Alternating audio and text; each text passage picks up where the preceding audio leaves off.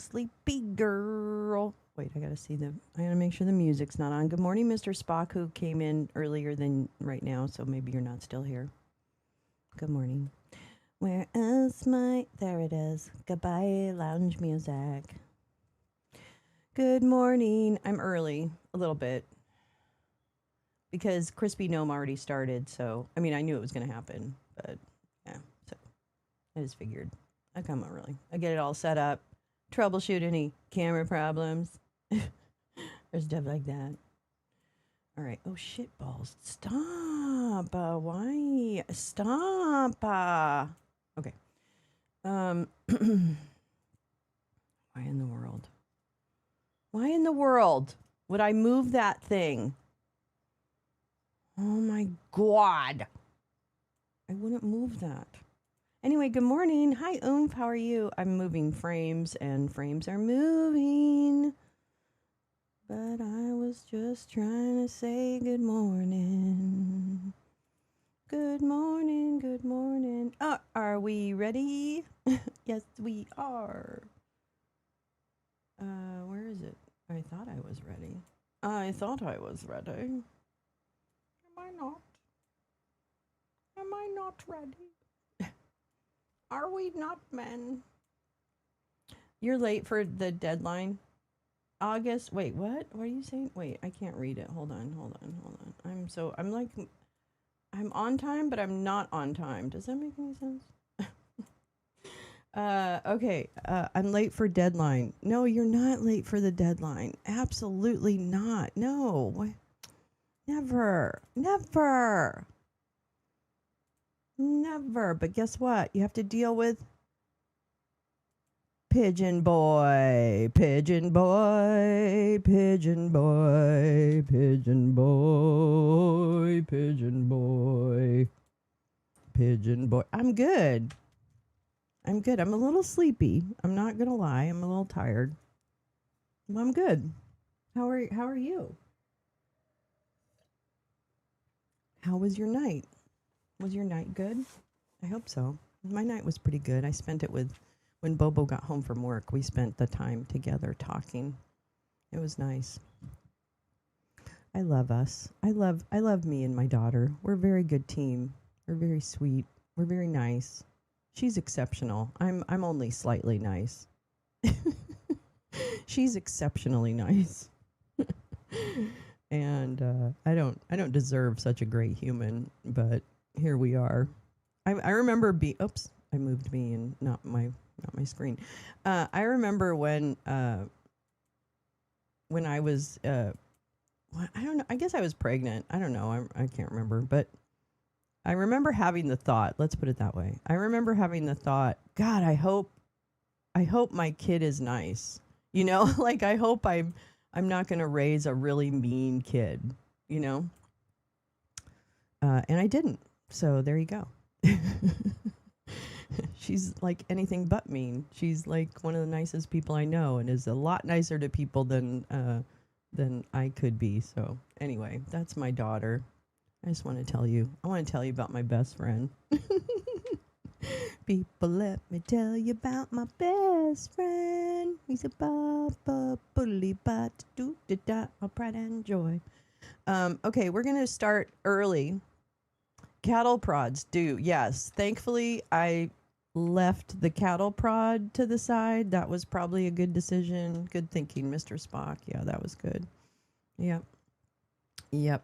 Can't really guarantee that anything else I did had anything to do with the fact that she's a kind person, but no cattle prods, that's probably part of it. Yeah, that's, now that I think of it, that's probably part of it. All right. I'm going to go ahead and get us started. And we're going to start with Crispy Gnome. We're about a half hour behind. So there it is. You know, sometimes they start on time. Most of the time they never do. Yeah, what are you going to do? All right, so let's listen to Pigeon Boy, Pigeon Boy, Pigeon Boy. Oh, it's a dreary day in Dallas. Can it be snuggly, Kim, or is it not a day that could be snuggly? Because sometimes dreary days can be really, really great. Oh my God, they've already... Is he spewing garbage? Did you try to say spewing, Neil, and you were cut off? Oh, too warm, but yeah, okay, I understand. Yeah, if it's too it's too warm to snuggle. But I understand. Sometimes I want a gray day. Sometimes I do not want a gray day. I mean, that's just the way we are, and that's okay. And we're just fine, just the way we are.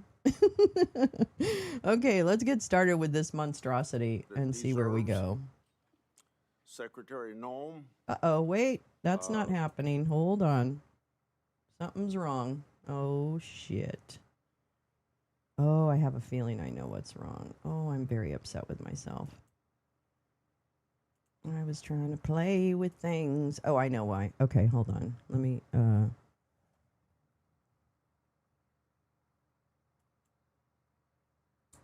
on. That's not what I wanted. Oh, I knew I shouldn't have played around with this last night. If you get cut there we off go. before you're able to answer, I'll give you time to finish your answer after the member's 10-minute has run out. Also, at any time, if you need a break, just let me know. And I think we had a request from your office that take a break maybe of 5 minutes halfway through the meeting, but if you want other breaks, just let us know. And for all the members, there's a 10-minute I don't need any breaks, Your Honor. round of questioning. And I'm pretty liberal if you got 5 seconds left in your 10 minutes and you start your question before for FEMA, for TSA, and the Coast Guard. These agencies are vital to keeping our country safe. The hearing also comes as our military is engaged with Iran, and I offer my prayers and thoughts to our brave servicemen, and particularly to those families You know why? Because I that don't think you has care. lost loved ones. I don't think you care. Now more than ever, I hope pretty the sure you Democrats don't. will decide to end the shutdown.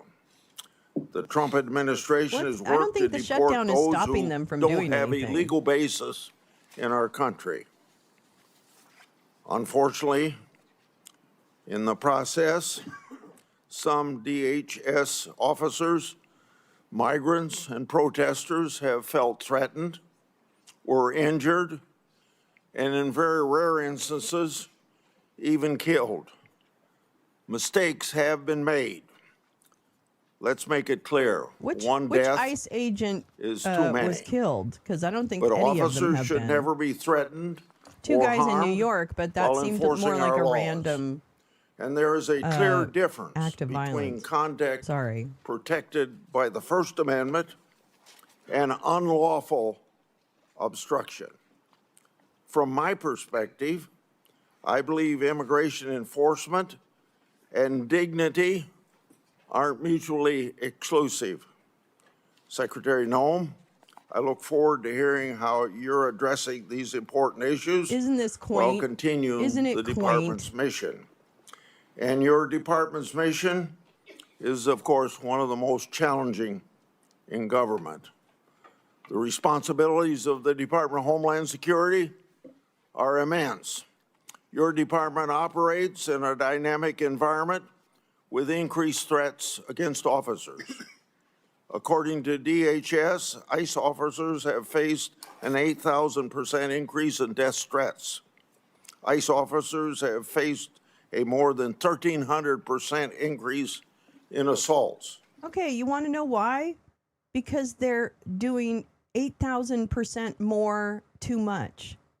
Okay, this is a completely different ICE at a scale than it was up to this point. And I'm sure ICE did plenty of violent and illegal searches, etc., detentions, whatever. Okay, so let's assume that's the baseline. The baseline is ICE are a bunch of thugs and have been since the jump. Okay, but the baseline now has raised because their enforcement actions have become increasingly more violent against the law. And don't ask me, ask the courts that we actually are supposed to uphold and trust. And when they don't, that's when you appeal. But this guy appeals everything, even when he's wrong. So this is a different ICE than 2024. This is a different ICE than 2024. So don't get it twisted, Grassley. Those numbers are stupid, and they're out of context, and they're fake, because the entire positioning, the entire like foot or whatever, what's that word for, like, your entire attitude, their entire attitude is violence towards the community, and that everyone is guilty until, well, maybe proven innocent, but even then maybe it doesn't matter. Yeah, wait until that. Yes. Well, it's already coming out, but you're right. It's not nearly what it needs to be, Mr. Spock. Okay, anyway, sorry. Federal law enforcement officers risk that shit when their he says lives it. finding and arresting criminals. Those criminals have committed murder, sexual assault on women and children, and many have been part of criminal gangs. According to DHS, Have you met your president? ICE has arrested Have you met your president yet? of thousands of potential No? national security risks. And ICE has arrested over 1,500 known or suspected terrorists and made over 7,000 gang arrests. Criminals like this destroy the lives of innocent people and have no business being in our country. And many of them are here because of the Biden administration's shameful open border policy. Under your leadership, the department has renewed focus on removing criminals from our neighborhoods. You've also accomplished what many of my Democratic colleagues have said could only be done through new laws. You did it by securing the border, and President. You know why? You know why? Because that's the way we do things. We address them through laws, and you, sir, your party was the one who obstructed the very legislation that one of yours, Lankford, co-authored with Democrats. And that bill was going to pass in 2024, but can't hear me because I have a stream up. Oh, okay. Yay, good. Yes, run the hearing. Good job, TV2. Love you. Everyone go over and give TV2 a like. But yeah, it's like, I can't remember what I was saying. But anyway, that's my point. It's like, come on now. Come on, dude. You literally are the party of, well, okay, I'm losing my mind. All right, here we go. Sorry. Trump did as well. In 2025, border crossings decreased 93%. According to DHS and Customs and Border Patrol, 0 illegal immigrants were released into the country for 10 consecutive months. And Customs and Border Protection has seized over 617,000 pounds of drugs. For more than a decade, I've done oversight of unaccompanied migrant children. The Biden administration lost track of thousands of children. That's a lie. Okay, this is a lie. I'm not going to let him go on, okay? But I'm just going to, at one point, tell you, we debunked the hundreds of thousands, if any, children missing, okay? Oh my God, this makes me so angry. The children weren't missing. It was a series of categories, just like in a normal, kind of either refugee program or something coming through ORR. There was children handed to, oh my God. It just basically, I'll pull that fucking story again if I have to, but we shouldn't have to keep pulling these stories just to fact check the basics. Disinformation got us here. And this man is spewing disinformation right now because literally there was not hundreds of thousands of children missing. He's basically glossing over the fact that all of those children, actually, it shows where they went, and that they went to either family members or sponsors or something, and that is what he's upset about. It's not that they're lost, because they were never lost.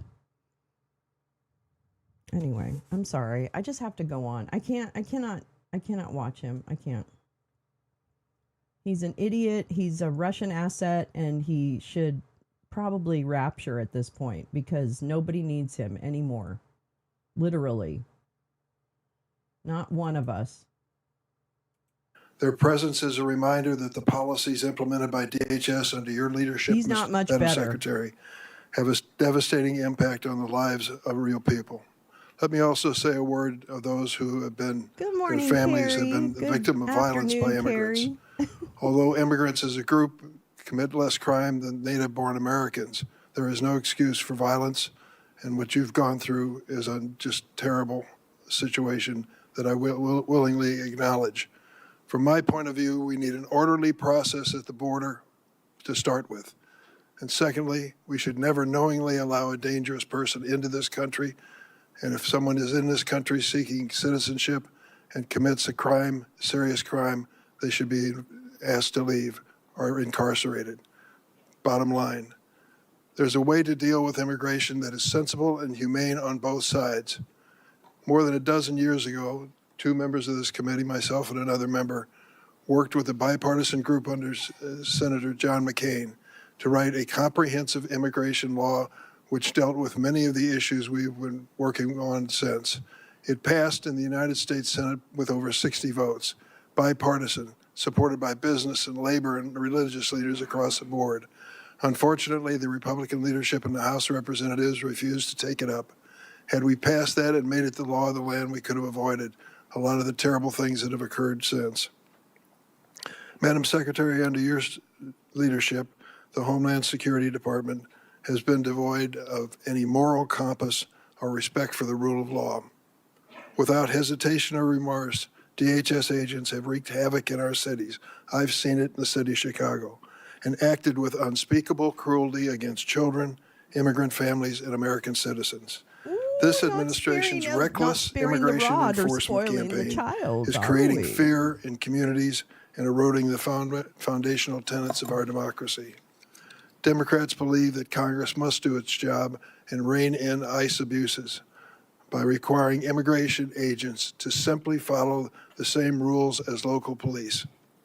While Republicans claim the DHS shutdown is putting us at risk, the reality is this administration has engaged in mass layoffs of career national security officials and diverted many others from protecting the homeland of the president's with the president's mass deportation campaign.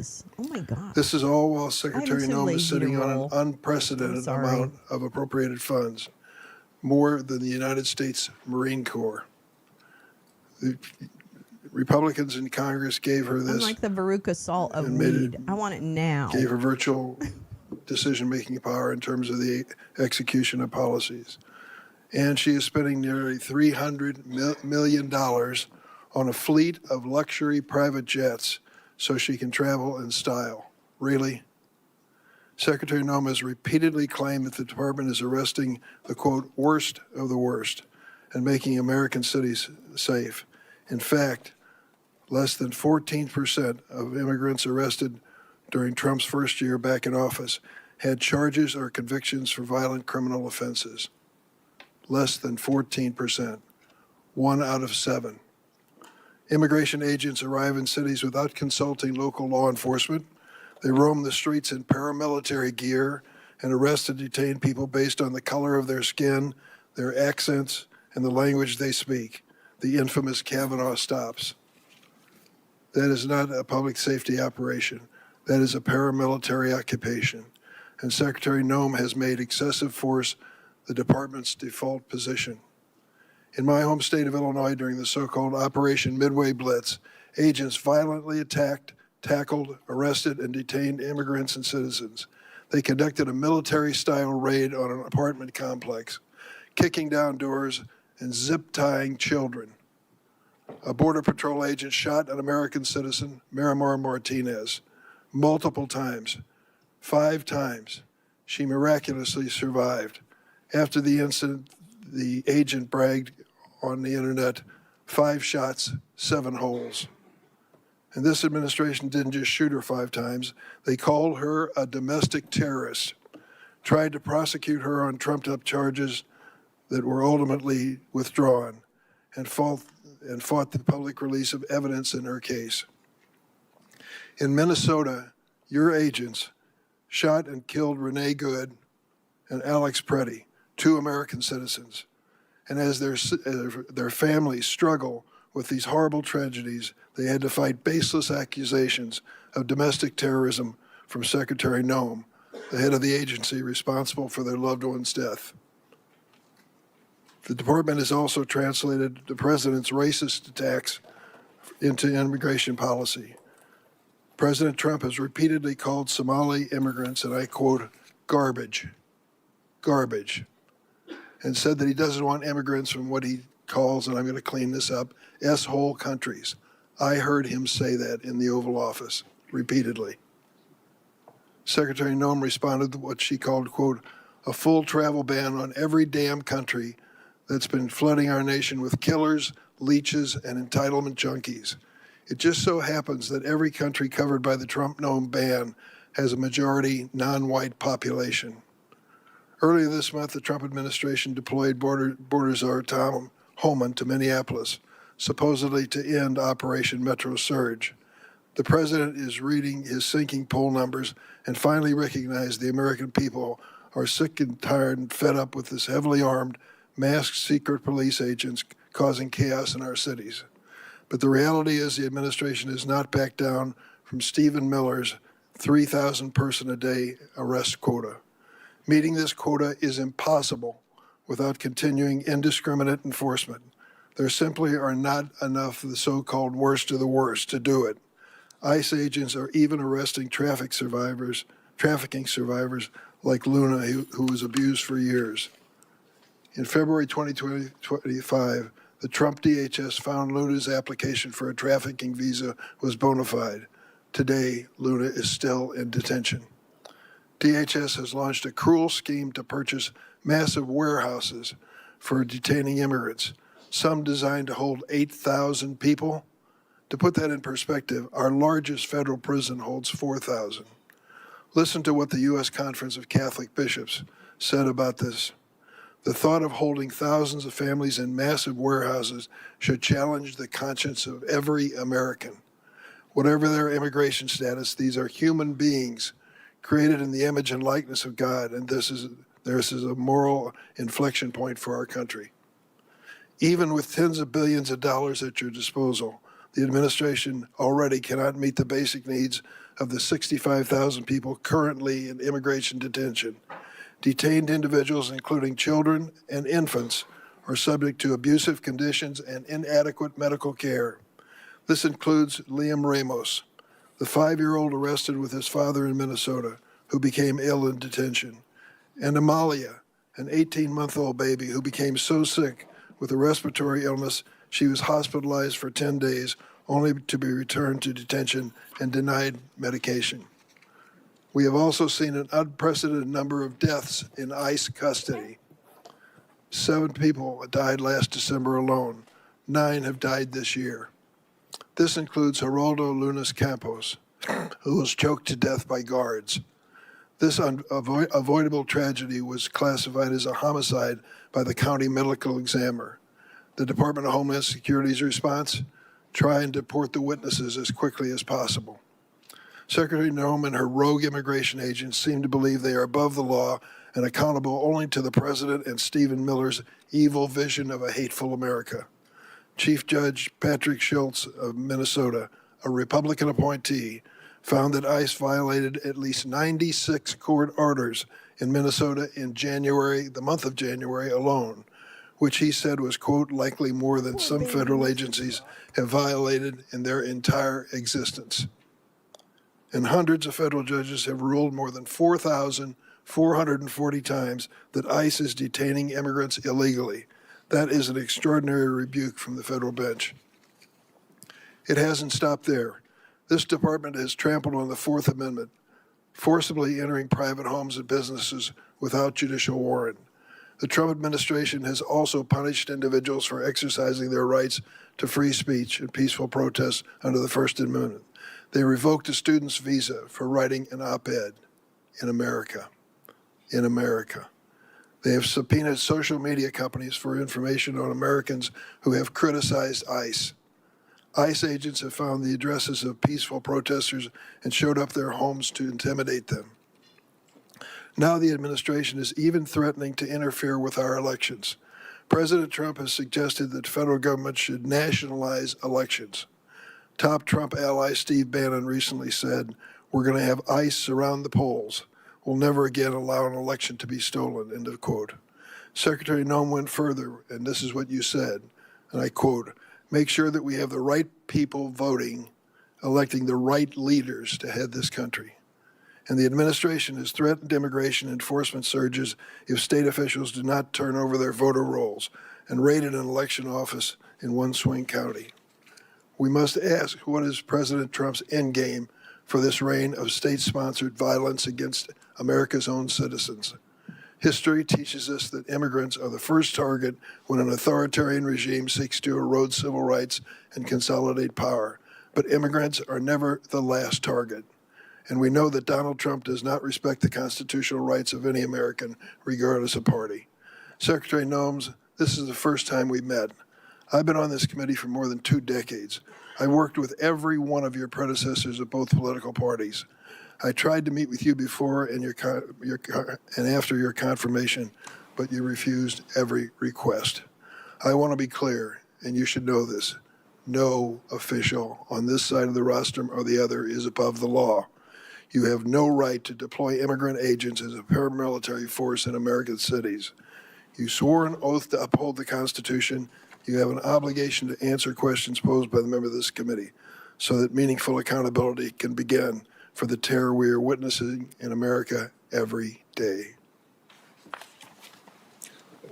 Would you please stand to be sworn? Ouchie, my gouchie. Do you Ooh, affirm the burn. testimony you're about to give Have you before the noticed changes? committee Oh, will hey. be the truth, the whole truth, and nothing but the truth, so help you God? Thank She you for did. that She said it. positive response. You, please go ahead and give your opening Her statement. Opening statement, okay. You should be ashamed of yourself. I'm a No. former female. Okay, well, Employees sitting responding to disasters, not ICE people. You should be ashamed of yourself. Yours now say abolish ICE. Yours now say abolish ICE. Yours now say abolish ICE. you may proceed. Thank you, Mr. Chairman, and thank you to the ranking member, Senator Durbin, as well, and the distinguished members of this committee. I appreciate the opportunity to be with all of you today and talk about the important matters and work that the Department of Homeland Security does every single day. The Department of Homeland Security. Hey, could maybe pull the microphone closer to you, please? Okay. And the red light is on? Yep, it is. Okay, proceed. The Department of Homeland Security was established in the aftermath of 9/11, one of the darkest days in our nation's history. That resulted in the death of nearly 3,000 Americans. The mission of the Department of Homeland Security at that time was just as critical as it is today. We protect our American people, we prevent acts of terrorism, and we defend our homeland. Every action that the Department of Homeland Security takes is guided by that mission and by that responsibility. Thanks to President Trump's leadership and the hard work of the men and women of DHS, our department has delivered historic results and has made our communities safer. Since the start of President Trump's second term, daily encounters along the southwest border declined by 96% compared to the Biden administration's daily average. We've reached the lowest levels ever recorded in U.S. Customs and Border Protection's history. In President Trump's first year, total Border Patrol apprehensions along the southwest border were less than the average of a single month under the Biden administration. For 10 straight months, the Border Patrol has released 0 illegal aliens into the interior of the United States. And in President Trump's historic first year back in office, nearly 3 million illegal aliens have left the United States as a result of the administration's enforcement efforts from following the law. That includes 2.2 million that have voluntarily left and returned back to their home countries, and more than 675,000 detainments and deportations. A majority of the aliens that were arrested by Immigration and Customs Enforcement have a criminal record and have been charged with or convicted of secondary crimes in addition to their initial crime of being in the United States illegally. During this period, ICE has arrested over 1,500 known and suspected terrorists, more than 7,700 known gang members, many of them that were allowed to come into this country under the Biden administration. We have also reached the lowest murder rate in the last 125 years since that data was tracked. Under President Biden, more than 450,000 unaccompanied alien children went missing or were lost due to... There is no correlation between crime and immigrants. In fact, there is a inverse correlation. Immigrants, the immigrant population commits far less crimes than the native born. So use that data, or is that not convenient? The dangerous God, I open hate border this bitch policies so much. that were embraced. She's such a Under fucking President little Trump, Ava the Brown. Department of Homeland Security and the Department of Health and Human Services have already located over 145,000 of these children and returned them back to their families and back to people who care about them. And we will not stop until every single one of those children. Did she deport children that were rightfully with? Because I'm telling you right now, I worked in anti-trafficking. Okay, you can't fucking pull one over on me, bitch. Okay, there is no way that these morons, found 145,000 children. Okay, there is no way, because that would be one of the biggest stories of the century. So it did not happen. What probably happened is they deported children back to their parents who might have been here with other family members. Okay, that's probably what happened. Or she found them, meaning they figured out that they were mistaken, that they were missing, and they looked at their own database. Okay, that's what probably happened. But this thing has saved people did not happen. Did not happen. Children is found. Fentanyl trafficking at the southern border is down. It's been cut by over 56% because of that secure border and the enforcement actions that have been taking there. And that's compared to the same period of time in 2024. The Coast Guard has seized enough cocaine the past year to prevent quantities capable of killing more than 193 million Americans, and it's kept them off of our streets. In fact, total interdiction efforts under the Trump administration have prevented 1.7 billion lethal doses of drugs from killing our next generation of Americans. These results reflect the fact that we are enforcing the laws that Congress has passed. I want to address the dangerous environment that our ICE officers face on the streets today. They are facing a serious and escalating threat as a result of deliberate mischaracterizations of their heroic work and rhetoric that demonizes our law enforcement. DHS has documented an 8,000% increase in death threats against our ICE officers and their families. No, I'm just going to tell you now, and I'll go ahead and link something. All right? Here's what happened. Based on DHS Inspector General report released in August 2024, claims that 300,000 children are missing refers to over 320,000 unaccompanied migrant children. Bear with me because there's a lot of facts here, okay? 320,000 unaccompanied migrant children who were either not issued court appearance notices or missed their court dates between fiscal years, please listen, 2019 and 2023. It is 320,000 children, unaccompanied children over those years that were either not issued appearance notices or missed their court dates. They are not missing. And then this is it. The report found that ICE did not serve notices to appear in over 291,000 children's cases. About 32,000 unaccompanied children over that period of time missed hearings. And while politicians and critics have classified these as lost, immigration experts and some reports, which we read in the lounge, clarify that they're not necessarily missing in the traditional sense, but they're just unaccounted for in the system. They know where they are. They've worked with people like Catholic Charities, who are a big part of tracking refugees that come in through the Office of Refugee Resettlement, if it even exists anymore. So it's more missing paperwork than it is missing children, okay?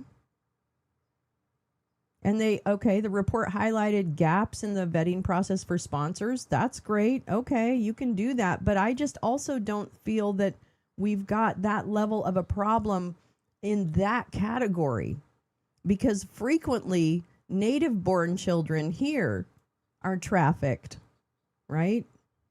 So I will say this is the boondoggle of all boondoggles. And it's disgusting. And it spans both the Trump administration and the Biden, okay? It's just ridiculous to me. I'm sick of it. I'm sick of disinformation being, completely, I don't know. I'm just like, as well as more than 1,300% increase in assaults while carrying out the lawful enforcement operations that they do every single day. I recognize that members of this committee may hold differing views about immigration policy, but it's important that we distinguish between That's not disagreements really over it, policy and the Crispy. department's operational responsibility to enforce existing law that has been passed by Congress. It's our duty as a department to defend our homeland. The latest Democrat-led shutdown of DHS is reckless, it's unnecessary, and it undermines the American national security, and it harms the men and women who work at DHS and their families. Despite the House passing a bipartisan, bicameral full-year DHS funding bill, it is Senate Democrats who've chosen not to fund the department and have held this department hostage. As a result, critical national security missions, including border security, immigration enforcement, aviation security, disaster response, cybersecurity, and the protection of critical infrastructure are all being strained. Our ability to provide for a safe and successful World Cup is being hindered as well. More than 100,000 dedicated DHS employees are once again being asked to work without pay for the third time in just 5 months. At a time when we've produced the most secure border in history and removed nearly 3 million illegal aliens from our country, thought they got their disrupting funding the in the first department shutdown. responsible for those gains is indefensible. I want to thank the men and women of the Department of Homeland Security for their professionalism, for their dedication, for their commitment to keeping America safe and continuing to show up and work even though they aren't being compensated for it. They've kept us safe and they have patience, ready to and our success is scream. only possible because of their service and sacrifices. I also want to thank our angel families that are behind us to tell their stories and testimonies, and also thank my husband for being here in support as well. Thank you for the opportunity to testify, Mr. Chairman, and to all the distinguished members. I look forward to your questions today. With that, I yield back. I have spoken about the 10-minute times that we have. Get it up to 10 minutes for me. It's on 5 minutes. 10 minutes. Thank you for your testimony. The previous administration's open border policy brought millions of people to this country. We don't know everyone's background or true intent for entering, but we know many of these had ill intent. Given the Iran conflict, what steps? Thanks, Corey, for the D. Thanks. Yeah, I just want to thank Corey for the D. Yeah, thanks. Thanks, Corey. Thank ya. Thank ya. Steps has Homeland Security taken to protect the potential against potential Iranian sleeper cells and related terrorism? Well, thank you, Mr. Chairman. We work every single day with our intelligence agencies and law enforcement partners to make sure that we are investigating and finding any threats to the homeland here within our borders. We work with the FBI often, and Homeland Security Investigations specializes in this kind of work each and every day. Not only that, we go back and we are revetting some of the individuals and some of the programs that we may have concerns about, looking at social media, also going through those interviews that are necessary for some of our programs that the Biden administration abused and perverted under their time there as well. We look at the fact Mr. Chairman, Good morning, over the Yellen. last No, they administration, have when to millions lie, of people right? It's a streamed across defense our border, mechanism. we don't necessarily know who It's all Steve came into our Bannon. country. We He'll know that we lie have and many make it really dangerous big. individuals It's that Roy came in unvetted, It's and we are literally working Roy every single day to Cohn. find them and to make sure that we're preventing Max. the next attack and preventing the next crime they may perpetuate against the American people. Yeah. You heard in my opening statement about the Inspector General's report on airport security screening. After Congress had been told of the report, you announced $1 billion in airport security upgrades. Press report have sources attacking you for changing the shoe removal policy. Does the $1 billion investment relate to the issue in the Inspector General's report? And then I have a follow-up to that. Well, sir, I God. can't speak directly to Chuck that report Grassley is because just it a is fucking classified. I will setup tell you boy. that all of the recommendations that the Inspector General had in that report have already been implemented, and that there was flawed data included in it. What I will tell you is the $1 billion investment is necessary at our TSA security checkpoints because it's been over a decade since a significant upgrade has happened. We have new technologies that can be used in X-ray baggage scanners, abilities to use information and new technologies to scan individuals that would be more efficient, allow people to get through the security checkpoint and get to their planes on time and ensure their safety. The number one priority of TSA is security, and we make sure that we are continuing to use all of the options and tools available to us to make sure that they are safe as they travel through our airports and in our airways. Thank you for that report. The follow-up is, was going to ask for those details, but you've given me those details. Have these details been communicated to the Inspector General? Yes, they have, sir. And I wanted to also, in regards to your comments in your opening statement, there's nothing preventing the IG from coming and briefing members of Congress, and he's free to do that. We just need to remember it's a classified document and use those protocols to ensure that it remains classified. Regarding Afghan evacuee oversight of mine, you informed my office that thousands of Afghan parolees were potential national security risk. Nearly 1,000 was reported to me on August 12th last year. What steps have you taken with the interagency partners to investigate these parolees, and what, if any, national security concerns still exist because of the previous administration's failures to vet? Well, Mr. Chairman, some of the things that we have implemented under President Trump's administration is to go back and look at those individuals who came in under Operation Allies Welcome and make sure that we're re-vetting those, especially those that have come in the last 4 years under the Biden administration, recognizing that they weren't tracking necessarily. She is literally saying, hey, you know, Afghans that we basically took over your country, convinced you to help us so that now your lives are probably in danger because you can't go home because you turned on the Taliban. She's saying that all the people that came in as part of that should be re-vetted. That's how we treat people who risk their lives to help our country, which is like the last thing that they should have to do. Because countries are just constructs. They're not real. Borders aren't real. So it is shocking. It should be shocking to every member of the armed services, active and retired, that we would take folks that risked their lives to help us in a country we invaded. And now we're saying we're going to re-vet you because we still don't trust you. And we're probably going to ship you off first. And then maybe you can reapply if you survive.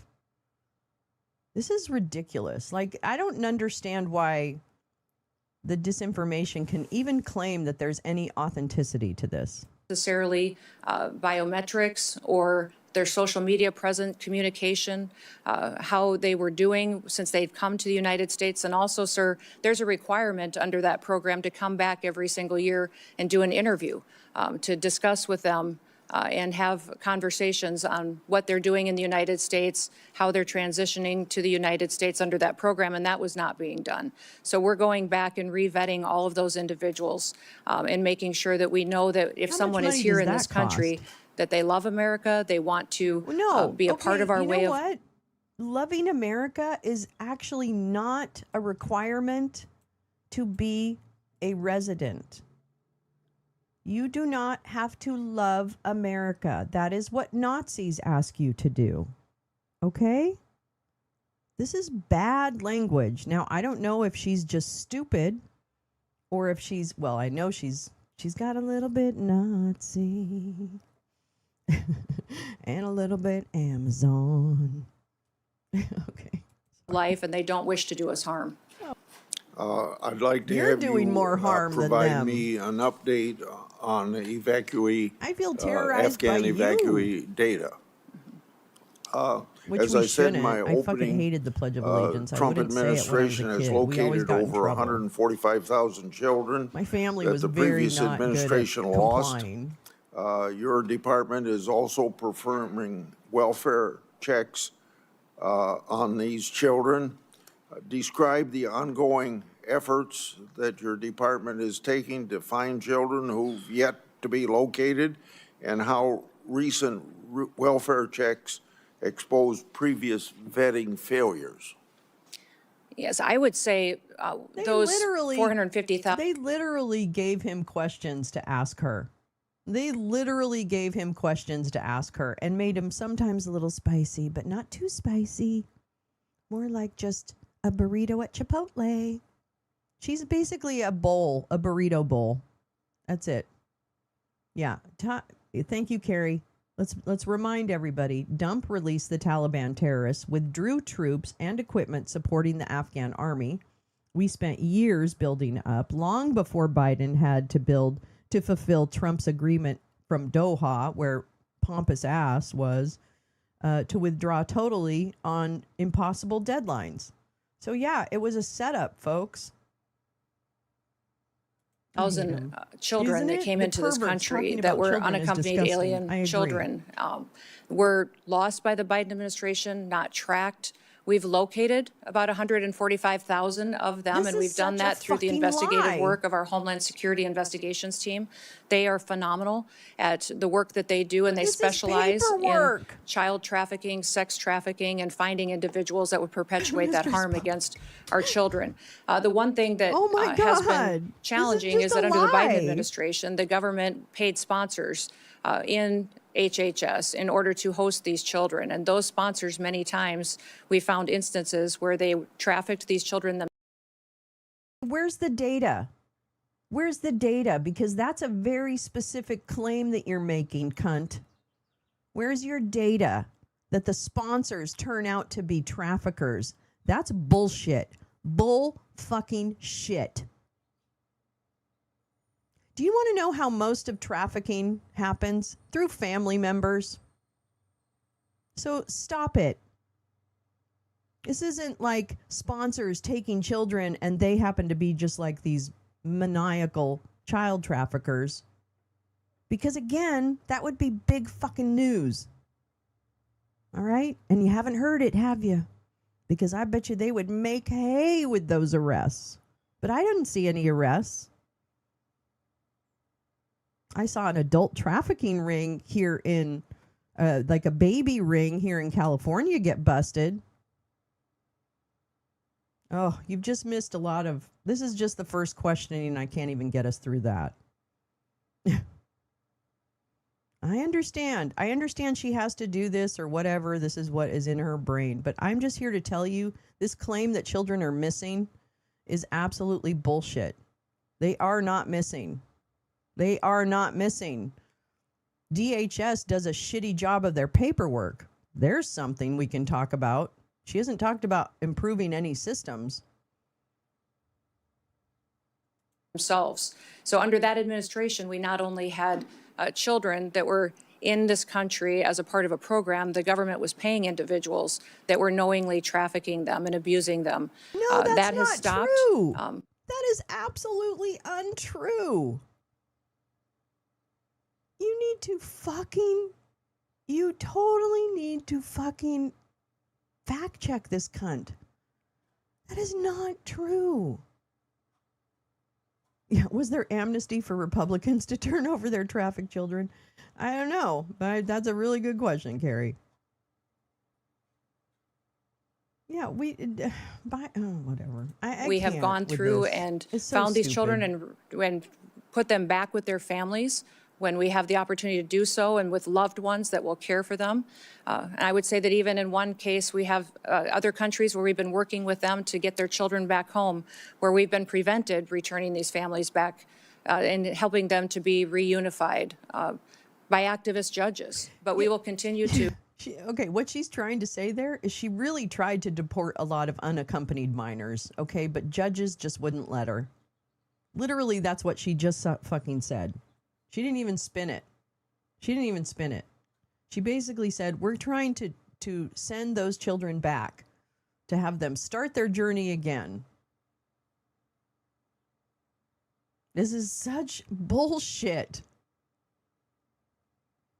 She just told you, judges have told her it's illegal, and the cunt continues to think or act as if it's not.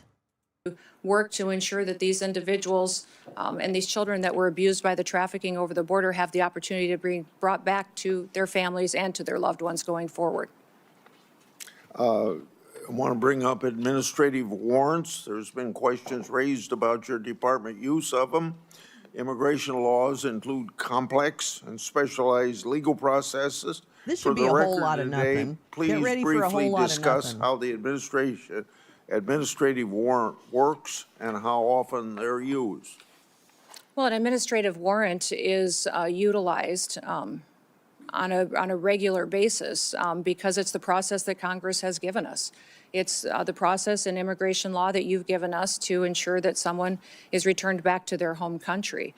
And I would say that most of the time when it gets talked about, it's inaccurate. In the 400,000 cases that ICE has used these administrative warrants, only 28 times have they been used to enter a home. So it is the legal process that we have, that we follow as given to us by Congress, and it's been affirmed by the Supreme Court as the correct way to follow the law. We will continue using this tool as it's important in the duties that the Department of Homeland Security is responsible When did for. SCOTUS say that? When did SCOTUS say that you can enter a home with an administrative warrant? Hi, Bob. How are you? Literally, what the fucking, I can't. What the hell? It's okay, Bob. Sorry about that. Maybe does it have a bedroom? Oh, was that maybe it was the wrong chat. Yeah, what the fuck? Oops, you are behind a little. I'm behind a little? Oh, yeah, maybe I am. Yeah, that's probably true because I keep stopping and yelling at the screen. It's me, Bob. Under both Democrat and Republican presidents, I've conducted oversight of employees called special government employees. By law, these employee is limited to 130 days a year of government work, and it's been understood that a partial day is 1 day at work. Have you ensured the SGE personnel follow all laws, rules, and regulations as intended? Yes, sir. They have career officials at the Department of Homeland Security that track that data, and they've all followed the laws and the rules regarding special government employees. You stated that the Department of Government Efficiency found software on your government devices that was used to improperly surveil you and other political officials. What's the status of the investigation into that matter, and has any disciplinary action taken? Yes, sir, there was software that was doing surveillance on political appointees at the Department of Homeland Security, and there was measures put in place where some people were removed from their positions and accountability measures put in place. And we continue to monitor our systems as the agency that is trusted with cybersecurity and ensuring that our critical infrastructure is protected from hacking attempts from foreign nationals who wish So you're trying to tell me that she did an investigation on people who put surveillance software on her device. You're telling me she just like fired them? Like that's not a crime? Does it make you think that maybe that didn't actually happen? I mean, because don't you think that if somebody were found to be putting software on someone's device, they wouldn't just be fired, they would be probably prosecuted, right? Because that's like really serious. Like, right? Like that sounds really serious to me, like some high level espionage kind of shit. So what are we talking about here? Because I think there's some context missing. Oh, yeah, I think he just had a mini stroke. Well, from your mouth to God's ears. To do us harm or individuals within this country. We take seriously the amount of software, surveillance, and work that we do within the department as well. My 10 minutes are up. Senator Durbin. Thank you, Mr. Secretary. Secretary Gnome, the nation has watched horrified as immigration agents killed Renee Good, Alex Preddy. In Chicago, one of your Border Patrol agents shot Marimor Martinez 5 times after ramming her car. You and your agency rushed to brand these victims as, quote, domestic terrorist. We have ample video evidence and eyewitness testimony proving you are wrong. Your statements caused immeasurable pain to these families.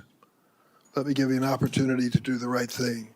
Do you retract these statements identifying these individuals as domestic terrorists?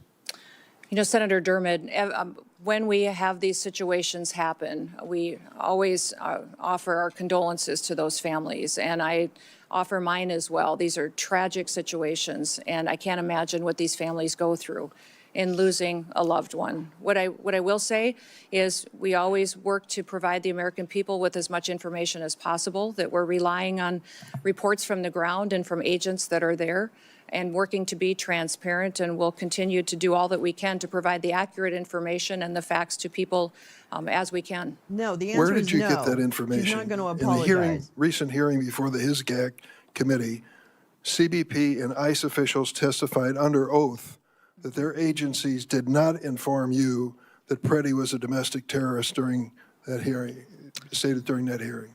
I was getting reports from the ground from agents at the scene, and I would say that it was a chaotic scene, as you've seen in Minneapolis and St. Paul, as immigration enforcement has gone forward, and we've worked at targeting the worst of the worst, that many times And you our believe agents have been faced with calling violent the victims of that violence protesters. domestic terrorists as a way to calm the scene? These violent terrorists have put them in a situation where they've been, it's unprecedented. A bunch of grannies? What these agents A have bunch of faced. hippies? So that situation on the ground that day was chaotic. And it was And you something thought that they you'd were be a bridge over transpiring and troubled sharing waters and information brand them as with domestic us. terrorists? Can you explain why you decided to brand these victims that we all saw on video, who were out protesting the activities of your agency and were killed as a result of Legally. it? How did you think that calling them domestic terrorists at that scene was somehow going to calm the situation? You know, Senator, we are working in those situations where there's a tragic loss of life and that there is something that our agents are involved in, that Is we it so continue hard to to say you deliver were wrong? information. Is it so hard to say you were wrong? We and continue, issue as these retraction? investigations continue to go, we will provide, I absolutely strive to provide factual information, and we'll And continue when to you do fail, that. do you admit it publicly? Absolutely. We always know Will you that there's admit it room now? for improvement, that we will. Steve Porter Jr. Stop the talk so. Steve Porter Jr. and Dr. Linda Davis. They were Americans killed by ICE. You have not given their family any justice. Say their names. Their Black Lives Matter. Their Black Lives Matter. Their Black Lives Matter. Their Black Lives Matter. I think you can proceed. Thank you, Mr. Chairman. I want to turn to another incident where DHS is concealing the facts they're from the gonna talk American about the public. jet. Geraldo Luna Campos died in an immigration detention. DHS claimed he killed himself, but an independent medical examiner found his death was a homicide. Witnesses stated Mr. Campos was strangled by the guards at a detention facility. Instead of investigating this death, your department tried to deport the witnesses to the crime. It took a judge intervening to ensure the fact that these witnesses remain in the country for investigation. Secretary Noem, who ordered those witnesses be deported? Sir, I can't speak to the details of that case as it continues to be investigated, but I do know that within our detention facilities, we have the highest federal standards of any detention facilities compared to state or other local facilities that may detain. There was an effort to deport the witnesses? Sir, I'm not aware of that, and I will continue to look at that. Whenever there is an incident where we have someone who works for She's under DHS that oath. has done something wrong, She's there is under always oath. an evaluation, an investigation, and there is consequences for that. So we will continue to do that investigation and make sure that the right thing is done if Who's something doing was. the investigation? There are internal investigations Internal within. investigation. Is that what you're saying? Yes. ICE and. Outside independent agency that's part of that investigation? Not that I'm aware of at this point in time, but I may thought not be you able to weren't speak aware to of the it at details all. of this case because I'm not fully Shame, informed a on man it. lost his life. Excuse me? Just last week, the Republican-appointed chief federal judge in Minnesota identified over 200 This bitch court is under orders that oath. ICE officials had violated in the last 2 months.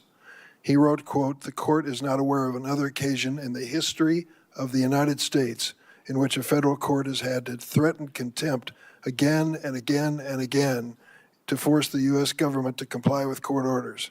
In a sworn declaration, the Trump Justice Department itself acknowledged that your agency has violated court orders more than 50 times in recent weeks in one state, New Jersey. Secretary Noem, is DHS required to follow federal court orders? Yes, sir, and we do comply with federal court orders. How do you explain that your agency has repeatedly violated court orders, as your own administration has admitted? Sir, we follow court orders, and when they apply and when the jurisdiction When and they decision apply? is applicable to a federal agency like ours. What? I'm sorry. Excuse Would you me? clarify what you ended that with? We follow court orders when they are given to us. Federal court orders, we follow, So absolutely. these You didn't judges say are that. wrong? No, I'm not saying that they're wrong, and I can't speak specifically to that statement that was given. Let me ask you about DACA. Are you familiar with the program? Missing the opportunity, Do you Durbin. You're understand missing the an people that are opportunity. covered and protected by DACA have to go through a background check, which includes a criminal check? Yes or no? Yes? You do? Last week, your agency informed us that last year ICE arrested 261 DACA holders and deported 86 of them.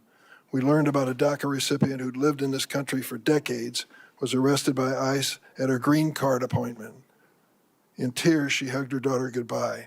She was deported to Mexico within 24 hours. Madam Secretary, why have you deported dozens of DACA holders who had to comply with a criminal background check to be eligible for DACA? Sir, we follow all laws as applicable to the Department of Homeland Security Why and did you how we deport handle them? detainment and deportations. Why did you deport them? I don't know the details of that specific case you just read, but I'll look into it, sir. But we ensure that we follow the law that applies to our department and who we detain and who we deport back to their home You're countries. just Clearly lying. violated the She's law if that is the lying. case. And courts Let me ask you over and about- over again have found. The fact that 85% of the 400,000 immigrants that ICE arrested during President Trump's first term in office had no violent criminal record. The president said over and over at his rallies, we're going after the worst of the worst, the terrorists, the murderers, the rapists. And then it turns out that 85% of the people you've gone after have no criminal history whatsoever. How do you explain that?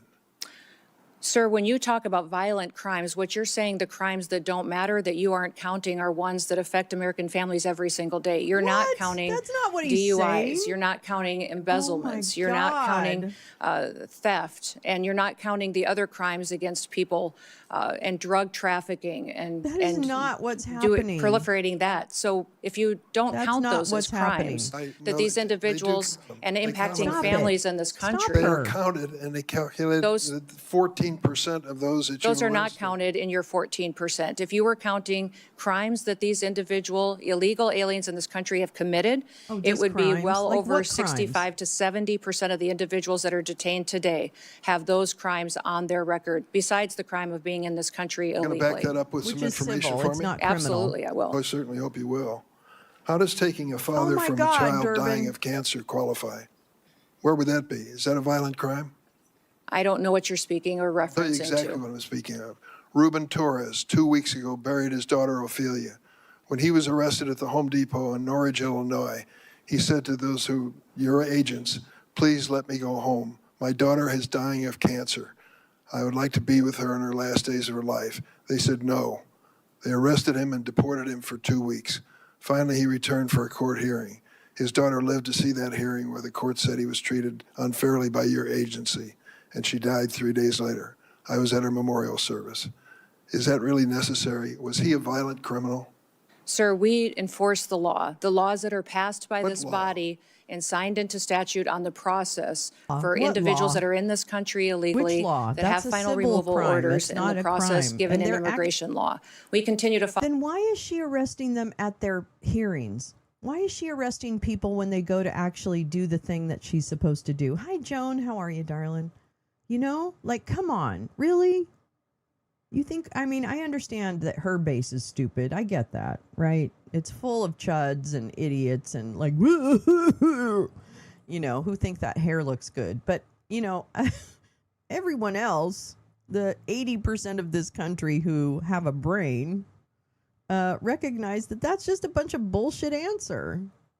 Oh my God. Follow that, and if you don't like the law, I would suggest you change It's the not law. the But law, that is you what we do stupid every cunt. single Change the day is law. go out You're there. Tried to going change it against the with law. comprehensive- You're going against the law, and court after court after court after court has told you that. And what you said before was that you followed the decisions you agree with. You know you said it. I'm going to clip it. Bitch. Immigration reform, and it was stopped by the Republican House of Representatives.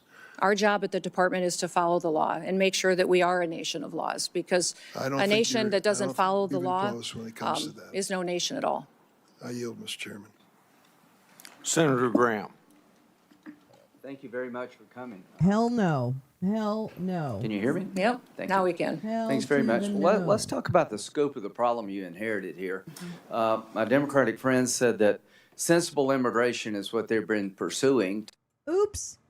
Oh, Our sorry. ranking member on the Senate Appropriations Committee, Senator Murray, has said that we are more than willing to fund TSA, more than willing to fund the Coast Guard, more than willing to fund FEMA, and that it is the administration that is holding those agencies hostage in order to extract additional funding for ICE and CBP. That is our quite clearly stated position, and I just wanted to recognize that now. Ms. Gnome, I want to walk you through an incident that took place in Rhode Island. We have a courthouse in Rhode Island, our Superior Court. The court had an agreement with your organization not to conduct operations in that courthouse. Despite that agreement, your officers went in to conduct operations in that courthouse. They went in plain clothes and masked, so maybe they were aware of the agreement, maybe they weren't. Either way, it was unprofessional not to honor the agreement with the court. There is also a court rule against photographing people in the courthouse. They were photographing people in the courthouse.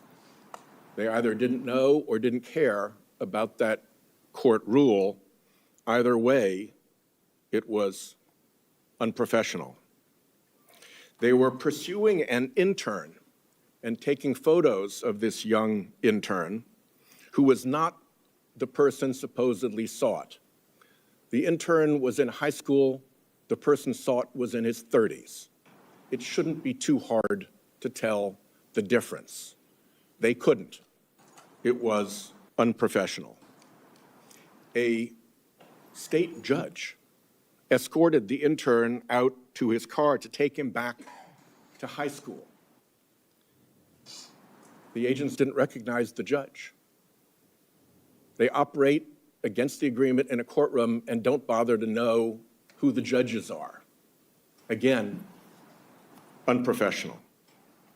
They followed the judge out to his parked car, which was parked in a spot reserved for judges. Whether or not they already knew he was a judge, it does not take much in terms of powers of deduction to understand that the person getting into a car in a parking spot reserved for judges is probably a judge. Again, unprofessional. Then they threatened to smash his windows and drag him from the car. A judge with a high school intern in the car who's not the guy they're looking for. That kind of escalation seems unprofessional and irresponsible. Then they held the kid for half an hour in another vehicle while they figured out that, in fact, the high school kid was not the 30-plus-year-old person that they were supposedly looking for. Nobody was hurt, but there was nothing professional about that entire exchange. And I would ask you to send a signal down to your folks to stop that kind of dangerous and unprofessional nonsense, particularly in our courthouses. Let me ask you, why don't you deconflict with local enforcement when you operate? Our officers do. We welcome cooperation from local law enforcement and want them at the state level, at the local level, to cooperate with us so that we can continue to conduct our federal operations with the safety of the cooperation that comes from those types of agreements. Deconflicting and cooperating are two different things. They can overlap, but they are two different things. You deconflict when you plan an operation in another law enforcement agency's jurisdiction, like here, the court sheriffs, and let them know what you're going to do. This all could have been headed off if you'd spoken to if your people had spoken to the sheriffs first and said, we're concerned about this guy. Oh no, he's an intern, he's in high school. None of this was necessary if they had bothered to deconflict. So please, send the message down to your people that there's a reason that deconflicting is standard law enforcement practice for, among other things, officer safety. Will you do that? Yes, sir, but I will tell you that our law enforcement are being doxxed at unprecedented levels. So at times we've run into situations in sanctuary cities or in sanctuary states where notifying that local law enforcement on some of these operations has doxxed them and their families and leaked a law enforcement operation, which puts people's lives in jeopardy. So they absolutely want to work with cooperative local law enforcement. About that, and in that case I strongly specifically, suspect that there's a big difference these between individuals non-cooperation and actual interference with your operations. But I'll reserve that to a question Looks for the like record a little so you bit can of a dead substantiate cat that. bounce for this morning. Could you explain this? Sir, I'm looking at a picture of an interior, looks like a bedroom. Of an airplane. Oh, Yes, sir. You're not familiar with that? These photos are not accurate. If you're referring to the airplanes that the Department of Homeland Security has purchased and are purchasing, we're using them for long-range command and control aircraft that is dictated in statute by Congress for the Department of Homeland Security to have a plane. Luxury jet with a bedroom in it? Yeah, we used a 737. I've been on it once, but it is being used by other administration officials, and it is used for command and control flights for the department. The department has found that in purchasing our aircraft, that we will save the taxpayers hundreds of millions of dollars. Does it have a bedroom? In How fact, many? we How spent many? How many hundreds of millions? $1.42 billion on ICE deportation flights Does it have a last year. bedroom in it?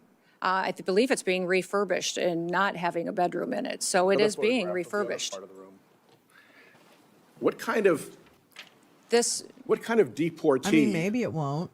justifies being flown out of the country in a luxury jet with a bedroom and accommodations like this? there are aircraft being purchased that will be utilized for executive air travel and for deportations. Well, your If you people remember said in the that this past, was we gonna have be used deportations. jets of this size and this configuration for deportations in the past. If you remember In this the, configuration, by this configuration, you mean I with a didn't see bedroom the and inside luxury of 'em. accommodations like this That you've plane- used for deportations. Is that true? sir, we have 737s that are being purchased by the department to replace contracts that we have on ICE deportations. That's what they're going to be used for. And in fact, the Coast Guard is the only entity within the Department of Homeland Security that has jets at this point in time. They had 2 G5s that were 20 to 25 years old that are being replaced so that they can continue to serve our Coast Guard and our military for years to come. About these aircraft. They've been reported as saying, although they don't want to say publicly this, but individuals described as senior administration officials have described these airplane purchases as the world's worst deal and an abuse of federal funds. Can you tell me what Republicans on this committee who voted for what I call the billionaires bill that gave you the money to buy these jets She will answer that knew proudly. about your plans to acquire luxury jets when they voted for that money? The dollars for these airplanes was appropriated by Congress. In fact, it's mandated from Congress and rules that you've given us that we need to have a long-range command and control aircraft that will seat up to 17 people in the Department of Homeland Security for national security purposes. We are complying with the law. Those planes are being refurbished and will be utilized for that, and they'll be utilized by members of the administration and other components. First, they will also cut our costs, sir, by almost 40%. We are saving the taxpayer 40% by purchasing our own aircraft and operating them rather than being susceptible to the contracts that they have today. May I have an extra 2 minutes to fill in the filibuster there? I'll give you 30 seconds beyond the 44 seconds you got now. Truthfully answer a question for the record about your role in stopping the civil rights investigation into the Minnesota shootings? Sir, I don't know what you're talking about. I did not stop any investigations whatsoever. Will you testify truthfully if you get a QFR? Yes, I testify truthfully. I did not And will you stop. testify in the District of Columbia Federal Court contempt proceeding? Sir, I do not know what you're referencing, and I would hope for some context. The Federal District Court contempt proceeding related to the deportation contrary to a court order of individuals to Venezuela. Will you testify in that proceeding? Sir, I think that you're referencing something that I have a gag order to, but I can certainly follow up with you. So you do know what he's talking about. Oh, wait a minute. Oh, you mean that thing that I have a gag order on? I first had to lie about it. My God, would somebody just see if she's perjured herself? Could we just get that on paper? Thank you. Yikes.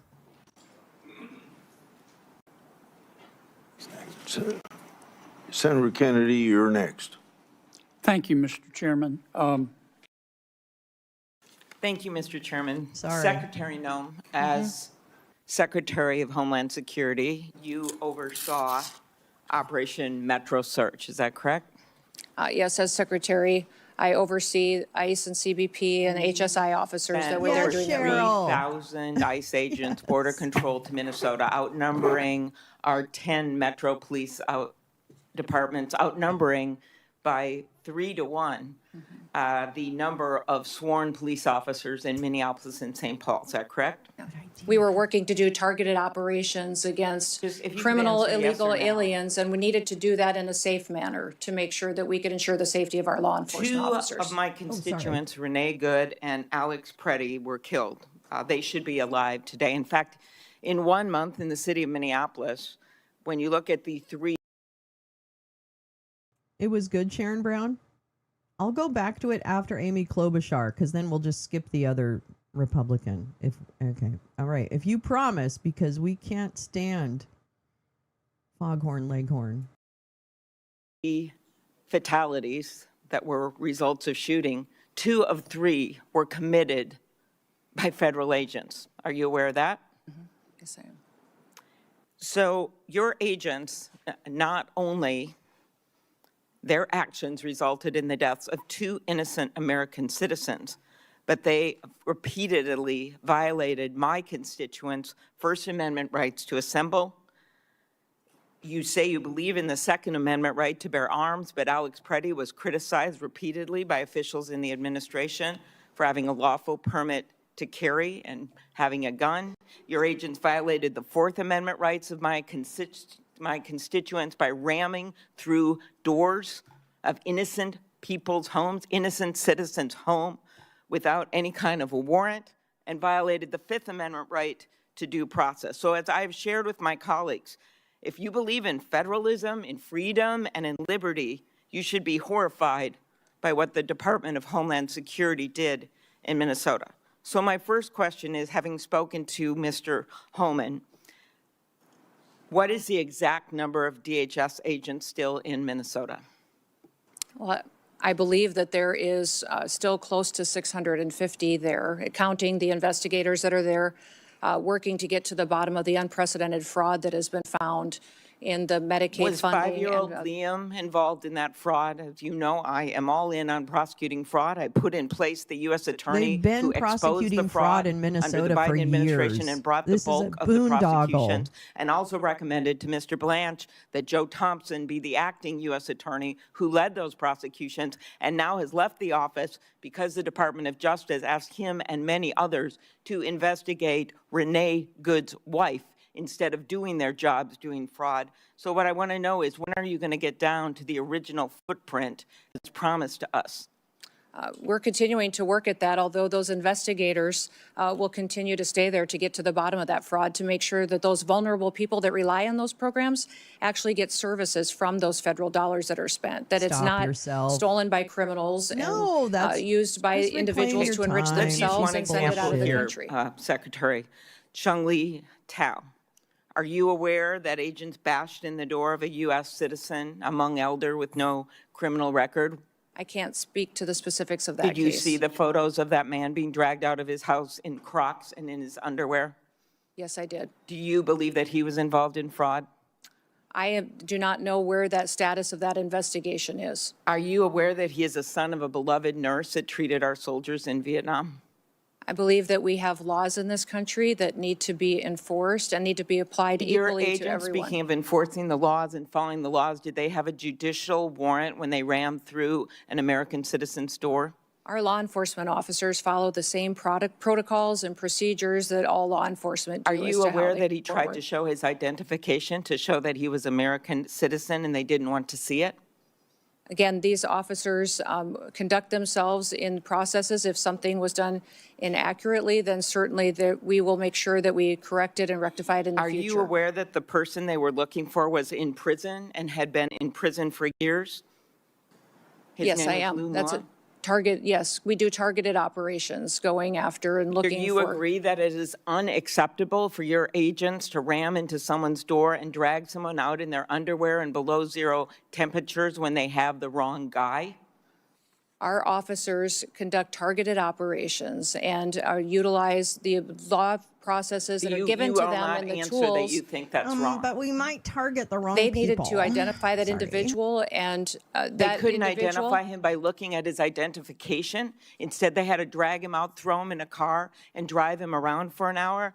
How about pulling off off-duty police officers, Madam Secretary, every single one of whom made clear who they were? They were people of color, off-duty police officers. In Brooklyn Park, Minnesota, the chief described how one off-duty officer, someone of color, a U.S. citizen, was stopped and confronted by ICE agents with their guns drawn, demanding her proof of citizenship. As Chief Bruley said, I wish I could tell you that this was an isolated incident, but the other chief said it had happened to their own officers. Why were these officers stopped? We have thousands of law enforcement operations that we do every single day. Do you think they were stopped get because they were people of murderers color? and Were they rapists racially and drug profiled? traffickers Ms. off No. our streets? When I look at these American families that have been victimized by criminals that we have removed from cities and from communities. That's pretty bold to use family's grief like this just so blatantly to try and make yourself look good. That's pretty fucking bad.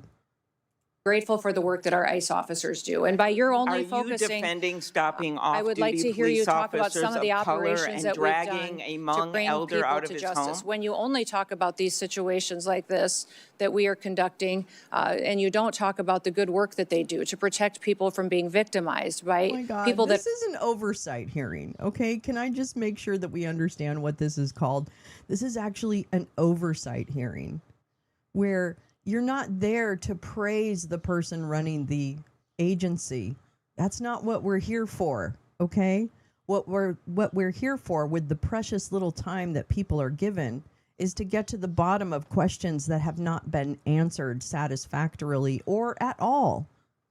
Okay?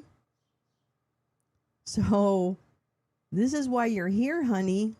This is your job. Your big job, so you get to fuck your boyfriend over there. Your big job on your double-bedded plane is to answer questions and take the heat for the stuff that isn't going well. That's why there's oversight.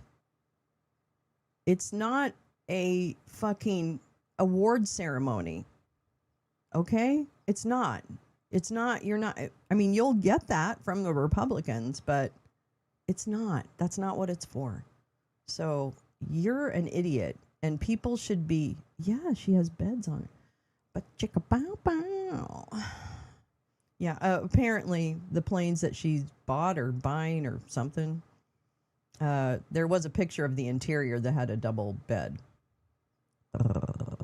are in this country that want to conduct violent crimes against them or take advantage of them. The laws need to apply to everyone, and we're out there enforcing the law. I am a former prosecutor, Context is Ms. Gnome, and incredibly important. I have always in every worked with our situation. police well, but that's not what was going. These ICE agents were not following police procedures. After the killings of Renee Good and Alex Preddy, when I spoke to Alex's parents, they told me that you calling him a domestic terrorist, this was directly from them, the day after he was killed. A nurse in our VA, Alex, one of the most hurtful things they could ever imagine was said by you about their son. Texas. Do you have anything you want to say to Alex Preddy's parents? We were relying in the hours after that incident that was so horrific on information we were getting from the ground from our agents. I just asked if you had But I would anything you wanted to say to the but I would parents say or to the family that's of what Renee I'm doing Good right after now, is you that called I them domestic can't terrorists. even imagine what they have gone through in the loss of their son and the loss of their family members. But how It's about absolutely specifically tragic. calling them And I domestic send terrorists them- without any evidence of that? Sir, ma'am, I did not call him a domestic terrorist. I said it appeared to be an incident of. I think the parents saw it for what it was. After the killings, the federal government refused to cooperate with state law enforcement. she's Agents really blocked bad at Minnesota this. investigators Oh, my from Lord. accessing the scene. I know because I got directly calls from the mayor. I tried to call the DOJ. I tried to do everything I could because they were very worried about what was going to happen immediately, especially after Alex Preddy's death. Do you think that blocking local law enforcement from the scene of a shooting makes people safer? Yes or no? Actually, our HSI law enforcement officers risked their lives on that scene, preserving evidence and keeping the violent rioters away from the evidence so it What could be life was preserved for lost the at that Oh, investigation. honey, we all scene, watched Secretary it. Gnome? Okay, from 6 Yes, different I angles. understand that. Alex Preddy's life And that was after it lost. became very I believe it is in the interest of justice to have a full and transparent investigation. the investigations being led by FBI and internal investigations as well into this incident. Will you commit to reversing the decision to cooperate with the Minnesota Bureau of Criminal Apprehension? Cash can't even find poor Mrs. Guthrie. Okay, so you can't flex with saying that Cash is going to handle it. Okay, that's not going to give anybody any confidence. You stupid idiot. Agency of Oh seasoned my professionals that the agents worked with directly, FBI agents worked with directly to investigate after the shooting assassination of Speaker Hortman, after the killing of those two little kids in that church with the bullets going through those stained glass windows. In both incidents, our federal and local law enforcement worked together and are working together in those investigations. But they have been blocked, the locals have, from being part of this. Why is that, Ms. Gnome? The FBI is leading this investigation, and I would leave that question for them to answer. Thank you. Before Senator Blackburn, without. Apparently, we have to go back to Foghorn Leghorn because his questioning was good. So we're going to try. I know. Hi, Cheryl. So nice to see you.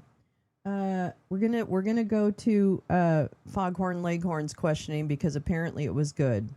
So I'm really hoping that's true. Hold on. Oh no. Cheese it, it's the cops. Okay, wait. I want to miss his opening joke. No, I'm just kidding. To secure our southern border, policies that you and the Department of Homeland Security implemented. And I congratulate all of you on your success. Properly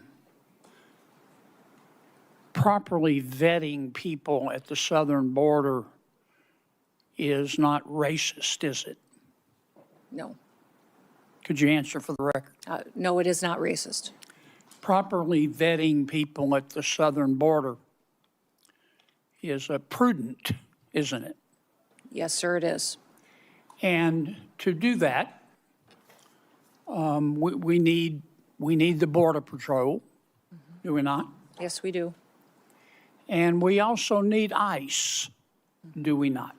Yes, we do. Okay. I just wanted to get my congratulations on the record.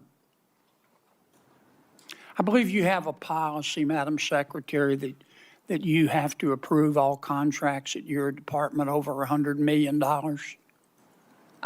No, sir, I have a policy in place that I review contracts. My deputy chiefs have the ability to review anything under 5 million. Above that, I evaluate and look at. Okay.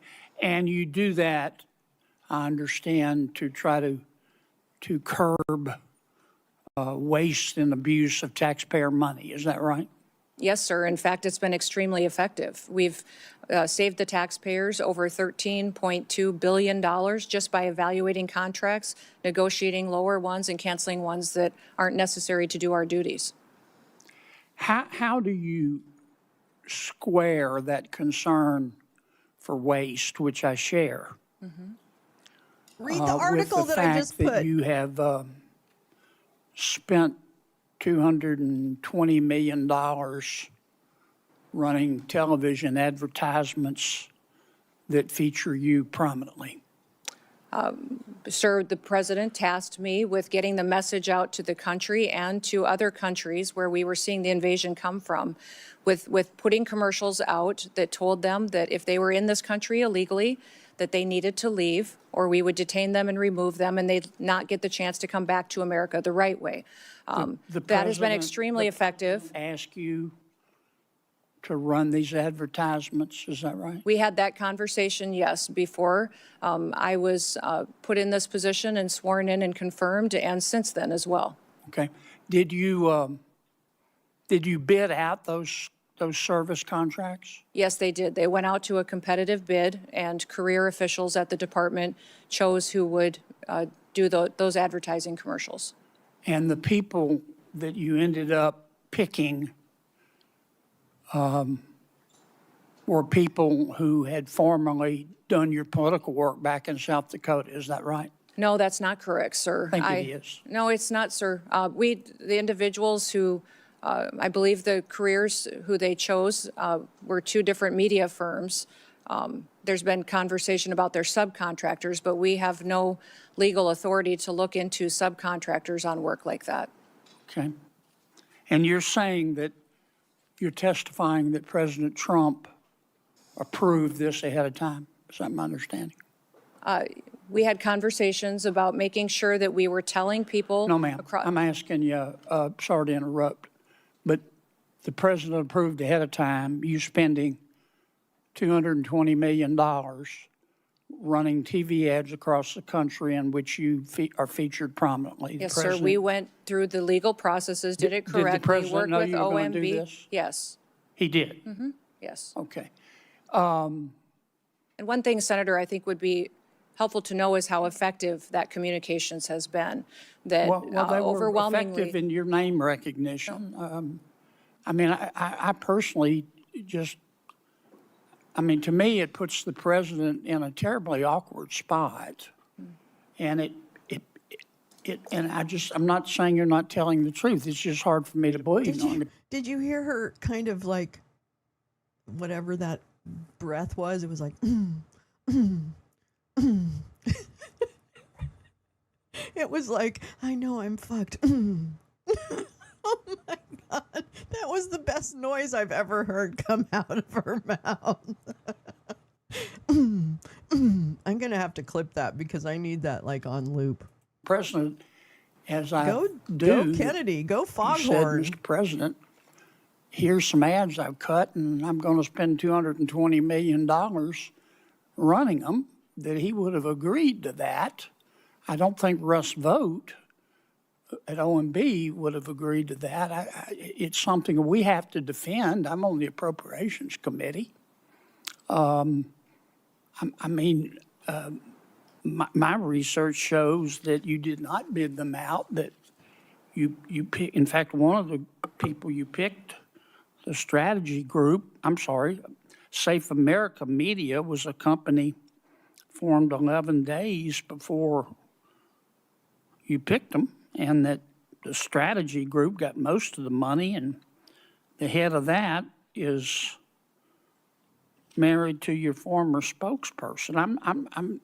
Look, we all have friends who are qualified. I'm not quibbling with that. It troubles me.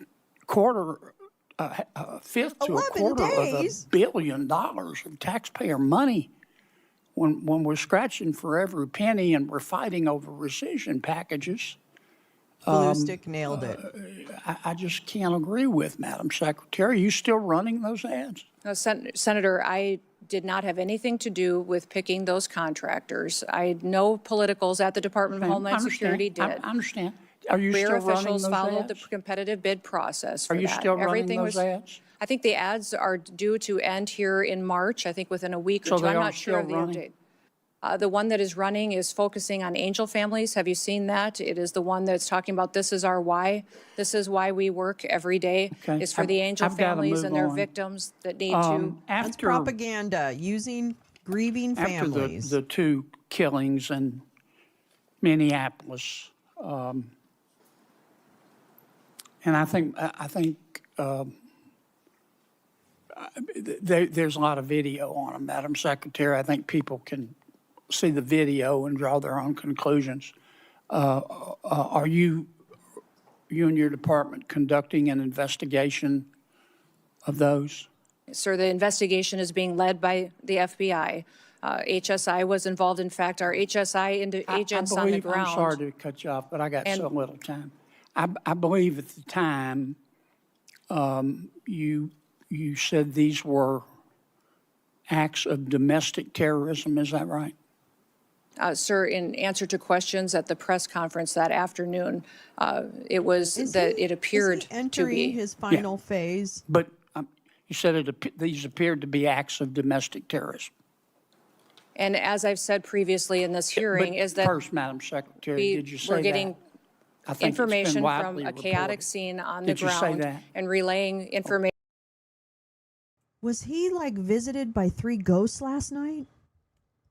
Is he really?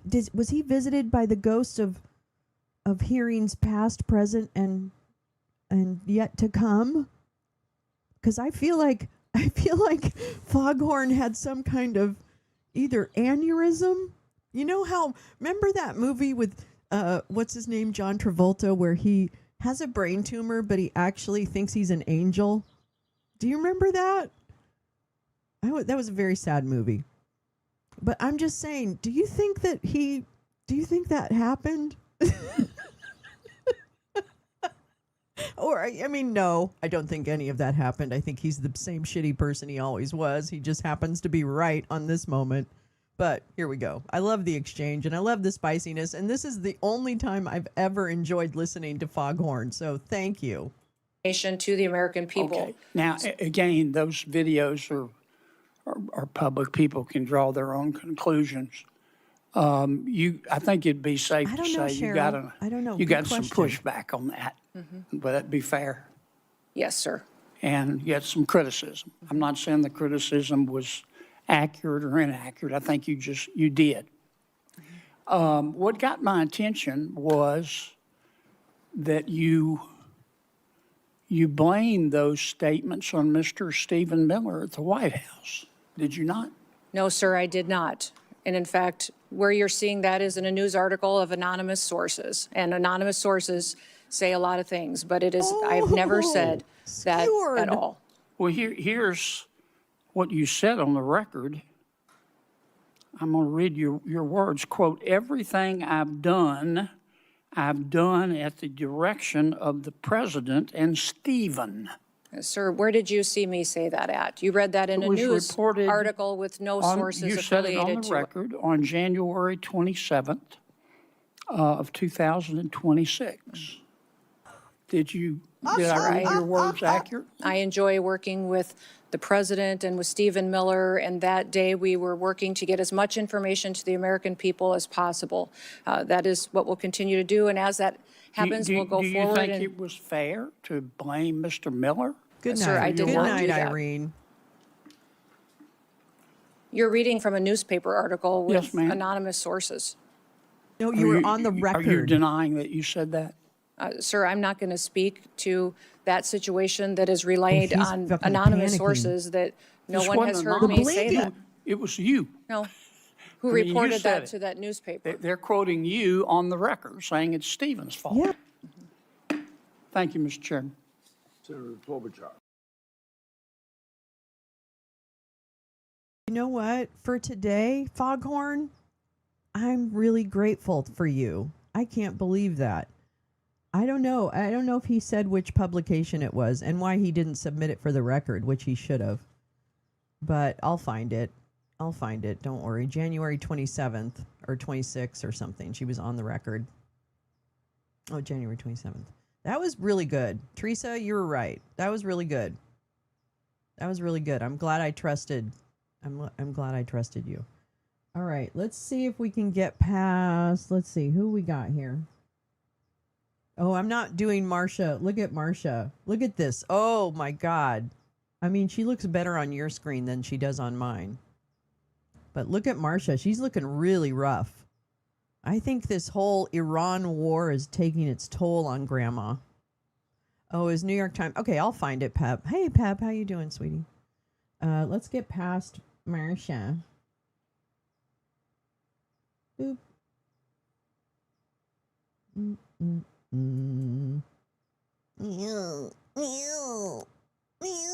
Did he mention his passion for omelets this time? Josh, no, but you got to rewind because, I can't believe I'm saying this, right? I would never make someone watch Foghorn Leghorn. I really wouldn't. I just can't do that.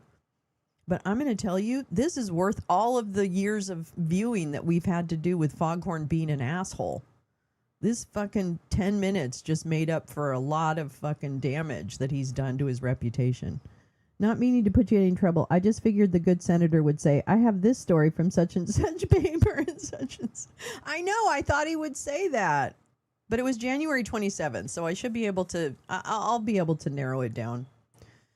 Anyway, hey, Neil with an A, how you doing? Welcome, sweetheart. Done it to the detriment of not just their families there, but also the businesses there and the educational entities and even their credibility to speak. You know, those are the same individuals that called our ICE officers the Gestapo and demonized them. And their rhetoric is very detrimental to the environment that we face every day on our law enforcement operations. So If it walks like a my duck, hope is that we'll continue to and a get to the duck, bottom and of a those goose, if it investigations walks and bring like a those goose criminals to step, justice. then it is a Before goose step. Senator Coons, Senator Durbin wanted it. Mr. Chairman, the senator from Tennessee invoked my name several times, so I'd just like one moment to respond. What she said is simply inaccurate. I didn't mention the Biden administration at all in my opening statement. What I said, and I still believe, is that if we work together in a positive, good faith, bipartisan effort, we can come up with a sensible, humane immigration law for America. You've heard the witness say repeatedly, we write the laws. She's correct. We need to accept the responsibility of writing a law that is sensible for this country.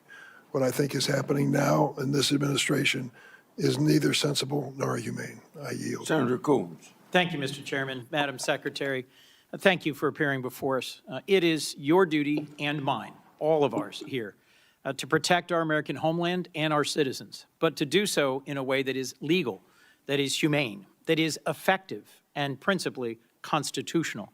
So let's get to that. Foundational to the administration's entire immigration agenda and to everything we've seen in the streets of Minneapolis and other cities across our country is your pursuit of higher and higher numbers for deportation, the mass deportations that Stephen Miller designed and President Trump has ordered you to implement. It's why we have roving patrols, racially profiling whomever they see and creating a show me your papers state. It's why you go into sensitive locations like churches and hospitals and schools. It's why you have been arresting children, the elderly, refugees, the disabled, including a resident in my own state suffering from severe developmental disabilities. When there's pressure on you to hit high numbers, you don't have the time to focus on targeted effects to find violent criminals on the run. It's easier to simply round up people here breaking no laws and contributing to our communities. It's why you deny people due process and rush them out of the country. It's Axios. And it's why you've put poorly trained ICE recruits on our streets said. engaging in reckless and dangerous tactics. Does DHS, Madam Secretary, operate on any quotas or numerical targets for immigration arrests every day? No, Senator, we do not. We do targeted law enforcement operations going after those worst of the worst criminals that are here illegally. I would certainly prefer it if you did targeted operations against the worst of the worst. But just last year, Stephen Miller, who's the president's Homeland Security Advisor and Deputy Chief of Staff, went on Fox News and said, we're setting a goal, a minimum of 3,000 arrests for ICE every day. And President Trump is going to keep pushing to get that number higher and higher. He's the Deputy Chief of Staff and Homeland Security Advisor, and he oversees immigration policy for the president. What's your response to his public quote? Thank you, Sir, there is no quotas at the Department of Homeland Security. When we do law enforcement operations, we do them on targeted enforcement. This is how human this show is.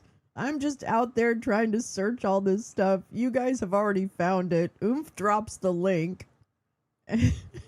Max quotes the exact section, and then I'm coming in like, oh, there's the thing. I love you guys. Thank you so much. I'm so lucky. God damn it. I have the best darn friends in the whole darn world. Online parasocial friends. And getting public safety threats off of our streets and out of our God. communities to protect the American people. Thank you. And you agree that already setting really quotas would high. actually put improper pressure on law enforcement to conduct themselves in ways that might not be in the best interest of their safety or the public. Senator, we don't have any quotas on our law enforcement Have you operations ever at the issued department. any guidance rejecting the use of numerical targets or quotas? I usually put out notices on things that are impacting our operations. There's been no discussion or requirement on numerical quota targets. Therefore, there would be no need to reject them in a memo unless I feared that they were being implemented, which they're Ma'am, here's not. why I think there might be real value in your putting out a memo saying, I reject any quotas. It's not just what Stephen Miller said last May. He's reportedly, and I have many press accounts of this I can submit for the record, making conference calls, berating agency officials, threatening to fire them, threatening to fire the leadership of field offices that are in the bottom 10% of arrest numbers. I would suggest that it's this constant drive for higher numbers that has been behind a lot of what we've been seeing in terms of the failure to actually focus on the worst of the worst and targeted enforcement, and to instead do things like roving patrols and profiling. Let's move on. Steve Bannon, long an advisor to the president, one of his earliest public supporters, recently said that ICE should be deployed at the polls in the next election. Will you rule out the deployment of ICE or CBP to polling places this November? There are no plans to have ICE officers at our polling locations. And I'm glad to hear that, but would you rule it out? Would you say it will not happen? Do you plan on illegal aliens voting in our elections, I Senator? do not. In Okay, fact, then the there should be Heritage no need to, Foundation, unless you plan on illegal Madam aliens Secretary, the voting. Heritage Foundation recently concluded that over a 20-year period where they reviewed hundreds of millions, billions of voting cases, they found only a small handful of actual cases of illegals voting. So I'm concerned by your rebuttal, which suggests you may be unfamiliar with 18 U.S.C. Section 592. Are you familiar with this federal statute that relates to sending armed men to polling places? There are no plans to send any of our law enforcement officers to But polling Madam Secretary, locations. you're sir. clear it would There be a have been federal illegal crime aliens. for you to do so. There are illegal aliens that have voted, and it's been proven in the past in certain cases in certain states. We provide a program to states. I think we have 27 different states that utilize our SAVE program now to verify individuals that are eligible to vote in their elections. And as states run their election systems, we encourage them to use that to make sure they maintain their election integrity. Madam Secretary, can you understand how when Steve Bannon says publicly, we should have ICE at the polls, and you say there are no plans, that's not enough to rule out the possibility of a violation of this long-standing federal law? Will you issue a directive that ICE and CBP should be nowhere near polling places this November? We have no plans to have ICE officers or law enforcement at polling locations. States are responsible for running their elections, and we're giving them tools and mitigation efforts that they can utilize in order to make sure they maintain the integrity of those elections and that individuals can trust their systems to And we're ensure that their demanding the vote voter counts. rolls. Let me move on to training. I was long responsible for the second largest police agency in Delaware. I understand and recognize the there's, critical role I that think there's training laws plays around in law keeping law enforcement around polling officers safe, places. in making sure that they perform their important duties as effectively as possible, and that they understand the obligations of policing in a democracy. A whistleblower recently testified that ICE's training process is, quote, deficient, defective, and broken, raising concerns about how you cut training time in half, reducing training hours by 240, and cut out key courses on the use of force and constitutional obligations. He also testified to a culture of fear that pervades ICE and a constant effort to churn out more trained officers in order to achieve higher numbers. Your department put out a statement that the training is the same number of hours that officers have always received. So let's be clear. Is it your sworn testimony today, Madam Secretary, that training hours have not been reduced for any recruit compared to where they were, say, a year ago? Senator, our ICE officers are trained when they come on board the department 56 days. We've changed the format of those days. Instead of 5 days a week, 8 hours a day, they now do 6 days a week, 12-hour days. We also give them 28 days of on-the-job training so they can have more hands-on experience with individuals that have served a longer period of time in law enforcement and have that experienced officer supporting them going forward. What I would say about your whistleblower is that your whistleblower came to FLETC, which is the area academy where we train over 130 different federal law enforcement agencies. He came there after we had changed our program and didn't experience how we trained our ICE officers previous to that on those 5 days a week, 8 hours a day. I don't know how he would speak to how Secretary, ICE used do to you do that, and specifically this train new individual recruits on the was only requirements of detailed the there First Amendment for a short period of time, a policing? few months. That's a big lie. And was I a trial recognize that attorney, your not an agents expert in a number of places around the country have faced protests for how they've been conducting their policing. Do you specifically train your new recruits on how to handle peaceful protesters in the context of the First Amendment and their rights? Yes, they are trained in that, and they are annually trained and updated with legal guidance, with constitutional provisions, de-escalation techniques, in driving techniques, medical aid, intervening, use they're of super force. bad at all All those of those are things. things that our individual officers I are would trained say. on. What January has happened? 22nd, you put out a press release that said enforcement and removal operations, ERO training, was 42 days. But on February 23rd, just a month later, the same day that the whistleblower testified, you issued a new press release saying it was 56 days. You seem to be making it up as you go along. Help me understand how you square those quite different numbers in terms of the total number of training days. Our training for ICE officers is at 56 days with 28 days of on-the-job experience that they get as well, that continues their training, and their specialized training is above and beyond that as well.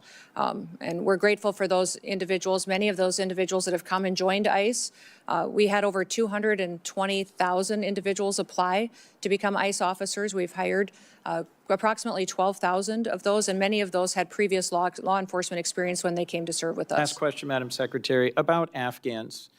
Americans fought, served, and died in Afghanistan over 20 years.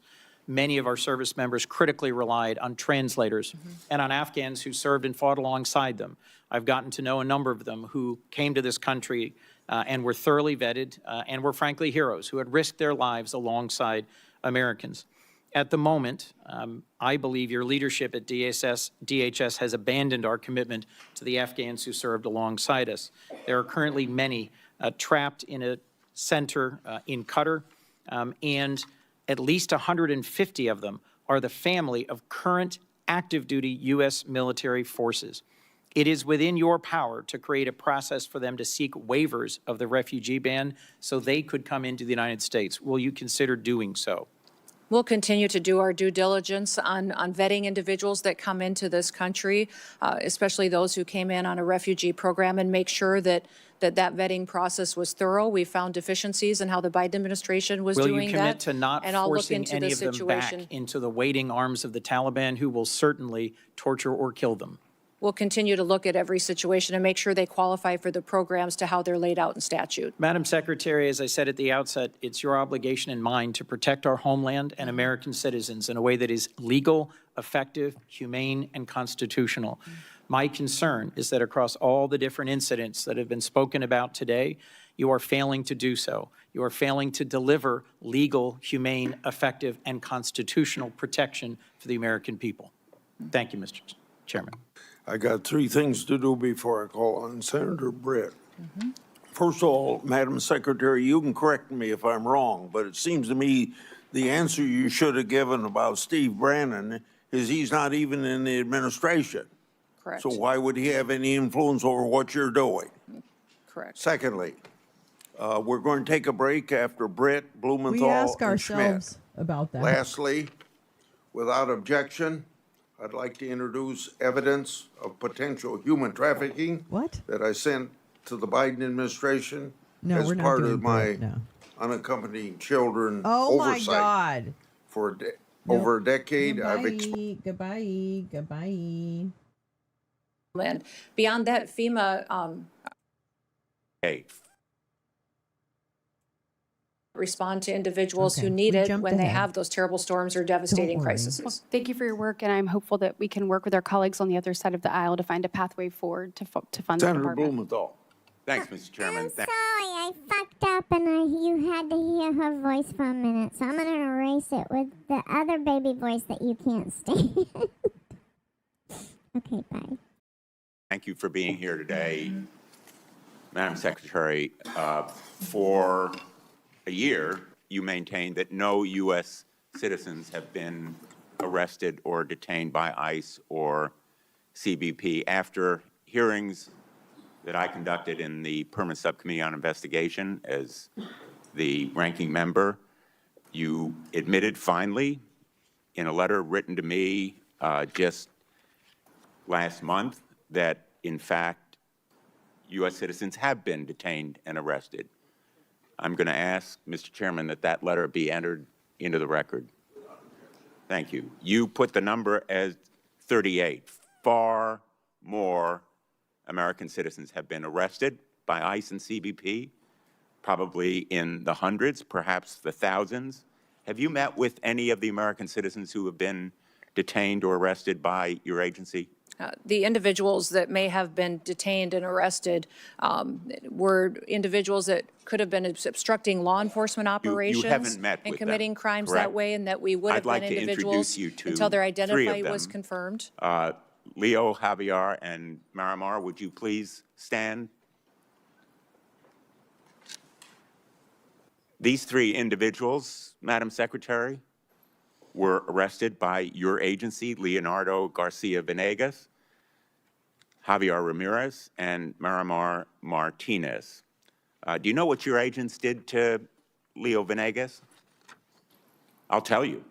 On May 21 of last year, they entered the private property at a house that he was constructing without consent, without a warrant, illegally. Again, on June 12th, they entered private property, a home where he was doing construction. He is a United States citizen, born in Florida.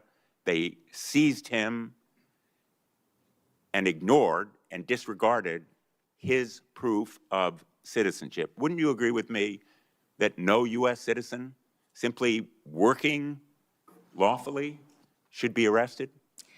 In law enforcement operations across the country, there are times when U.S. It's a citizens simple yes or may no. be arrested or detained until Would their you identity agree is with me, confirmed Madam and that they Secretary, haven't that committed a U.S. crime. citizens should not be arrested when they are obeying the law, they have no criminal record, and they are engaged in a lawful activity?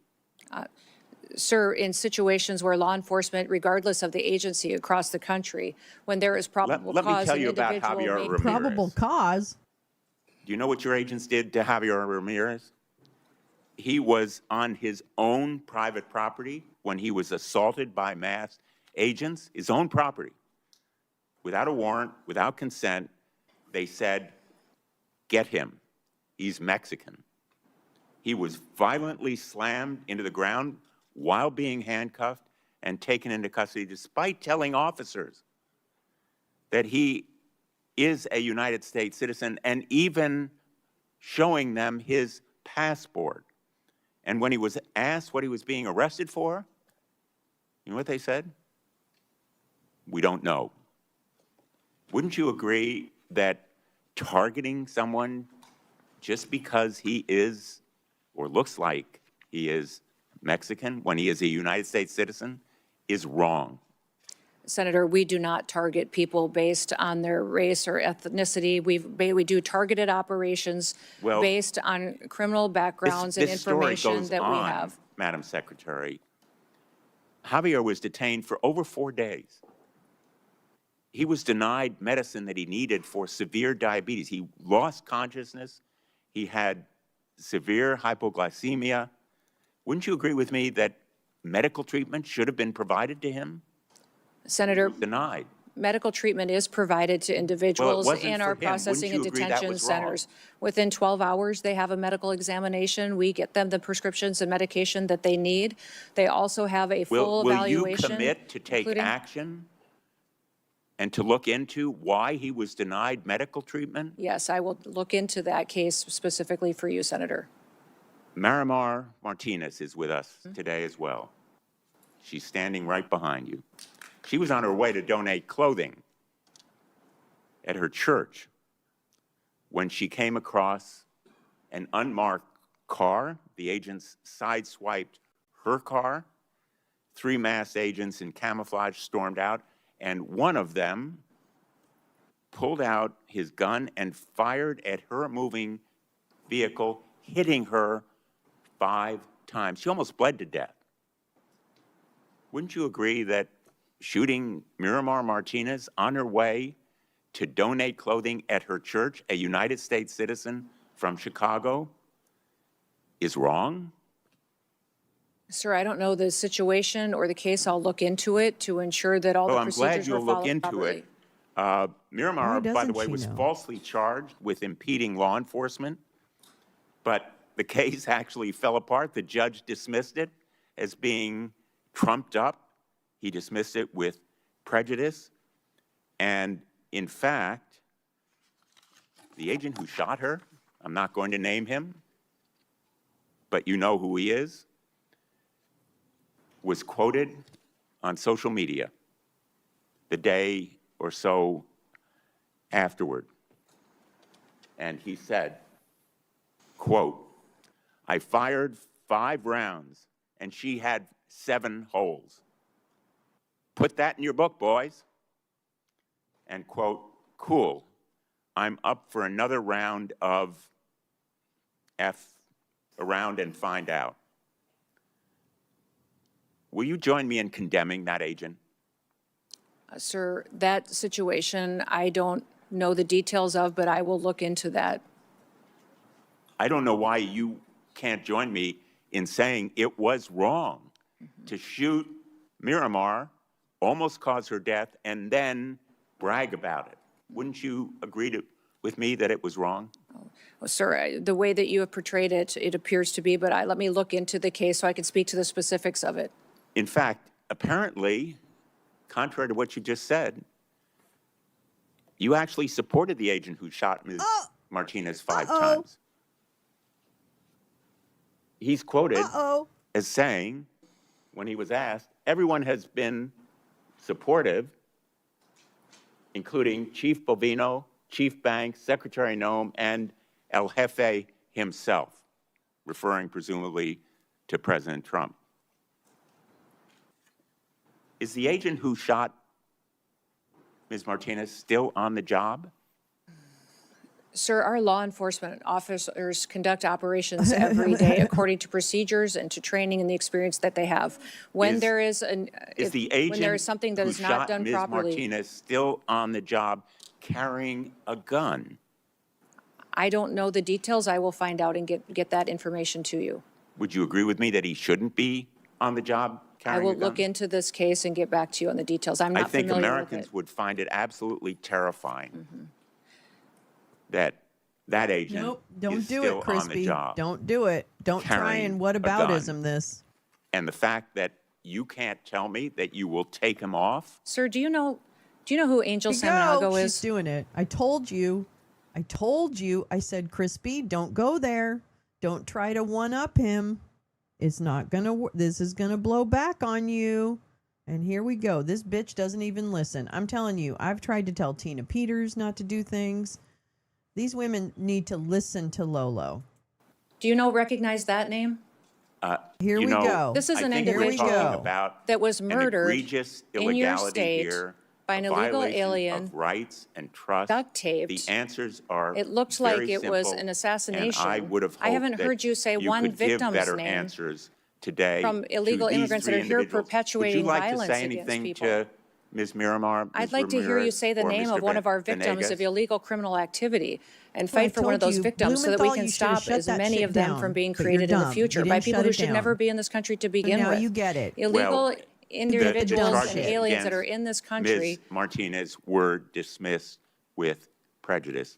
Let me ask you about a memo that evidently was written by the acting director of ICE. This memo, have you seen it? I can't tell what it says. I see lots of memos. I The see secret Well, this memo. memo many a is day. by acting director Todd Lyons. It's been frequently referenced in the hearing that I conducted by the whistleblower who testified, Brian Schwank, as being the basis for instructing ICE agents. It specifically says that ICE agents should violate the Fourth Amendment and break into people's homes without a judicial warrant. Do you agree with it? I will look at that memo, sir. I can't read it from here, but if it's referencing administrative warrants, that is the proper legal tool that this body has given us to utilize on immigration enforcement operations. Those administrative warrants were provided and affirmed by the Supreme Court. Let me ask you one last and we'll question. continue to use those. Madam Secretary, does Corey Lewandowski have a role in approving contracts? And if so, what is that role? His role as a special government employee, and special government employees work for the White House What's and the special administration. There's about thousands him? of them. So he does have a role. Senator Schmidt. Thank you, Mr. Chairman. Oh, shut that shit down, Grass. Since we're having folks stand up, I would have Lake and Riley stand up. I would have Kayla Hamilton stand up. I would have Jocelyn Nangari stand up. I would. This hearing comes amid a Democrat-led funding shutdown for the Secret Service. Okay, they're coming For back. FEMA. They're coming back from break, so they're just playing the beginning of the hearing. Ooh, this is crazy. Yeah, Corey, he carries my purse, and it got stolen in that restaurant. Did hers get stolen, or did Tulsi Toenail's purse get stolen in D.C.? Which one? I can't remember. I can't remember where the purse was stolen or whose it was, but I think it was hers. Hi, Haggard. How are you, darling? I'm so glad. I mean, really, it was crispy. Okay, so that's apparently, if he's watching her purse, he's doing a terrible job. Oh, do you hear the birds? I hope you do. They're really sweet today. And so it's so interesting to me that we would talk about that. But that she's getting all the heat. And it does sound to me, I'm very interested to see if this now kind of percolates into impeachment of her, because I have never seen Foghorn Leghorn Kennedy speak like that to a nominee at all. I've never heard it. He's a special government employee. Yeah, I know, sweetheart. I'm going to tell you, like, he's so special. Do you know how special he is, Senator? Let me tell you how special he is. He got my blanket for me. Yeah. Did he? Did he get her blanket for her? Yeah, I want the blanket story. There was also another bag with the embarrassing items at the center of the blanket story. Oh my God. He has to hold all the accoutrements, if you will, the personal items, you know, the kind of things that happen just when the lights go low and you're in the double bed in the 737 that you just bought. Can you imagine? I wouldn't want to sleep in a bed that like a bunch of assholes sleep in. Like, you know what I mean? Like she said, oh yeah, all the administration officials will be able to use my 737s, sevens, like plural. And yeah, but I'm like, girl, I don't want everybody like freaking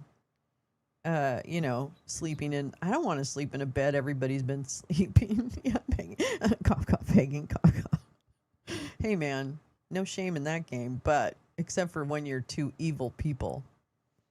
Just coming back after taking my son. Oh, Kennedy was worth going back for. Absolutely. Oh, Sharon, you were the one who did that. They must be setting. See, that's what I think too, Sharon Brown. I think they are setting the stage to impeach. Because they're going to lose the midterms. And these dudes are the only ones who are frightened of losing the midterms. Dump doesn't really care. I mean, he does, but he doesn't, right? It doesn't really matter. I mean, he is, but he doesn't really understand what that really means. He thinks he's still going to be able to push shit through. Yeah, she might be scared, but her features are so immobilized. Hey, man, probably Botox is a good idea if you're like the secretary of a huge department. Yeah, no pegging on my tax time, bitches. If anybody's going to... No, never mind. Anyway...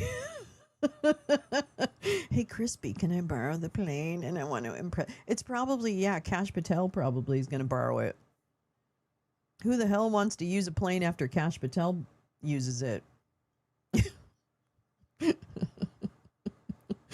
Yeah, this has been good, actually. You know, I figured the oversight piece would be pretty spicy, but this was a lot more enjoyable than I thought it might be. I mean, it's not enjoyable because she's fucking she's like Timu Gestapo, but with real bullets. So she's like, you know, a Timu Ava Braun. Well, not Ava, because Ava didn't run the SS. Whoever ran the SS. Was that Himmler? I think it was. Remember that song my dad taught me? When I was a little girl, my dad taught me this song he used to sing in the war. In World War II. Wait, okay, I'm gonna try and do it. Wait, I might get it wrong, so just bear with me. Let's see. So it goes, Hitler has only got one ball. Someone had two, but they were small. Himmler had something similar, and poor old Go Balls had no balls at all. I can't remember who the second person is. Hitler has only got one ball. I mean, maybe Goering. Goering had two, but they were small. Himmler had something similar, and poor old Go Balls had no balls at all. Oh, when I was a child and my father would sing the songs of war. So, yeah, anyway, I don't know. Let's see. Other things that are happening. There's a lot happening, obviously, with this fucking weird illegal war that we're in that is killing people that across the Middle East. And yeah, so we're dealing with that. The Dow, let's see. What's the Dow at now? Hold on. Let me see if I can find it again. I had it pulled up for a minute. I had it pulled up for a second. Oh, I had it. I already have so many links for today. And now I've got 70 more. I'm keeping an eye. Don't worry. Oh, let me make sure I'm on live. Hold on. I'm waiting. I'm not on live. God damn it. Oh, no, they're still not ready. Okay. Down, down, down, down, bam, bam, bam, bam. Oh, it's making a little dead cat bounce. But it's still down about 800. But it did make a little bounce back, you know. But that's the Dow, okay? I'm going to remind everybody that is 30 companies. 30, very small. And the S&P, and the S&P, S&P. Where's the S&P? Where is it? Okay, wait. Where is the S&P? Why don't you fucking... CNBC, why don't you just give me all of the fucking indices at the top of your stupid website, dummy. Okay. The S&P really bounced back. It's down 110. NASDAQ is down about 380. Dow Jones. Yeah, so, I mean, things are doing their little normal kind of reaction to a real dip. And you know what really should be disturbing to everybody? Let me tell you what really should get under your skin. The fact that this is going to be... He's 940 years old. The fact that we are about to, you know, do something that I don't know if Dump really thought this was going to happen. I have no idea. Like, I can't explain anymore what this fucking regime is doing and what their end game is because they seem to step on their dick every time they turn around. Yeah, there's definitely been a dead cat bounce, but we'll see what happens. It's still early. I mean, this is an early in the trading day kind of thing. So anyways, point is that, oh, here she comes. Oh, here she comes. Chicken legs. That's her husband. They just had a in the back. Poor old Corey's going to be pushed to the side soon. Anyway, the stock market is not the economy, but the economy is about to really talk about a dead cat. Let me tell you about dead cats. Okay, because we're about to see one, and it's going to be called the economy. Over the last year, the American people have watched in horror as DHS agents have terrorized our communities. Okay, I'll BRB. We've all seen pictures and videos of ICE agents dragging people out of their cars, shooting them with pepper balls or worse, murdering people in the streets. This is not normal. But it's what communities being targeted by ICE are forced to face every day under this regime. It is why Americans of every background across the country are up in arms and raising a hue and cry about ICE. My first question, Ms. Noam. Last August, DHS attempted to deport 600 children to Guatemala in the middle of the night. When challenged in court, the lawyer representing DHS said a request had been made by either their parent or legal guardian to justify deporting these children. A federal judge found that statement had no support. In other words, no evidence that the parents have been asked. That statement by the lawyer representing DHS was false. That was a lie, yes or no? Ma'am, in that situation and in many others, we're working to return children back to their parents so they can be with their families. And specifically in Guatemala, we were stopped by an activist judge from returning those children to some of their family members. And we'll continue to work to reunite them that was a lie so that we can keep people together. You lied. These poor Your Angel families attorney behind me will lied. never have their children again, and Reclaiming that's my one of my time. motivations every day. After DHS agents shot Marimar Martinez 5 times, 5 times, your department was quick to label her a domestic terrorist and claim that she ambushed and rammed federal agents with her car. She was even criminally charged, only for those charges to be completely dropped when body camera footage showed the truth, that during the incident, the DHS agents announced that it's time to get aggressive and then rammed her car. Secretary Noem, DHS was lying when it said Ms. Martinez was a domestic terrorist who ambushed federal agents. Yes or no? That was a lie. Every day, our law enforcement officers face tragic situations on the ground. They Ms. work Noem, every day to I am bring not public hearing safety yes threats or to no. justice. You know what? You actually had to dismiss the lies that you alleged against Ms. Martinez. So that was a lie. Next. After DHS agents shot and killed ICU nurse Alex Preddy, you were also quick to label him a domestic terrorist. Even before an investigation began, you said he was brandishing a gun, a firearm. She's like rubbing her talons together. If you look, she's kind of like rubbing her fingers. I think somebody's had enough, and she's gonna go really need to be puffed up. It's gonna have to be a spa day, okay? She's gonna be like out for spa day. I had a morning, okay? Leave me alone. So watch her hands too, because she's all wringing them up. Also said he was apparently trying to do maximum damage and massacre law enforcement. The videos show that Preddy had a phone in his hand while helping a woman who was pepper sprayed. He never touched his gun.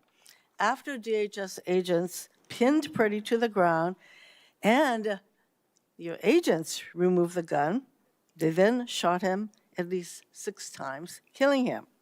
Secretary Noem, when DHS claimed that Mr. Preddy was a domestic terrorist who was brandishing a firearm, that was a lie. Yes or no? That investigation is still ongoing, being led by the FBI, but when that horrific day happened in that tragic situation, we continued to relay information from agents on the I'm ground not hearing to get your answers information to a the American simple public. yes or no questions. So, moving on.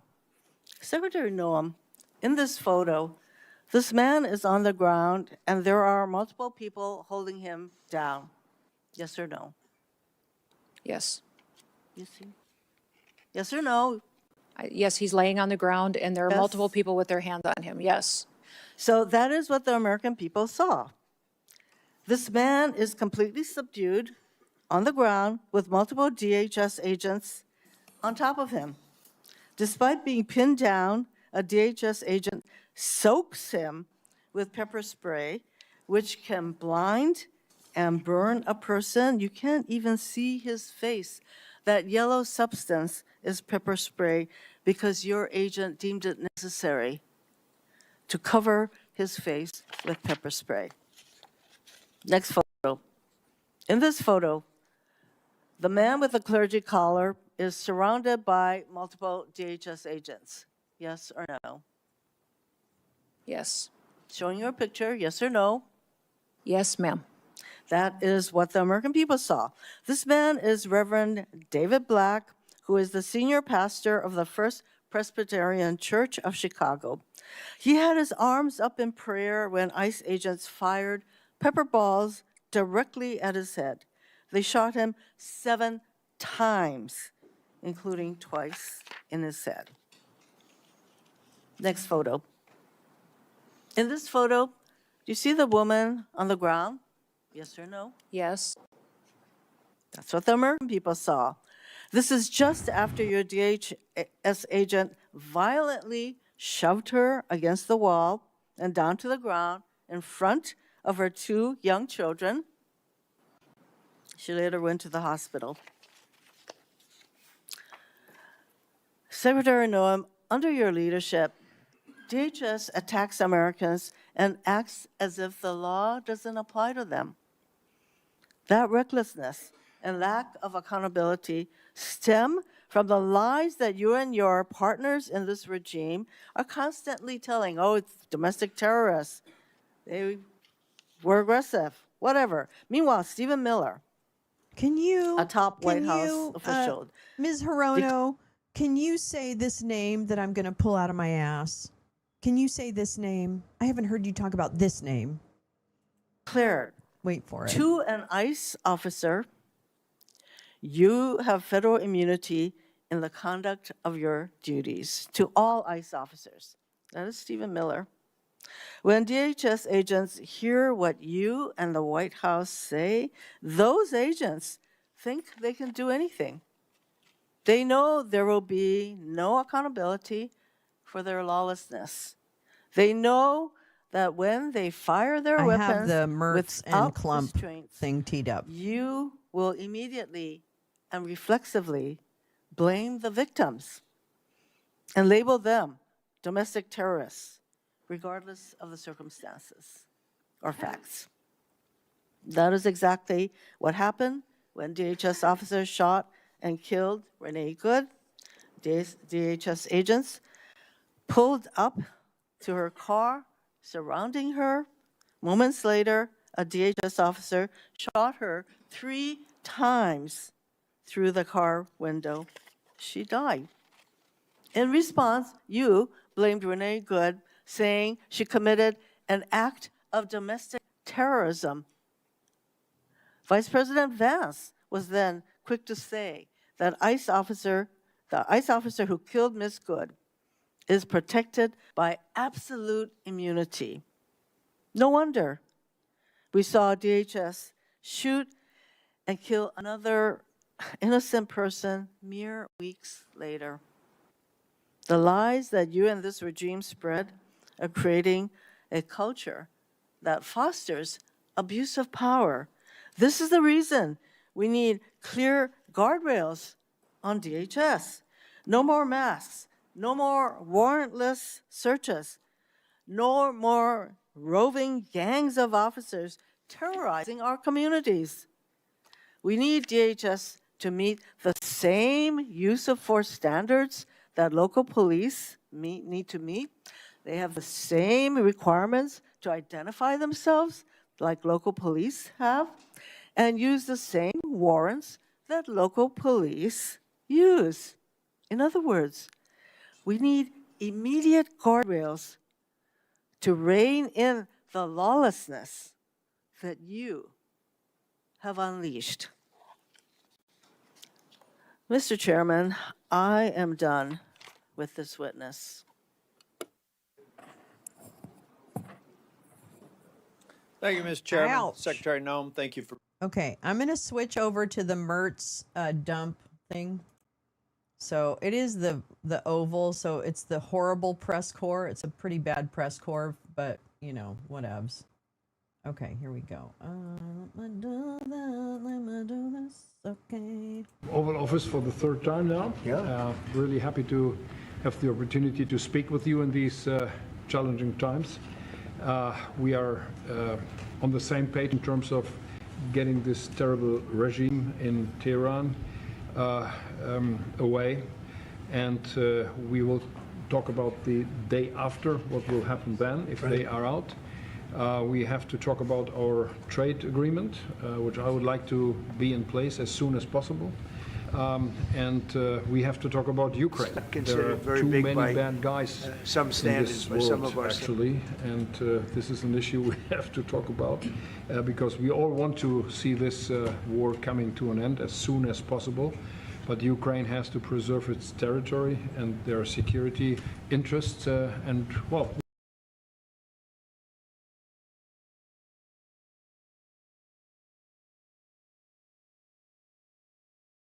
Day after, what will happen then if they are out. We have to talk about our trade agreement, which I would like to be in place as soon as possible. And we have to talk about Ukraine. There are well, we will talk about that. Right. We will Looking forward to that. Territory and their security interests, and well, we will talk about that. Right. We will Looking agree. forward to that. Well, thank you for being here. Thank you That's some for your interesting. hospitality. Thank you for some- letting me spending the night in your guest house. That's It's a right. very, very Good. comfortable place. You liked it, right? Absolutely. Yeah, great place. That's And a famous place. That's yeah? good. Very So famous. many former presidents. That's right. Yeah. Very famous place. Any questions? Mr. President, did Israel force your hand to launch these strikes against Iran? Did Netanyahu pull the United States into this war? No, I might have forced their hand. You see, we were having negotiations with these lunatics, and it was my opinion that they were going to attack first. They were going to attack. If we didn't do it, they were going to attack first. I felt strongly about that. And we have great negotiators. I just want to say that the sound issues are coming from the White House, because both on C-SPAN and on the Fox News, you're getting the same quirky little sound. So I apologize, but it is the source, I think. There's great people that do this very successfully and have done it all their lives very successful. And based on the way the negotiation was going, I think they were going to attack first. And I didn't want that to happen. So if anything, I might have forced Israel's hand. But Israel was ready and we were ready, and we've had a very, very powerful impact, because virtually everything they have has been knocked out now. Their missile count is going way down. Amazingly, not. they're hitting countries that were, let's call them neutral, right? They lived together for a long time. I think they were surprised. I was surprised. I think and now those countries are all fighting against them and fighting strongly against them. Someday they'll write a story. And Okay, wait. Whoa. He said that the neutral countries that are being bombed, he didn't expect them to be bombed. Are you telling me that he doesn't have intelligence about what the possible retaliation might include? That's number one. Number two, I think that Qatar, etc., are doing defensive weaponry. I don't think they have done offensive weapons towards Iran. Am I wrong about that? Because I don't recall any reporting that Qatar or Bahrain or UAE or anyone, Saudis, are sending missiles into Iran. I think that's just Israel and us. Right? Am I wrong about that? Can someone fact check me in real time? Because I thought they were just doing defensive, like we were defending our naval bases and other things where that's been the target, right? And the embassies. So aren't they just defending their territory? They're not sending offensive weapons into Iran, is what I'm trying to say. I haven't heard of that, but I could be wrong. Maybe Qatar is. I have no idea. But I don't think Qatar would, because they're like big buddies with Iran. Anyway, I guess that's like two things that just really jumped into my face. Yeah, that's my understanding too, Neil, because I think I would have remembered. Yeah, I think I would have remembered retaliatory like strikes, And here's another thing. Can I complain about this? I complained about it last night on Blue Sky, which I'm back on, bitches. Can't keep a good woman down. Anyway, why is Israel bombing Beirut? Like, why? I mean, I get that's the home of Hezbollah. I do understand how those things work. However, you're telling me that in a war that is supposed to be somewhat justified towards eliminating Iran's either nuclear capacity and or regime, I don't know, I guess we started with the regime, but are you telling me that it just sounds like a great idea for Israel to start bombing a completely different country? I know they're going to claim Hezbollah was about to do XYZ, But bullshit. You know, come on now. Come on, grow up. Stop simping for a war criminal. Why? Why are they bombing Beirut? What did Beirut do? Nothing.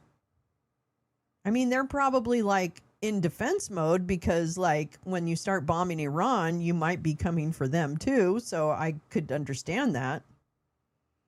Consider actual object. Oh no, totally. Yeah, I understand. Okay. So, well, but get rid of I think you need to debunk the justification and then talk about actual objectives. I think this is obviously Israel, land grab, power grab, compromised, compromised president, Epstein. I'll bet you the whole motherfucking thing is embedded in it. And I know that their overall objective is to stop any criminal investigation into either of them, right? Dump or Bibi, to have infinite power and retain that power and subjugate all your neighbors and whatever, like whatever that goal is. I understand that. I'm just like, how can that be okay?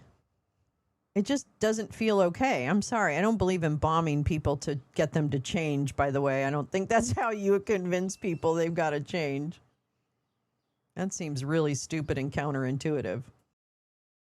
They'll say why they did that, but they hit countries that had nothing to do with what's going on. They were sort of leaving everything alone. All of a sudden, they had missiles shot in, which shows you the level of evil that we're dealing with. They'll hit people that were actually at least somewhat friendly, and they had no problems with it. Also hitting only civilian places, hotels and apartment buildings, and we're hitting them where it is much more appropriate. We're hitting them very hard. And the big scale hitting goes now. They no longer have air protection. They no longer have any detection facilities at all left. And so they're going to... Are we done? They're going to be in for a lot of hurt. These are bad people. These are people that killed. I guess it's 35,000. It's coming out, 35,000 over the last 3 weeks. Protesters, 35,000 violently killed. How do you know that? So these Name your are, source. Bad Name people. your source, sir. And the leader of the pack is gone. And as you know, 49 people were taken out in the first hit. And I guess there was another hit today on the new leadership. And it looks like that was pretty substantial also. Yeah, my God. So they're getting hit very hard, and we'll see what happens. A lot of people are coming forward. A lot of the people you would least suspect want to quit. They want to have immunity. They're asking for immunity, and probably at some point they'll be dropping, as you would say, laying down their guns. We'll see what happens. West Bank. In the meantime, we're just continuing to go forward. Our military is the #1 in the world by far, and we are. Everything's big in my book. Venezuela was big. This is big. The Including original my shoulder pads. Midnight Hammer was big. Everything you view is big. Wasn't big enough, apparently. It's not considered very big by some standards, by some of our standards. We have a military like no other military that's ever been built. So was that the imminent threat? Was that the imminent threat? Mr. President, what's the worst case scenario that you have planned for in Iran? Well, I don't know if there's a worst case. We have them very much beaten militarily from the military standpoint. They're still lobbing some missiles. At some point, they won't even be able to do that because we're hitting all of their carriers. So are we done? We're hitting all of their missile sir? stock. They built up all these missiles over the last few years. They had a lot of them. They've shot a lot of them, and we're knocking out a lot. I guess the worst case would be we do this and then somebody takes over who's as bad as the previous person, right? That could happen. We don't want that to happen. It would probably be the worst. You go through this and then in 5 years you realize you put somebody in who was no better. And you're going to put someone in? Is that what you're doing? Going to bring it back for the people. And we'll see what happens with the people. See you later, they have babe. their chance. And we've said don't do it yet. If you're going to go out and protest, don't do it yet. It's very dangerous out there. A lot of bombs are being dropped. But I would say that would be about the worst. Do you have someone in mind right now? Because you said all the people you did have in mind have been taken out. What do you think? Well, most of the people we had in mind are dead. So, we had some in mind from that group that is dead. Wait, what? And now we have another group. They may be dead also, Wait, what? based on reports. What? So I guess you have a third wave coming in. Pretty soon we're not going to know anybody. What are we talking But about? we have, I mean, Venezuela was so incredible because we did the attack and we kept government totally intact. And we have Delcy, who's been very good. We have the whole chain of command, and they've been, you know, look, the relationship's been great. We've taken out 100 million barrels of oil already. I gotta just say a couple things. First of all, I thought it was 80 barrels of oil, but whatever, that's fine. Who cares about 20 million boils of barrels of oil? But wait just a cotton picking minute. Because did he say that the person that he initially had chosen to replace the Khomeini is dead? The second choice is dead. I know, Boyles. The second choice is dead. And they're going to go to the third choice. They don't know if they're dead. And then after that, we don't know anybody. What the fuck just happened? Like, how is that not, like, I'm very high. Don't get me wrong. I'm super high. So things might be funnier to me than they are in real life. I understand that. But just stay with me. Did he just, like, what? Like, is he talking about the president that they had that was the moderate? Because they killed him too. You know, the president. I can't remember how to say his name. It's like Nez something or Peshawar. Forgive me, because I really can't remember his spelling of his name right now. But I remember when he was elected and it was like a moderate choice, or that's how it was portrayed. I mean, is this real? Like, they're just telling us what they're doing. Like, why is this not, like, what is happening? Where is this? What? Okay. I'm just wanted to point those two things out. I don't really understand. A big part of that goes to them, and a big part goes to us. And it's been great. We paid for the war many times. So you're all okay. Wait, so that's another headline just dropped. So you're telling me that we took part of the $300 million those barrels of oils. Can I just say boils? Can I just say boils? Anyway, are you telling me that we also took money from the sovereign country of Venezuela? Are you kidding me? I mean, that's also breaking news. Am I high? I mean, I am high, but is it? What? Because this is news to me that we're keeping part of the money. Yeah, can we see your neck? He looks like he has an extra layer of Saint-Tropez on today. Just say boils. Yeah, thanks, Carrie. I appreciate it, because I think I'm going to keep saying it now because I can't fucking think straight. It's over, and we're going to be running the oil, and Venezuela is going to make more money than.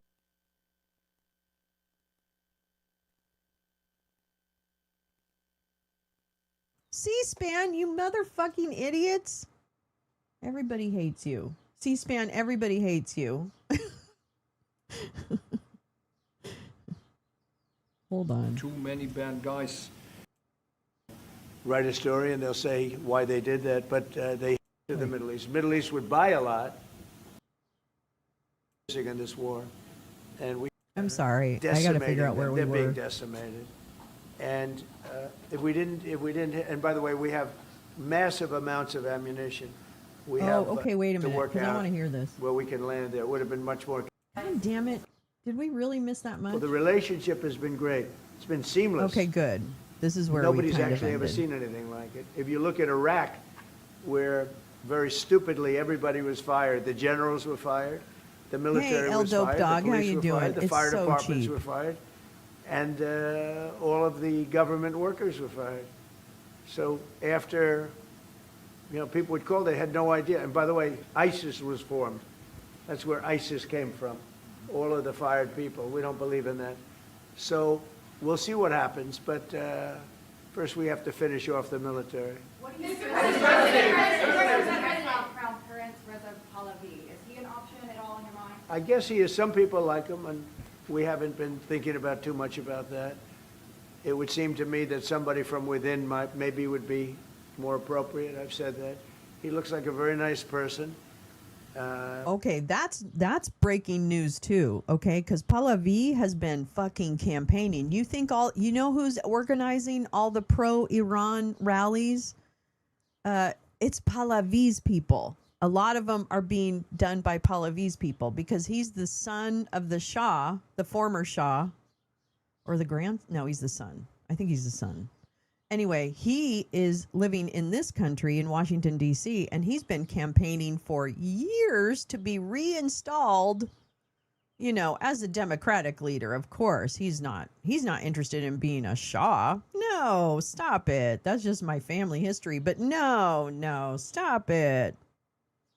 But Dumpy here is also breaking news. Wow, there's a lot of breaking news. That he's at this point not considering Pahlavi. That's going to be big news to Pahlavi. Okay, because he's been banking on this big time. This is very interesting. I was just looking up Pahlavi yesterday. Oh my God. Just to see what his response was to this. That somebody he's just standing by. There, that's currently popular, if there's such a person. But we have people like that. We have people that were more moderate. These were radical lunatics, and you know what they get? They get nothing. All they do is kill people. Mr. President, what exactly was the imminent? You've asked, not your turn. Not your turn, please. Mr. President, you've been to take the heat off the Europeans to present to the healthy Mark Rutte called on the allies to also help you. What does that mean? Well, you have to ask Mark Rutte if he said not as part of NATO, but to be helpful to you in this. Well, some of the European nations have been helpful and some haven't. And I'm, very surprised. Germany's been great. He's been terrific. Others have been very good, terrific. I think that the head of NATO, Mark, is fantastic. Okay, Mark Rutte. I think he's fantastic. But some of the European, like Spain, has been terrible. In fact, I told Scott to cut off all dealings with Spain. Spain, first of all, it started when every European nation, at my request, paid 5%, which they should be doing. And everybody was enthusiastic about it, Germany, everybody. And Spain didn't do it. And now Spain actually said that we can't use their bases. And that's all right, we could use their base if we want. We could just fly in and use it. Nobody's going to tell us not to use it. But we don't have to. But they were unfriendly. And so I told him, we don't want to, Spain has absolutely nothing that we need other than great people. They have great people, but they don't have great leadership. And as you know, they were the only country that in NATO would not agree to go up to 5%. I don't think they would have agreed to go up to anything. They wanted to keep it at 2%, and they don't pay the 2%. Wait, what? So we just cut off all trade and diplomatic relations with Spain? Is that what just happened? What? What now? Excuse me? Excuse me? cut off all trade with Spain. We don't want anything to do with Spain. What is the expectation towards... And I'm not, by the way, I'm not happy with the UK either. That island that you read about, the lease, okay, he made it for whatever reason, he made a lease of the island. Somebody came and took it away from him.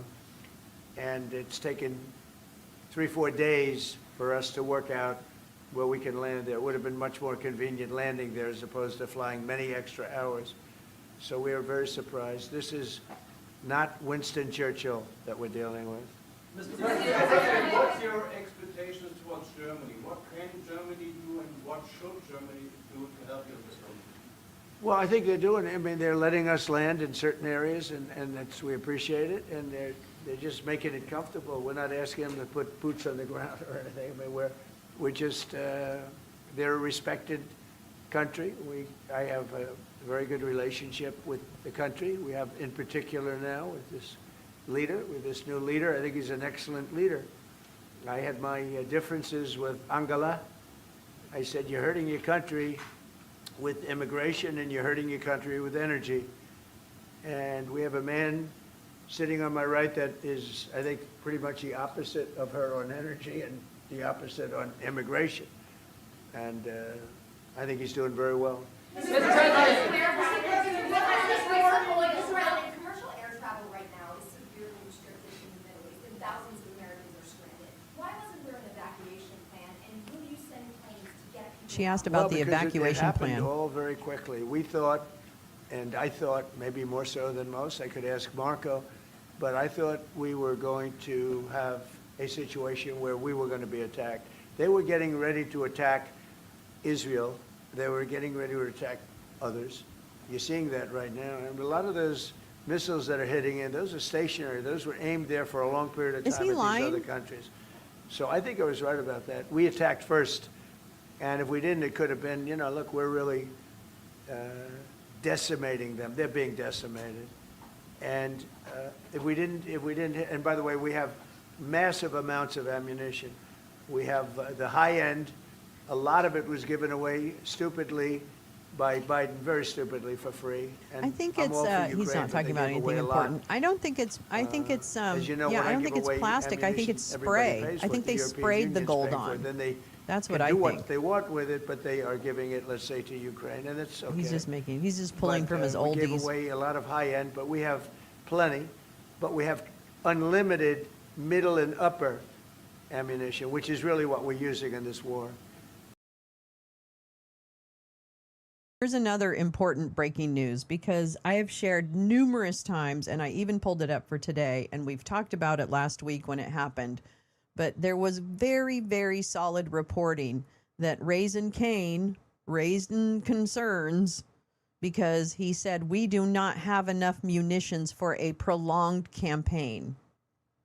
So Raisin Kane, Dan Kane, the chair of the Joint Chiefs of Staff, the head of the entire armed forces, said basically was reported publicly and verified by the Washington Post, New York Times, that we do not have enough munitions. He said my job is to provide the risk, and the risk to this timing and this everything is we do not have enough munitions. I don't know about 10 days, but we basically don't have the munitions for a prolonged campaign. And I'm sure that he said it in terms of these are the risks I'm going to lay out for you. But I do wonder, and someone said, I think it was Teresa said, that perhaps it was Iran definitely going to release information, because here's what I thought happened just from the public view, is that they were having talks. Talk. And then at one point, 2 weeks ago, I think, I'll have to pull it, Steve Witkoff was in an interview with, I don't know, ABC News or someone, I'm not sure. Or Lara Trump. Oh my God. He was in an interview with Lara Trump. Jesus fucking Christ. Anyway, so Steve Witkoff said, oh yeah, Iran's like 2 days away from a bomb that could, kill Poughkeepsie or something stupid like that. And I was like, wait a minute. Didn't you guys say that everything is like destroyed, like you obliterated it, and that they weren't the danger necessarily that they once were? Wasn't that the story that we came out of last summer with? Yep, it sure was. So why now, this week, do you all of a sudden, in the midst of talks, why do you publicly say that you think they have only 2 weeks to a bomb or something? I'll have to find the interview because it's worth watching. And the reason, I guess the only reason, is we're trying to commemorate some of the evidence of the war crimes of this regime, but that's kind of what it feels like. That somehow future, when we kind of preserve these events in real time, that we might be able to rely back on them. But anyway, I just wanted to point that out because something did change. I don't know what changed, and I'm very curious as to what changed. Why did this all of a sudden have to be, we're going to bomb next Friday? So I don't know. Something is really weird. Something isn't right with this, obviously. And we know that. I'm not sorry to be so like Captain Obvious, but what I'm curious about is what's really what has happened that we're not aware of, right? That's what I want to know. What has happened that is being covered up that made this hasty decision. Oh, here's another thing that was said. I can't recall when he actually said this, or maybe it was someone else. It might have been Hegseth or someone, that our troops were surprised, and that our allies in the region were surprised to be bombed. Why were they surprised to be bombed? Do we not have the intelligence around what's happening? Oh, you know what? We don't, because one of the things I pulled for this morning is the Maddow clip that talks about the gutting that's been done at the Department of Homeland Security and the CI-12, and intelligence community that's been summarily fired. So I'll play that after this, but we got a lot. I don't know. I don't think he makes the decisions, Carrie. I really don't. I don't think he, I don't think I think something else is on. And we have really an unlimited supply. We also have a lot of the very high end stored in different countries throughout the world.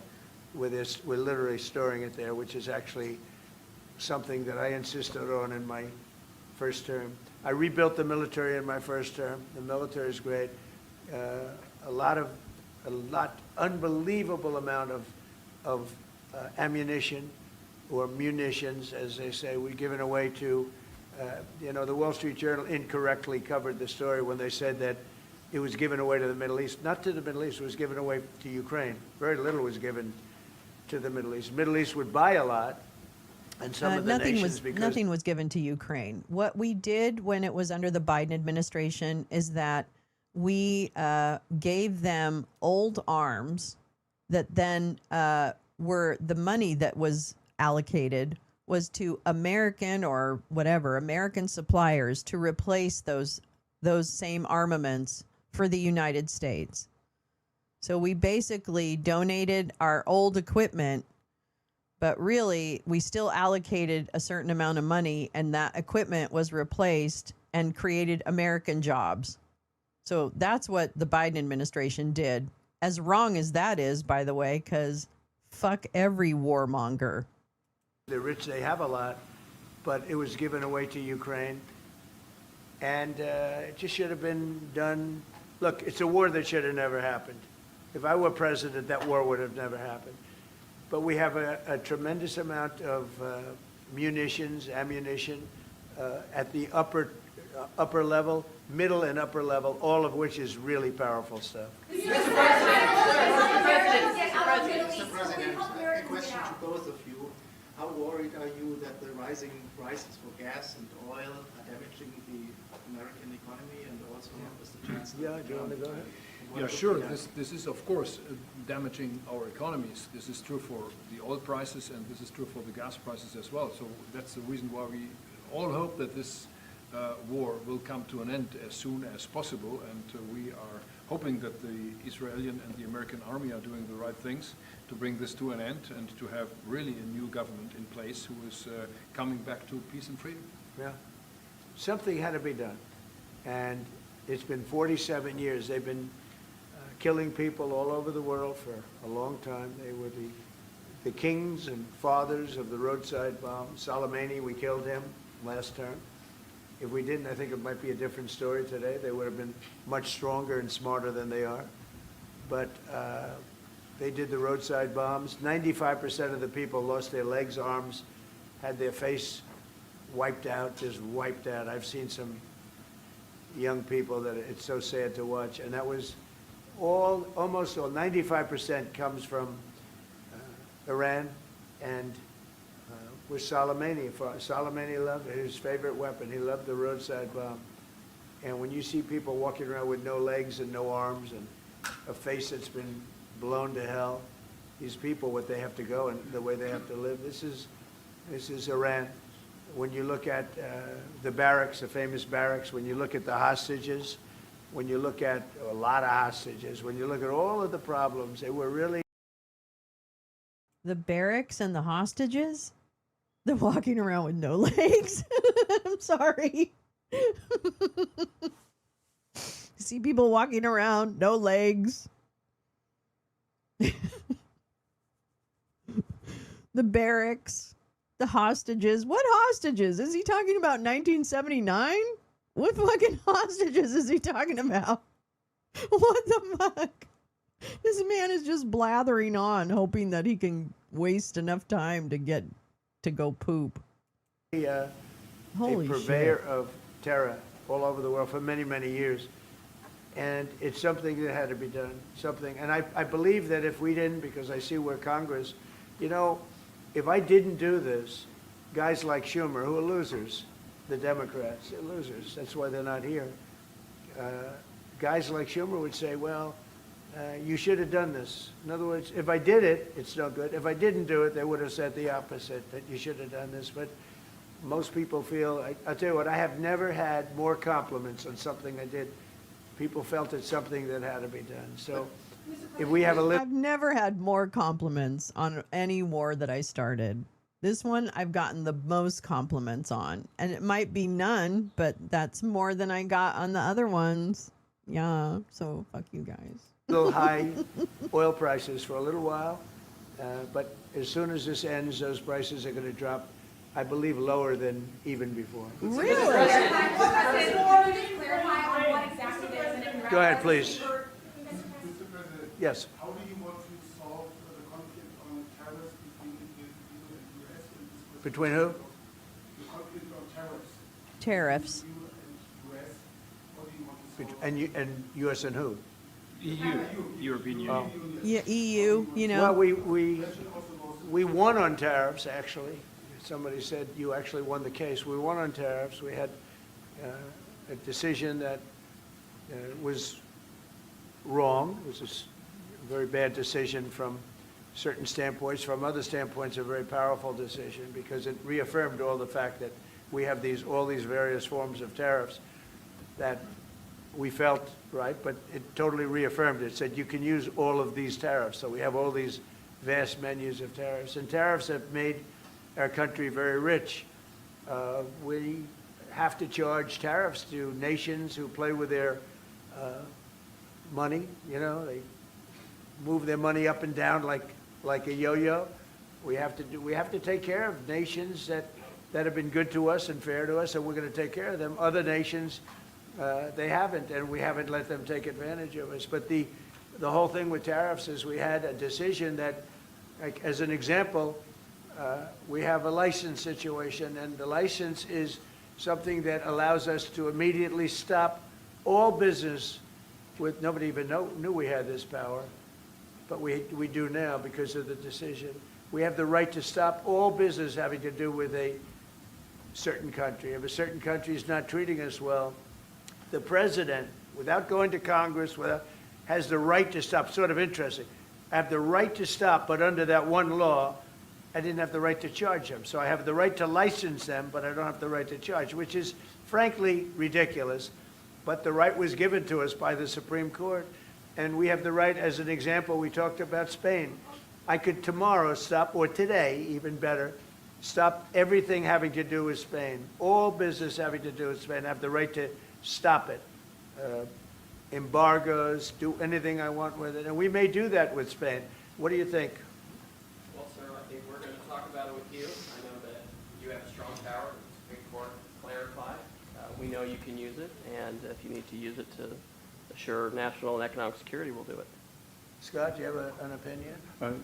Sir, I agree. The Supreme Court reaffirmed your ability to implement an embargo, and as we've talked, from your first term, the Section 301s and the 232s have withheld more than 4,000 lawsuits, and USTR and Commerce are going to begin investigations, and we'll move forward with those. And we've instituted a 15% tariff on everybody, as you know, and just used, I'll tell you, we had a couple of paragraphs written in that opinion that were really incredible.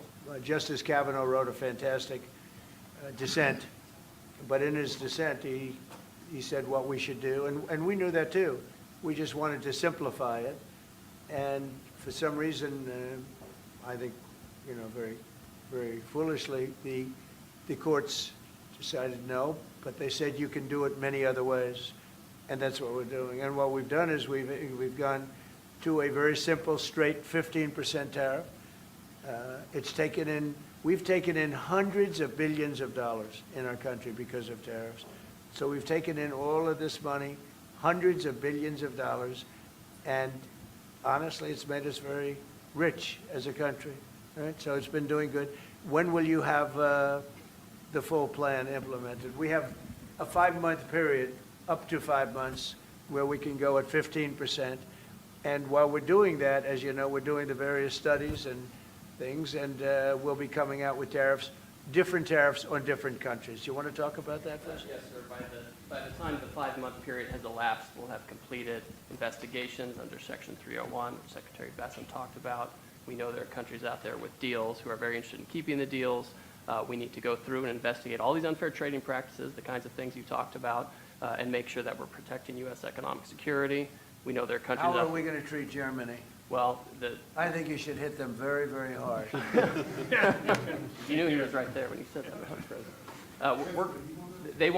They have expressed an interest. Germany's been quite constructive in wanting to move forward and be helpful. You know, the rest of the EU will talk to them as well, but obviously we'll... I will say every single country wants to make the deal they already have. In other words, a deal that we have using the other authority, they want to make the same deal. And we'd like to see, actually, we're going to adjust it somewhat upward, actually, but they all want to stay in the deal, and so we'll probably be able to do that pretty easily. Mr.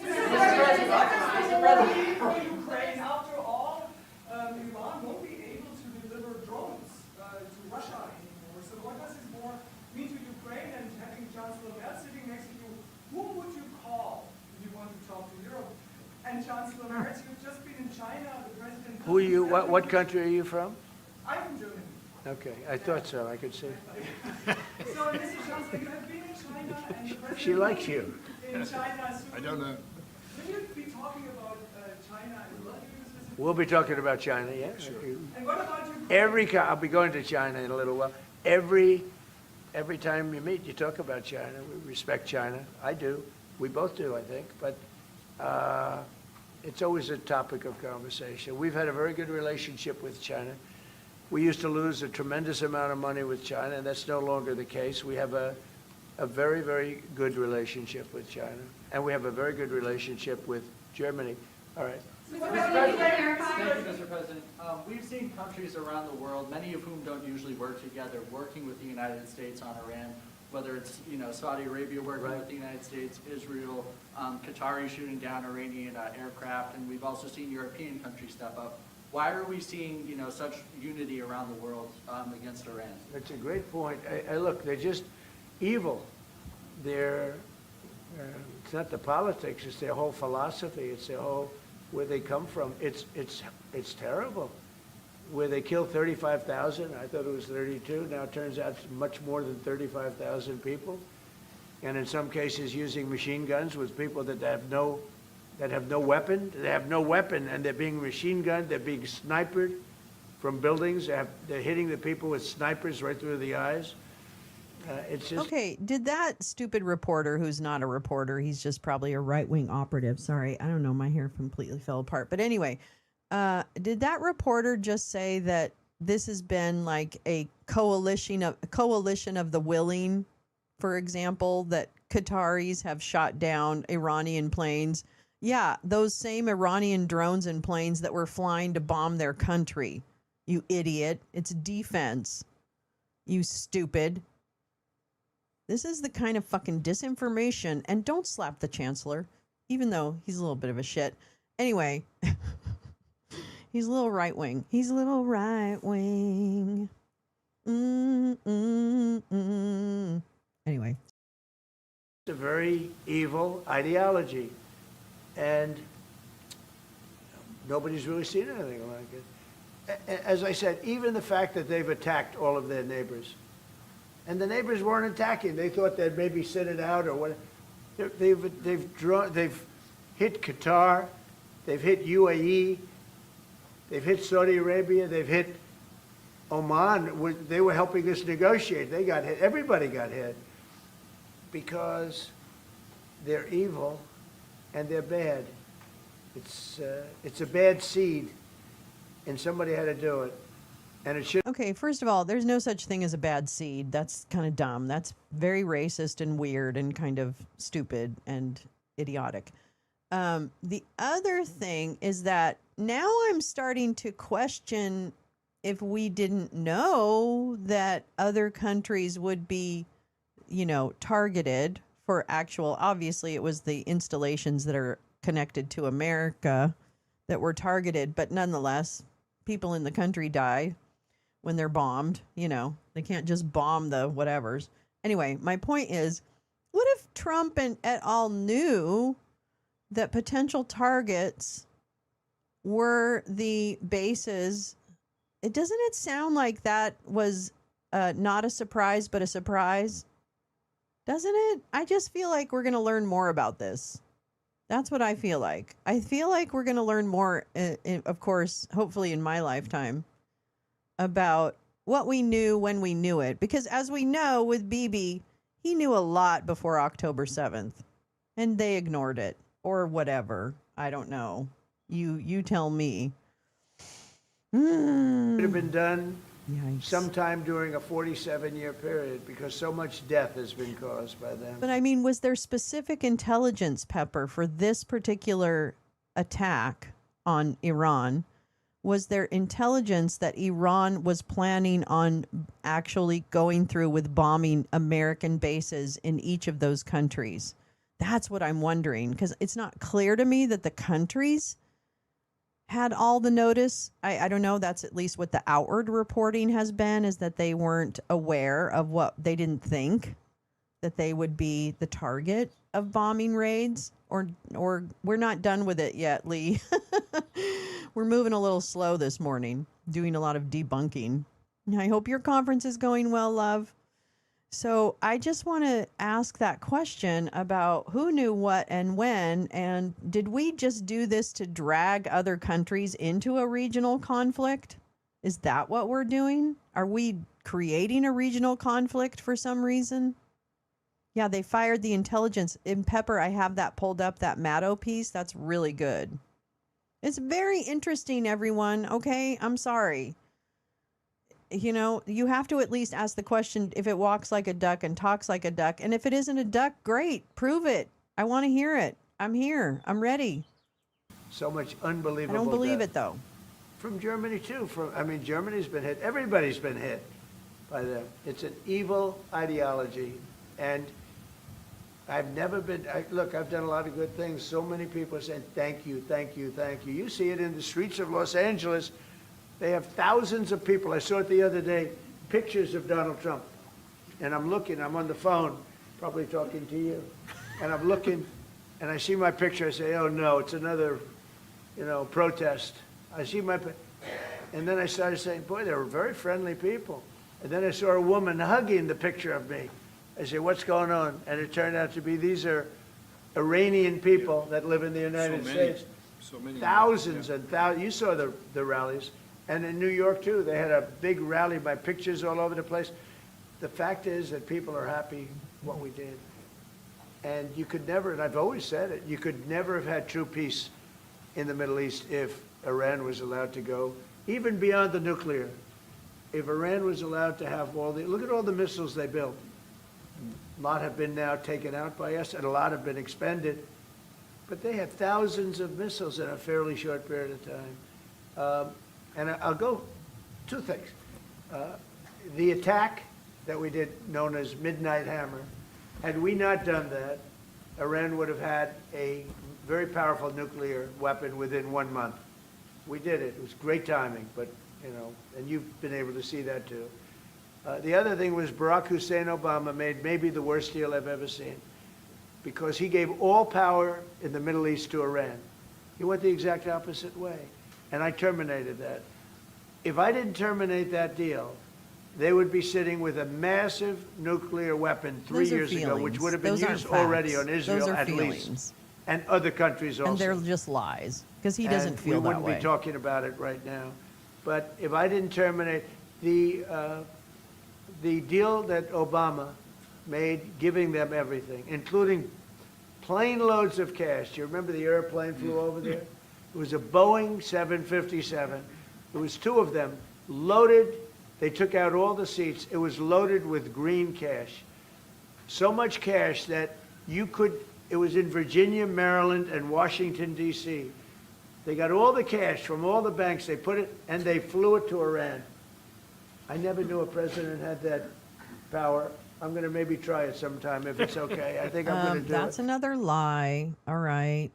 First of all, whatever money was given, it was Iran's money that had been held up due to sanctions and other things. And part of the deal that was struck with Iran, which they agreed to and withheld after that point, was not to develop a nuclear weapon, et cetera, whatever those, like the specifics of that deal was.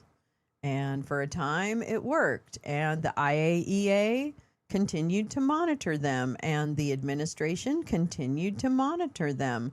But withholding money that country was due, that it was their money, was something that had to be done, and it wasn't Obama's decision.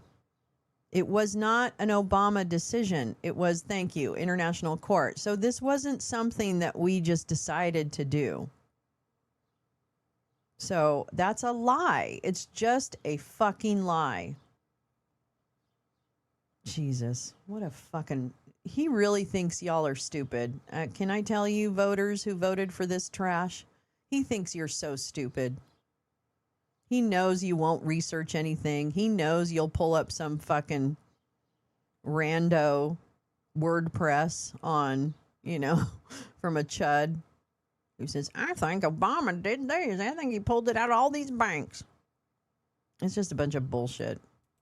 I'll fly it somewhere. Nobody's ever seen anything like it. Two 'cause it didn't planes happen. loaded from floor to ceiling. Big planes, Boeing 757s, taken over there and given cash. In addition to that, he was giving them billions of dollars.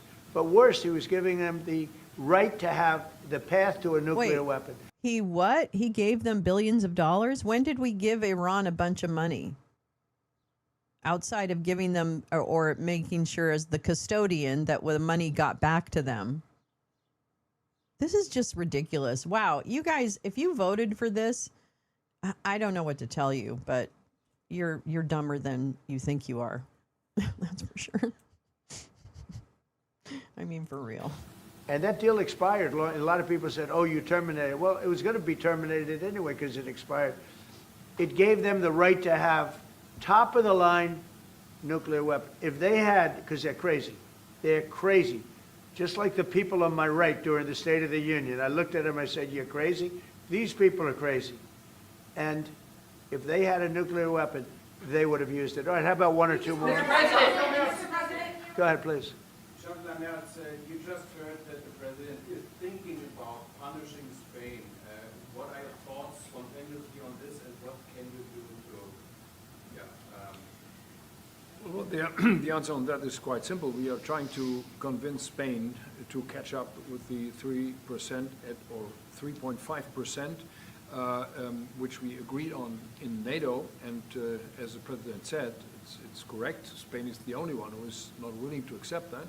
And we are trying to convince them that this is a part of our common security, that we all have to comply with these numbers. And this is 3.5 for military and another 1.5 for our military infrastructure. So Spain has to comply with that. Spain has been very, very uncooperative. And so has UK. Now, the second one is shocking, but this is not the age of Churchill. I will say the UK has been very, very uncooperative with that stupid island that they have, that they gave away and took a 100-year lease, having to do with perhaps indigenous people claiming the island that never even saw the island before. What's that all about? And they ruin relationships. It's a shame. It's and that country, UK, and I love that country. I love it. My mother was born there. I love it. My mother was born there. My father was born. Right? He knows all about my father. My father was born there, so, you know, very places that you sort of automatically very feel warmly about. But the UK, what they're doing with energy and what they're doing with immigration is horrible. You have the North Sea. Somebody said yesterday, what would you do if you were the UK? Open up the North Sea. Cyprus. They got windmills all Cyprus. over the place that are ruining the country, ruining the landscapes, ruining the beautiful fields. Open up the North Sea. It's one of the greatest, think of it, they buy their energy from Norway, which gets the energy, the oil, from the North Sea. So Norway drills in the North Sea and sells it to UK. And UK has a better part of the North Sea. Yesterday. Open up that, and number two, illegal immigration. They got to solve that problem. And I must say, Okay, but I have reporting and I have a fucking thing pulled up with Starmer saying that he reversed his decision and the UK accepts the US request to use its military bases in Cyprus. So why is he even saying this? Because frankly, they changed their mind yesterday, like 24 hours ago. Like I'm looking at Starmer saying it right now. What the fuck is even happening here? Is he aware of what's happening? Does he pay attention to the news? Tillis rip Christy a new one. We're going to go back to that, Teresa. After this is done, which it's done pretty quickly, we're going to go back to the crispy gnome hearing. that's not only UK, But they that's changed other their mind. parts of the European Like Union. fucking have the same yesterday. problem. Immigration and energy. The energy is through the roof, the highest in the world. And the immigration is, I mean, you know, look, you have places where in the UK, you have a terrible mayor of London, terrible, he's an incompetent guy. But you have Sharia courts. You don't have Sharia courts. You don't want Sharia courts. You have Sharia courts adjudicating law. So it's very simple. Immigration, very important. That will be a surprise to Keir Starmer. And you bring it back. Otherwise, you're Yeah, not going to bring it back. vengeance. Okay. One more. Go ahead. I have a question for the Chancellor and Yes, for you. please. To the Chancellor, Chancellor Mertz. Yeah. You've called for unity and joint force in this moment against Iran. What does that look like to you? And then, Mr. President, where is getting a deal with Russia and Ukraine on your priority list right now? Okay, where you going? So we, as I said in Germany the last 2 days, we are supporting the United States and Israel to get rid of this terrible terrorist regime. And we are looking forward to a day after, and we have to talk about the strategy, what is following after this regime is away, and we have to strategize on this entire region, and we are having a high interest in common approach and common work and what we can do, and this is important not just for the Americans. This is extremely important for Europe and extremely important for Israel and their security. So we are really looking forward to find ways how to deal about the day after. And as far as Russia, Ukraine, where is it on my priority list? Very high. We thought that, I thought it was going to be one of the easier ones. I've settled 8 wars, and actually maybe one more than that. But minimum 8 He has the wars, toy big plane ones, out so he can show him where the potential double India, bed goes. Pakistan, big wars, very important, big ones. I thought this was going to be much easier than it is. There's tremendous hatred between Harry is from the President UK. She Putin knows and there's no President Sharia courts. Zelensky. Tremendous hatred. I've seen a lot of hatred in That's my life, that but I grooming think this gangs is about bullshit top scale. propaganda. I believe it's going to happen. Sometimes I blame one, sometimes I blame the other. I think it's going to happen. I don't but think he's it's thought high on about my list. Ukraine for days. Not in that it affects the United States so much, because it's very far away, but last week and for the last 4 weeks, actually, 32,000 soldiers died. 32,000. And it's been averaging 25 to 30,000 soldiers a month have been dying in that stupid war.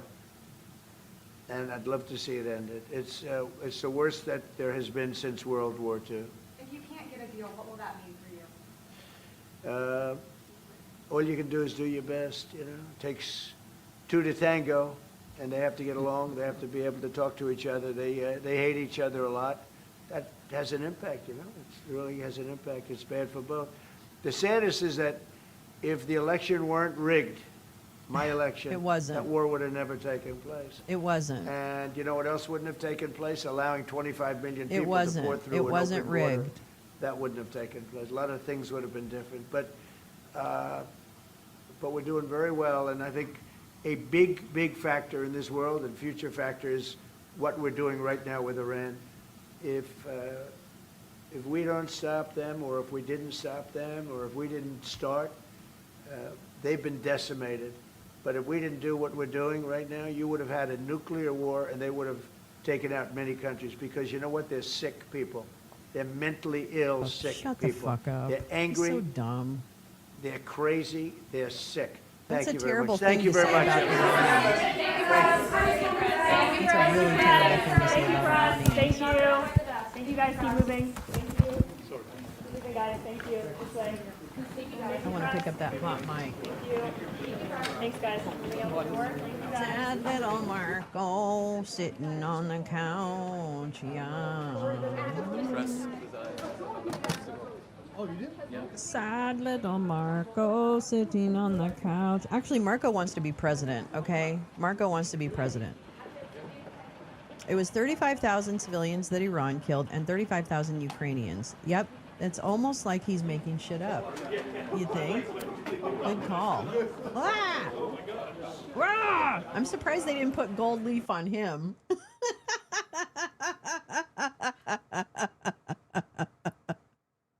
That's a great picture. Please, if you can tell us. I'm going to. Oh, my Lord. Oh, my Lord. You guys are so excited. Okay, wait. Let me get there. Oh, wait. What happened? Did it? Secretary Gnome, thank you for being here. I'm really glad that a lot of my Republican colleagues talked about the disaster that Biden and Mayorkas, your predecessor, I have no idea why it created. queued right up there. It was absurd. You heard the things from Senator Brett, people that came over here who themselves were traumatized by the very people who then come to this country and traumatize American citizens. You heard Senator Schmidt saying the same thing. A lot of us are very frustrated with the disaster that President Biden left behind and a failed DHS.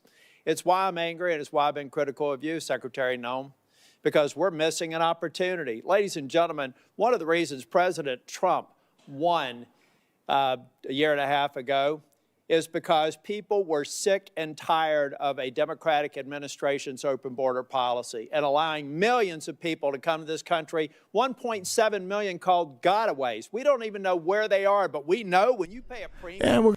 No, but you are definitely, I think something else is happening, so I've got to make sure that nothing else is talking here. Hold on. I'm going to just make sure I shut all this off. I just want to make sure I'm not playing anything else. But actually what's interesting is that Tom Tillis, I feel like some Republicans are afraid. I know Tillis isn't running again, but I feel like some of them are afraid that they know they're going to lose the midterms.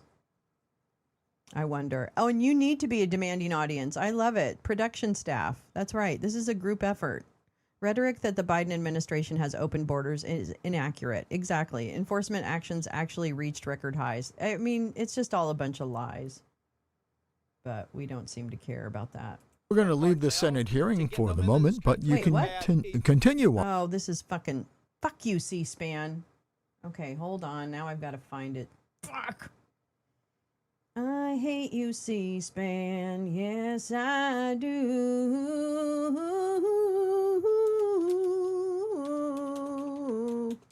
I'll find it. Hold on. Don't leave me, darling. Prove this. Don't leave me, darling.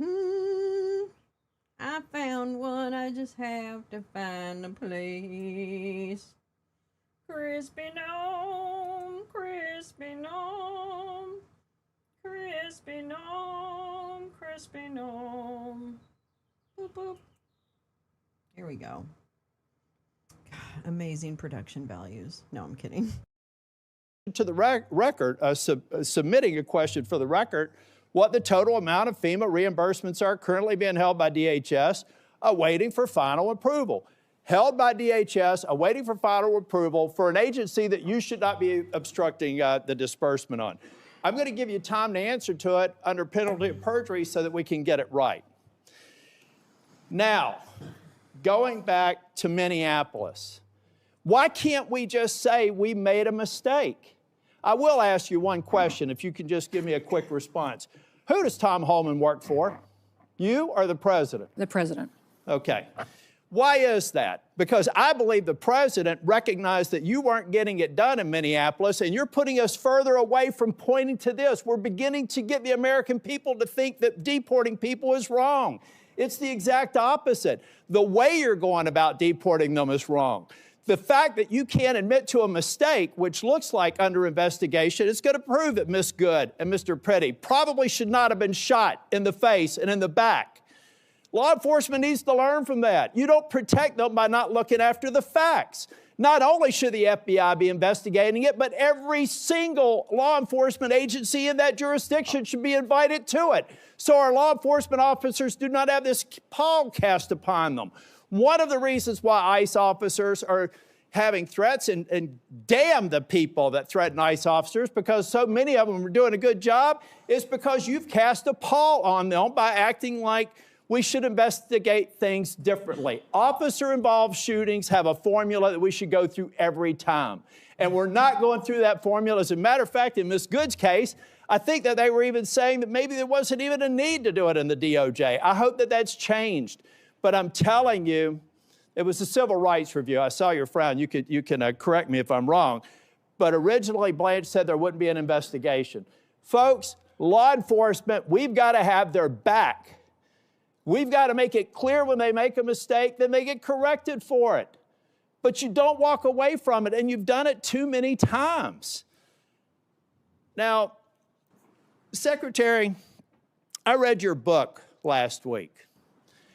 And honestly, some of the parts of it impressed me, but some of it distresses me. And I'll give you a good example of one that does. The passage where you talk about killing a dog that was 14 months old. I train dogs, all right?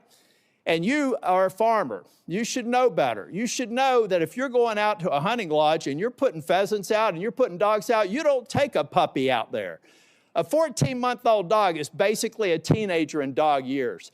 You decided to kill that dog because you had not invested the appropriate time in training, and then you have the audacity to go into a book and say it's a leadership lesson about tough choices.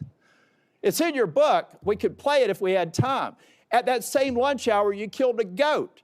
And you killed the goat because you said it was behaving badly. You are a farmer. You don't castrate a goat. They behave badly. You should have probably done that before. But my point is, those are bad decisions made in the heat of the moment, not unlike what happened up in Minneapolis.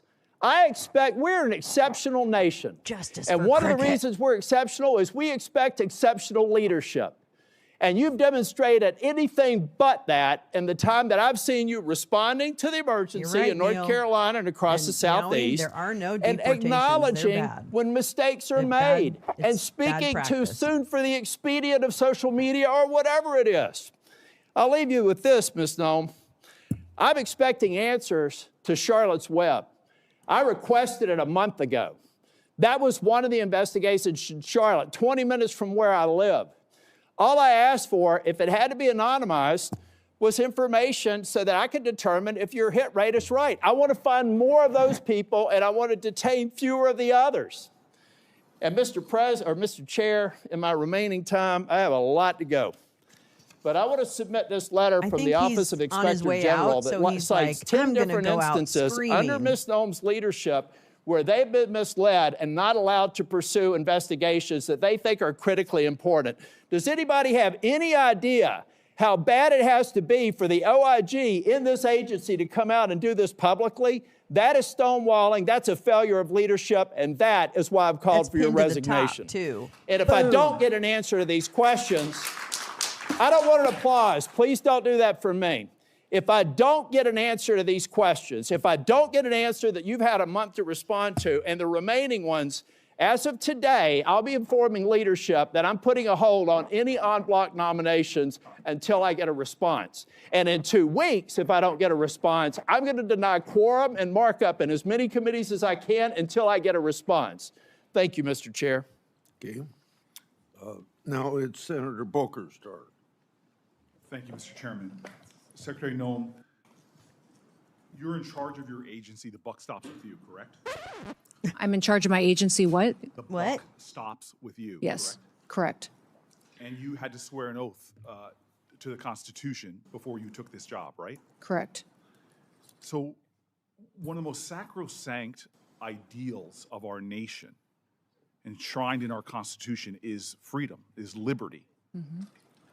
It is an idea that the government has a very high standard should they take away liberty and freedom from an American citizen. How many U.S. citizens has DHS detained as of last October? Senator, if you're talking about detained and arrested, is that those that have been violating and obstructing our law enforcement operations?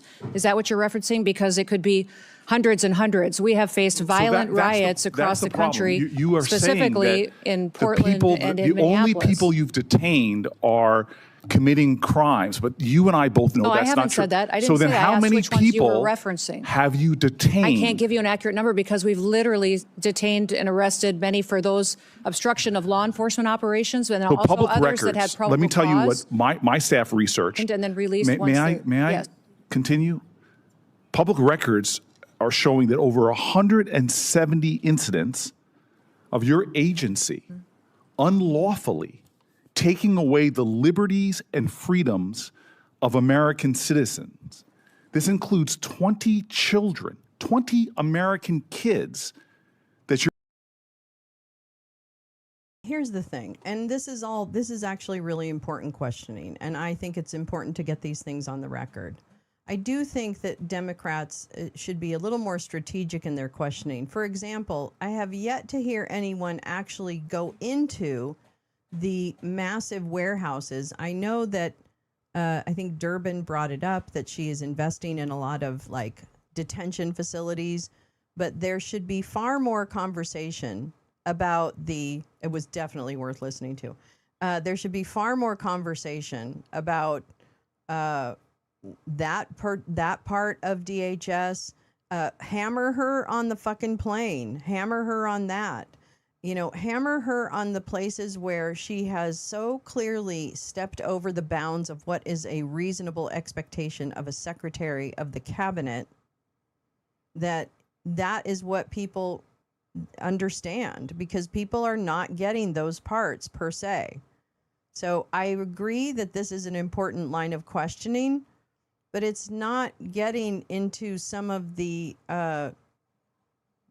stop the well, I mean, it is the stop the presses moment, but it's just not enough in this moment to really drive the point home when you have such precious little time in front of the American people. It is really important that these words be chosen carefully and that you really create something that's going to stick. Exactly, Carrie, which I hope that the staffs coordinate on that. Maybe they do, maybe they don't. But I hope that they do. I would expect that to happen, especially of hearings like this where it's oversight. You don't want to get into the same thing again. He's going into the American citizens, which is still a valid line of questioning. I'm just saying that I think that it needs to be much more pointed, you know, much more data driven in terms of these are the numbers of cases that you've lost. You know, like, you can appeal all you want, but the courts have spoken. You know, like, I just feel like there's other ways to really dig into this woman and really show the flaws that are so deeply obvious that everyone should be aware of them. You know, and that apparently just violating the Constitution isn't enough for people to say Krispy Gnome is an idiot, right? Like, there should be far more outrage about the lack of due process, the warrantless entry, the roving neighborhoods, the racial profiling, the deaths in detention, and the conditions in detention. We haven't heard nearly enough about the conditions in detention. So while all of this is important, there is just such little time to really educate as many people as possible about what is actually happening, right? I have no confidence in DHS's ability to keep anyone safe. And in fact, they're doing more damage. Your agency detained.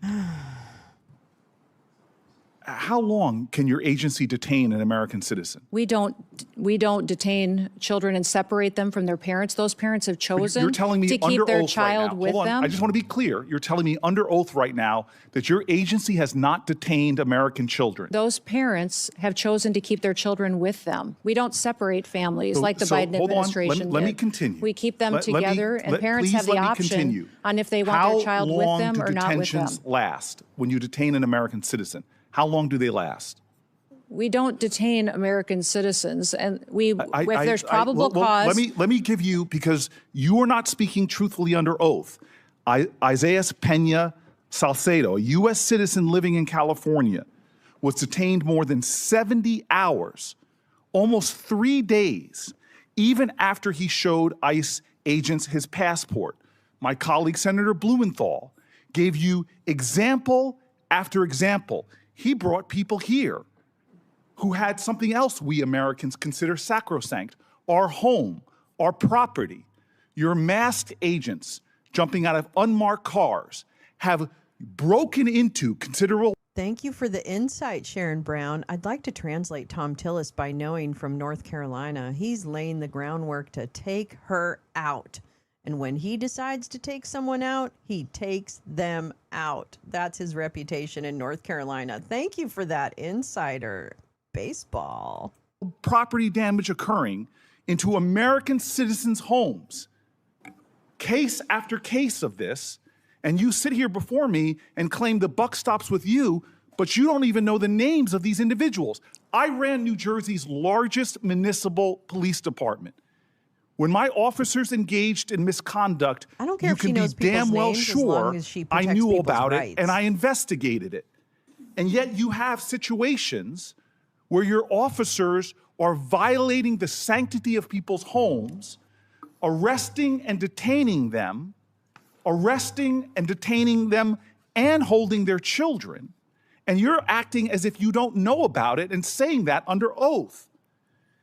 Miramar Martinez, who is here right now, on her way to church, an American citizen going to church, not just to worship, but to donate clothing. Your officers shot her multiple times. The case was thrown out of court, and you represent here that you don't know about it. In New Jersey, are you aware of your officers' activities in places like schools?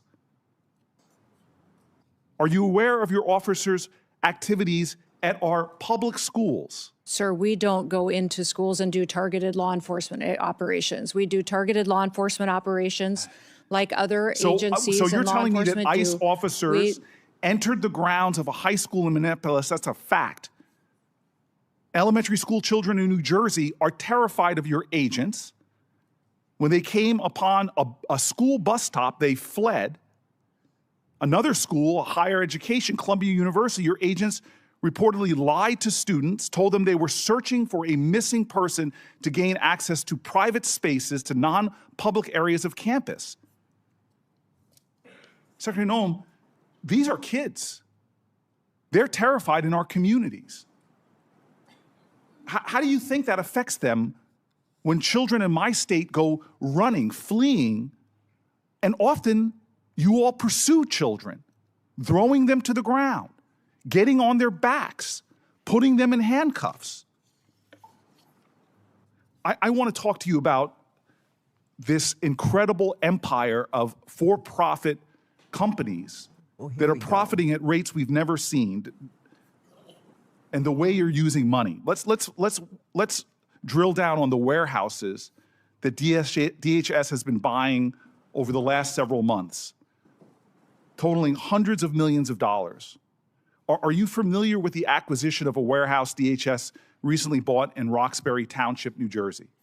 Yes. You are familiar with that? I'm Do you familiar know that how it's... much you spent for it? No, sir, I do not. $129.3 million. Do you know how much it was assessed for in New Jersey?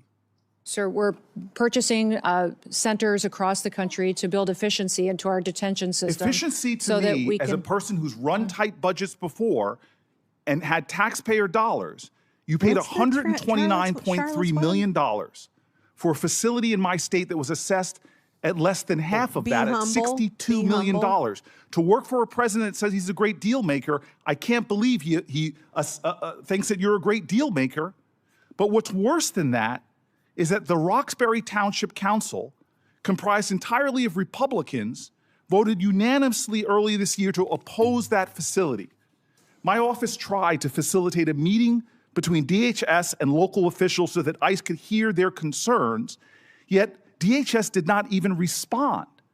That is unacceptable, that you all would enter a town, you wouldn't even follow environmental reviews or have conversations with local officials about the resources, from emergency resources to fire resources and more, that you're going to pull down. You didn't even have a conversation. Secretary Gnome, do you comply with court orders?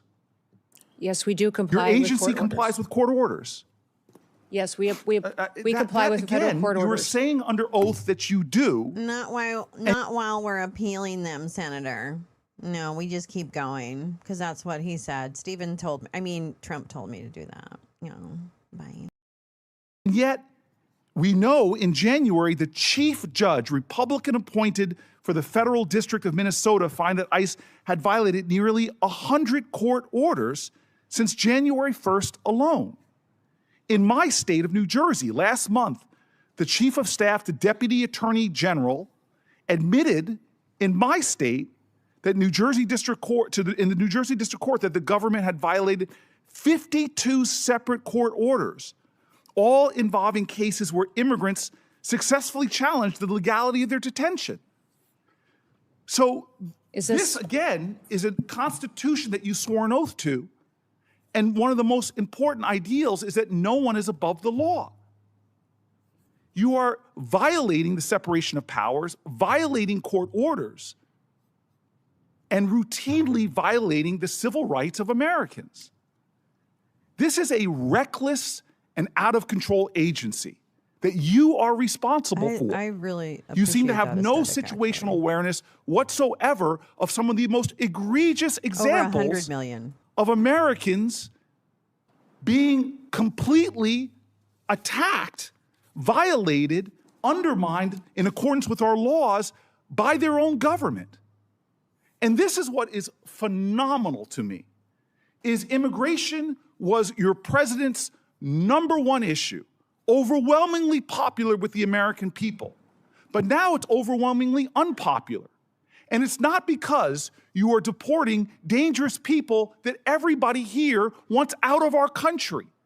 No, it's because you're going into our schools. You're terrorizing our children. You're detaining children. You're arresting Americans. You're breaking into our homes. You're terrorizing our streets. You're violating our rights to peacefully protest again and again and again. None of and then that when is a court tells you None to of stop, that is true. and then when a court You are tells trying you to to stop, you impede us violate from enforcing judges' the orders. law Not in and a getting partisan dangerous way, criminals off of our streets Republican-appointed and so we don't have more Democratic-appointed. families like the ones that are Don't sitting sit behind there me. and tell me that Lost you are their children. They're responsible gone forever. for the running of your agency when you're not even aware. Either you are utterly incompetent or you are violating laws with impunity. You should step down from your position. If you don't, you should be removed by this president. And if not, Congress should impeach you. I appreciate the encouragement. Thank you, Mr. Chairman. Thank you, Secretary Gnome, for being here. Just over a year ago, President Trump took office. At the time he did so, he came in with a significant mandate, or set of mandates. One of those mandates included that if we're going to be a country and if we're going to be a safe country, we've got to fund the Department of Homeland Security. We should focus on nothing else until that's done. Thank you, Mr. Chairman. Before I shut call up, on Senator insurrectionist. Padilla, I expect Here's my senator. DHS, just like any other executive branch agency, to comply with all lawful court orders. That's why we have an independent judiciary. All local and state law enforcement ought to support their federal law enforcement partners. Our laws need to be followed, even in instances where... Hey, if you're Crispy Gnome, all you have to do is pass a note to the chairman and he'll say whatever you want to say. This little cunt will just say whatever you want to say. He doesn't give a flying fuckwad. He doesn't want to be caught in any of his shenanigans with the Russians or whoever. And yeah, based Mike Lee wanted to rip Social Security and Medicare out. Yep, he sure did. Yeah, the corn corpse is speaking. Pigeon man, well, please listen. You don't know what you're dissing. Pigeon man. Yeah, get him a bowl of shredded wheat and a mouthwash, okay? Because there's something going on in there. But nonetheless, yeah, you give him any note and he'll read it. He is the biggest simp for this pedophile president, credibly alleged child rapist, multiple times, credibly alleged, adjudicated adult rapist, and fraud, 34 counts to be exact. Potentially an espionage charge here and there, and certainly insurrection. So it's interesting that you simp for someone like that, and I would think you would stop at pedophile, but apparently that's like a feature, not a bug. Officials might disagree with them. We have this Great public job. safety Great job, issue everybody. because Great the job. previous administration refused to enforce our immigration laws. The previous administration let millions of illegal immigrants without proper vetting and polls, unquote. However, your acting ICE director, Todd Lyons, has said, quote, there's no reason for us to deploy to a polling facility, unquote. And just last week, your Deputy Assistant Secretary for Election Integrity, Heather Honey, told a bipartisan group of state election officers on a call that ICE would not be present at polling places. I know this question came up earlier, but I have two specifics. One, which is it? Do you, Secretary Gnome, agree with Steve Bannon, or your acting ICE director and your Deputy Assistant Secretary? There are no plans to have ICE officers at polling locations. I'm not certain, Senator, if you're indicating that your party's planning on facilitating illegal aliens voting in our elections. So I respect that you're saying there's no current plans, but obviously plans can change. No plans is the right answer, but not definitive enough.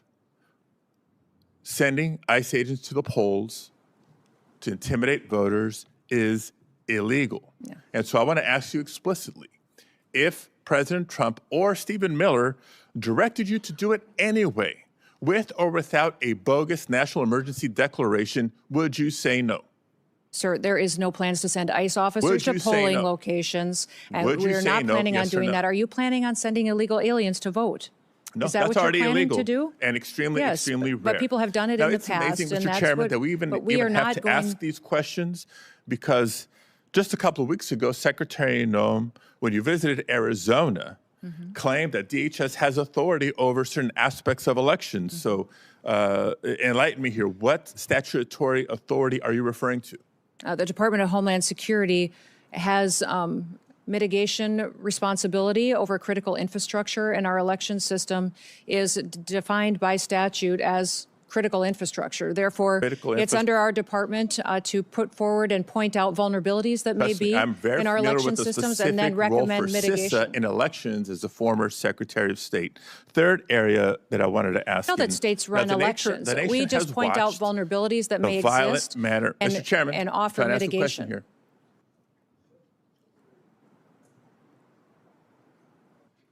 Grow some balls, Padilla. So the nation has watched the violent manner in which many immigrants and citizens alike have been taken into custody by your officers and your agents. In addition to that, 32 people died while in ICE custody last year, and at least 8 more have died in the first 7 weeks of this year. The numbers are a big increase from prior years. Secretary Gnome, yes or no, do you care enough about the human rights of the men, women, and children in your custody to improve the conditions as required by the courts? Yes, absolutely. We adhere to our federal detention standards, which are higher than virtually all state and local detention standards. We provide medical care to all of our that means our detainees, standards needs to 3 raise. nutritious meals a day. We take care of them. We keep families together. I appreciate the we response, continue to do but I that. have You to tell talk you about that I when we have believe my own unfortunate eyes. situations where And individuals I have believe passed my away. own eyes when I saw firsthand the poor conditions in which people were treated when I visited the detention center in California City. Now, Mr. Chairman, I'd like to enter into the record reports from California-based and national non-governmental organizations, as well as the California Attorney General's Office, about the deplorable conditions at the California City Detention Facility and a recent court order requiring DHS to address these conditions. If I may, without... Thank you very much. Now, maintaining basic standards should not require court orders. The deplorable conditions at facilities across the country are the result of Secretary Gnome's failed leadership. Now, since the beginning of the administration, federal judges have found DHS not in compliance with judicial directives on a number of immigration matters. The administration has lost in court on immigration cases more than 4,500 times since October alone, with judges across the country finding that DHS is detaining immigrants unlawfully. And judges appointed by both Republicans and Democrats across the country have threatened to hold the administration in contempt for failure to comply with court orders. This, too, is a result of Secretary Gnome's failed leadership. Now, despite clear court orders, DHS continues to refuse members of Congress, including myself, access to detention facilities to conduct unannounced oversight. That's our job. This is yet another court order that DHS refuses to comply with, and another example of Secretary Gnome's failed leadership. Meanwhile, the Department of Homeland Security has cut support and collaboration with state and local elections officials on election security. Secretary Gnome has cut staff at CISA by a third. You've proposed cutting $500 million from the CISA budget. You talk about critical infrastructure, I know it well. And this is after having transferred $144 million from CISA to ICE last year for immigration enforcement. All this at a time when our country is more vulnerable to cyber attacks than ever. Another example of Kristi Noem's failed leadership. And now the department's also playing political games with the distribution of disaster aid, another sign of failed leadership. And on the topic of immigration enforcement, despite the DHS database that supposedly showcases the worst of the worst, a DHS spokesperson recently admitted that the database was full of inaccurate information. What we know is true, based on DHS's own data, is that less than 14% of those arrested by ICE and CBP have previously been charged with or convicted of violent crimes. Lies have become the pattern or practice of Kristi Noem's DHS. In the fall of last year, Secretary Gnome asserted that no American citizens have been arrested or detained, despite more than 170 verified reports to the contrary.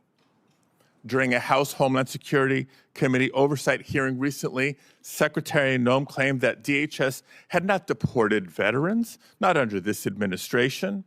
And seconds later, Representative Magaziner presented via a video call Se-Jun Park, a veteran who earned a Purple Heart, but was deported by Secretary Gnome's DHS. And so it comes as no surprise that not just the secretary directly, but her representatives within the department have repeatedly lied to the American people about how the officers and agents under her charge have beaten, tased, shot at, and killed. Secretary, no, before you even knew the facts or even allowed for a credible investigation to be conducted, Tell the cannibal story. you called Renee Good and she Alex lied about the Petty cannibal. domestic terrorists for exercising their First Amendment rights. And just last week, DHS lied yet again about abandoning a Rohingya refugee, a nearly blind man who couldn't speak or understand English, in the parking lot of a closed coffee shop, only for him to die in the freezing streets of Buffalo. These are not accusations, colleagues. I submit for the record reports, declarations, other documents confirming these lies. For all these reasons and more, Secretary Noem, you should resign, or the president should fire you, or the House should vote to impeach. Yeah. Did you want those put in the record? Yeah, he Without said that. objection? You were busy Senator- banging your Secretary dick. Noem, in a couple minutes, if you want to respond. If you don't want to, I'll go to Senator Moody. I just wish that Senator Padilla would have used his time to talk about Kate Steinle or other families that lost loved ones that aren't here anymore because of violent election outcomes, and that has been fixed. So under the 23 agencies. How important is it? In Florida, I was so proud of my state. To those who have been seriously injured by ICE agents, and to those watching who have had family members killed by ICE agents. Madam Secretary, I want to ask you about one of the first claims you made in the immediate aftermath of the shooting of Renee Good and Alex Petty. You accused them both, I think, within hours of engaging in domestic terrorism. You've testified earlier that you did so based on preliminary field reports. Who told you that these two victims were engaged in domestic terrorism? Where did you get that information from? I've said before and will repeat again for you, Senator, that those reports were coming from on-the-ground agents that were there. It was a chaotic scene. So you spoke to agents on the ground who told you they were domestic terrorism? Yes. Domestic terrorists? My team was working with me, talking to those agents on the ground to relay as much information as possible that we could to the American people. Your team told you that people in Minneapolis said they were domestic terrorists. Did they tell you whether they had any basis for that claim within either minutes or hours of the shooting of Alex Petty and Renee Good? Sir, if you look back at the day of January 24th, there was a press conference earlier in the day, and then I held one hours later. So I'm asking and we were you, also I'm talking. asking you, did you determine whether there was any basis for the sensational claim? So who is it? Did you talk to officers on the ground, or did your team talk to officers on the ground and they told you? Are you throwing the officers on the ground under the bus, or are you throwing your team under the bus? Which is it? I don't think it's either. I think they decided between Stephen Miller and her, they decided what the push was going to be on this. That's what I think happened, okay? They're not that smart. They don't think ahead. They're not evil. They're not geniuses. They might be evil, but they're not geniuses. And so clearly, the first call she probably made was to Stephen going, what am I supposed to say? What am I supposed to say? And he said, tell him he's a domestic terrorist. Yeah, just use the domestic terrorist line because, yeah, he had a gun or something. But, yeah, and then the other woman, I'm sure she was trying to ram her car into somebody who walked in front of it. I don't know. But just say domestic terrorist. That's what he said. That's what he said. A claim that proved to be utterly false, that these two victims were engaged in domestic terrorism. There is an investigation ongoing. The I'm aware of FBI that. is leading What that. I'm There's asking also you about, internal though, is not the investigations investigation that's that ongoing. are ongoing. I'm asking you and we'll continue about, to bring the facts forward. Excuse me, Madam Secretary. I'm asking about your statements. In the immediate aftermath of these shootings, your statements based on completely unvetted information that if it was even provided to you proved to be utterly false, that you were content to tell the whole country. Do you have any concern about misleading the whole country Don't you think in the immediate aftermath of a shooting that you should provide only vetted information to the public? How do you imagine you're going to gain the trust of the American people if you're pushing out false information about the shooting of American citizens?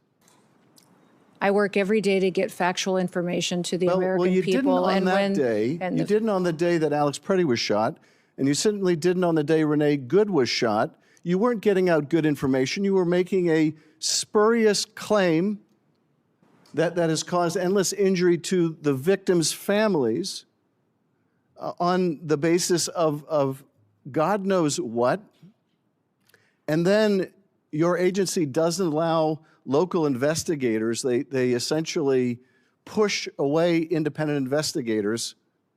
How is the public to have any confidence in investigations done of excessive use by ICE agents if, number one, you make immediate and false statements about the victims, and number two, you don't let any independent agency conduct an investigation? How is the public supposed to believe anything your agency says or finds? These investigations are being done in the same way that they always are.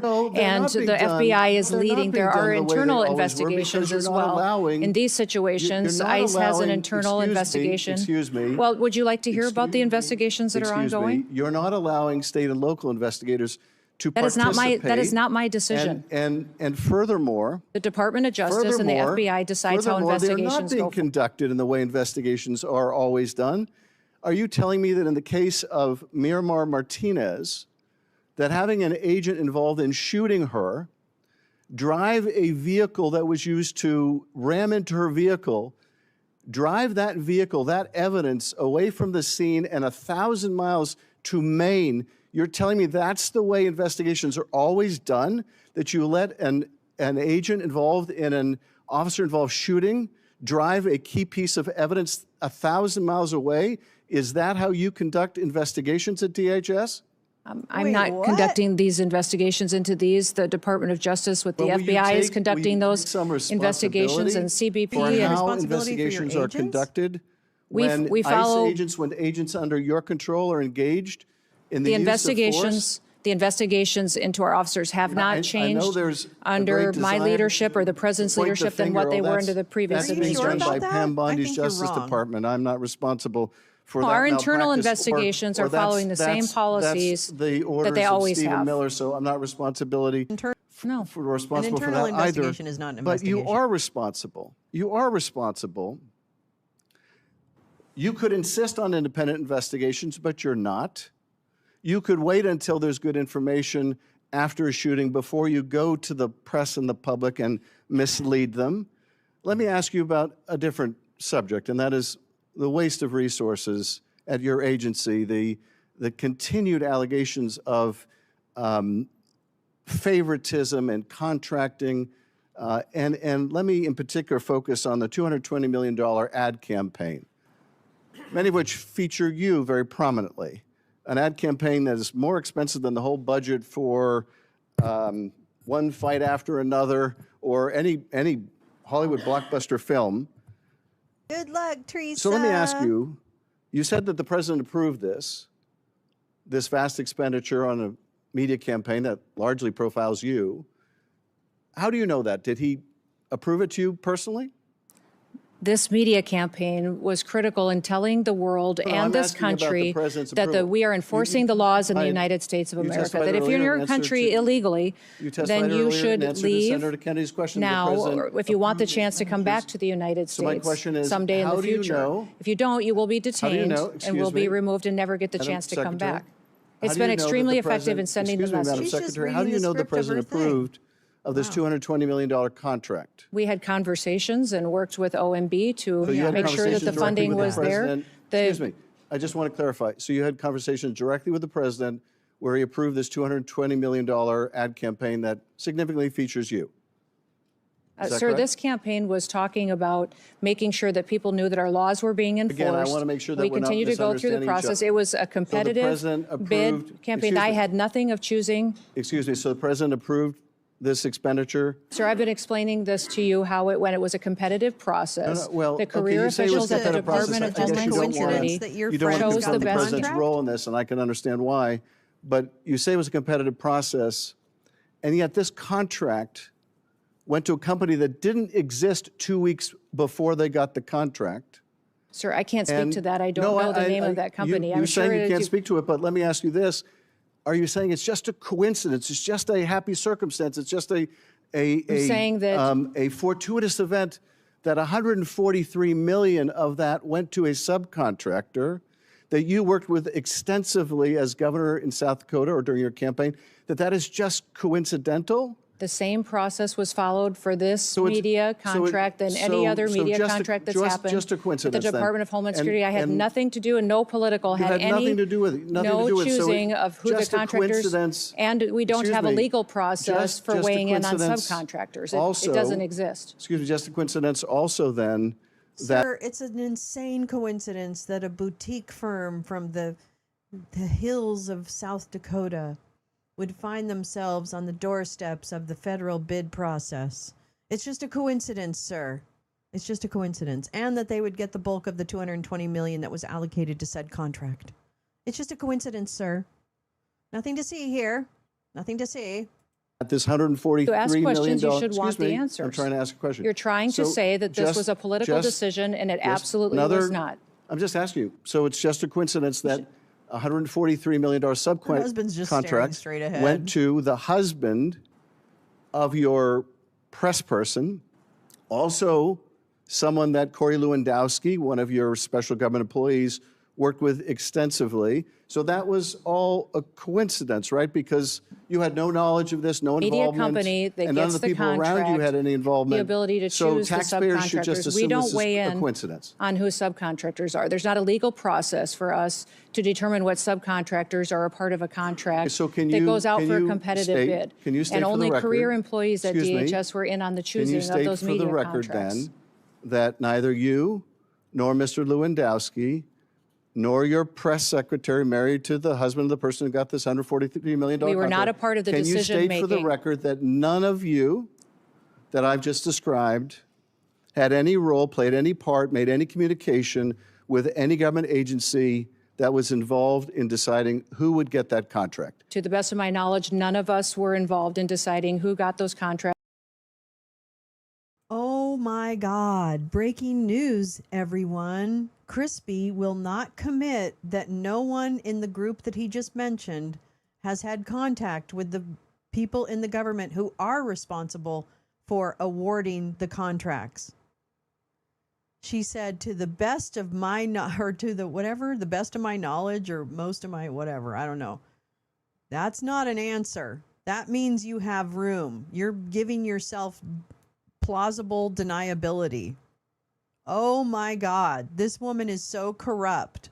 This regime is so corrupt and taking so much in taxpayer money and just paying off their friends. I cannot fucking believe this. Undeciding, but were any of Wow. you involved in advocating, communicating, or expressing a Not to preference my knowledge, in any Senator, way not to with my the government? knowledge, Excuse Senator. me. Not Let me just to finish the my question. knowledge. Were any of you involved in any way in communicating, expressing a preference in any form, manner, verbal, written, with any government agency that was involved in the contracting The process? same process was followed for that contract that is You're for not all answering media my question. contracts that have gone forward. To my knowledge, or no? there was no involvement whatsoever of anybody that is on the political appointee side of this position and that media contract. Thank you, Mr. Chairman. I yield back. Thank you very much, Mr. Chairman. Secretary Gnome, good to see you again. Good to see you, too. If I could just start with a The fact is, it's a no-bid contract. Sponsors to abuse these children, we have found 145,000 of them. They haven't and we're not found going to stop until we find 45,000 every single where? one. I'm I glad wanna that see you the mentioned data. child trafficking I because wanna see the it's so fucking important, data. and I'll never Tom forget Tolley, having a Josh whistleblower Cotton. from HSI, Blah, blah, Homeland blah, Security blah, Investigations, blah, which you blah. oversee, I am a Russian come to me in asset, and I'm not even a 2023 very and good revealed one. that Yeah, not really plausible, 600 but yeah. I mean, that's what she's HSI going for. investigators who were assigned to Shut child up. exploitation and fentanyl cases. Now, Shut there are many facets of this, but many of these images are being of these images and of this exploit. God, I If can't Congress even handle That I it. can to portray. I can't. You're such an idiot. Oh my God. children and to bring their Shut abusers up. to justice. Thank you, Mr. Chairman. Shut up. Senator you Welch. Fucking Thank you very idiot. much, Mr. Chairman. First of all, I would like Penis to acknowledge tampon. the families that are here, and you have my condolences. We appreciate your participation. I'd also like to acknowledge others who've lost their lives as a result of violence that did occur with ICE agents. Second, on the question of, Madam Secretary, welcome. On the question of Alex Preddy and Renee Good, I heard your answers to my colleague, Senator Schiff. But knowing what you do know, do you want to take an opportunity to apologize to their families that you characterized them on the basis of the information you had at the time, that they were engaged in domestic terrorism? Yeah, I certainly offer my condolences to these families and for their loss. And it was a tragic situation that we saw in Minneapolis, and we continue to work to make sure that those situations are handled appropriately. Question. I understand you're offering condolences. You said something that accused them of being domestic terrorists. A 37-year-old mother of three, a 37-year-old Veteran Administration nurse.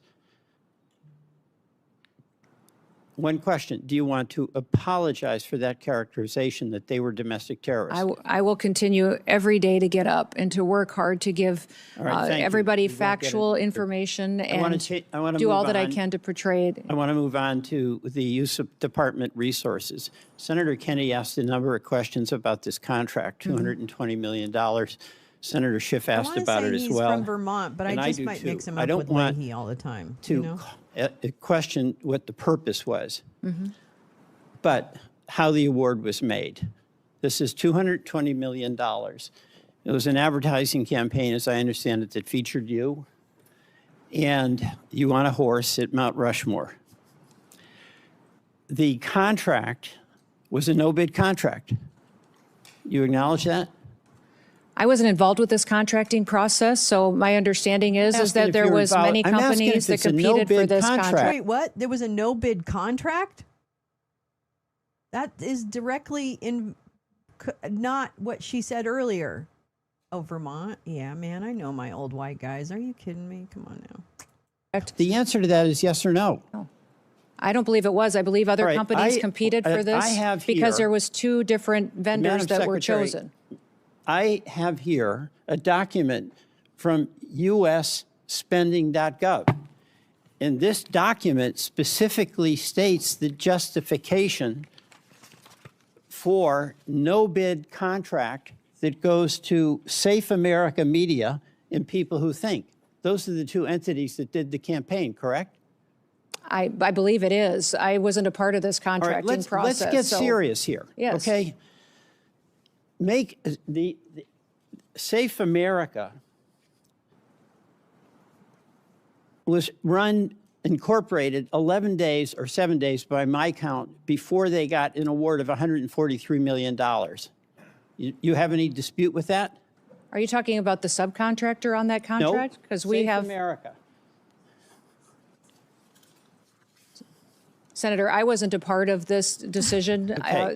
We followed the same processes that have been our policies and how this was conducted appropriately. Why was it? Here's the question to ask. God fucking damn it, Peter Welch. What you fucking ask is, Madam, there are 3 organizations listed on this limited competition. Why was the competition for the bid limited to these 3 entities? Answer me that. Why was it limited to these 3 entities? Because that comes from the seeker of the services.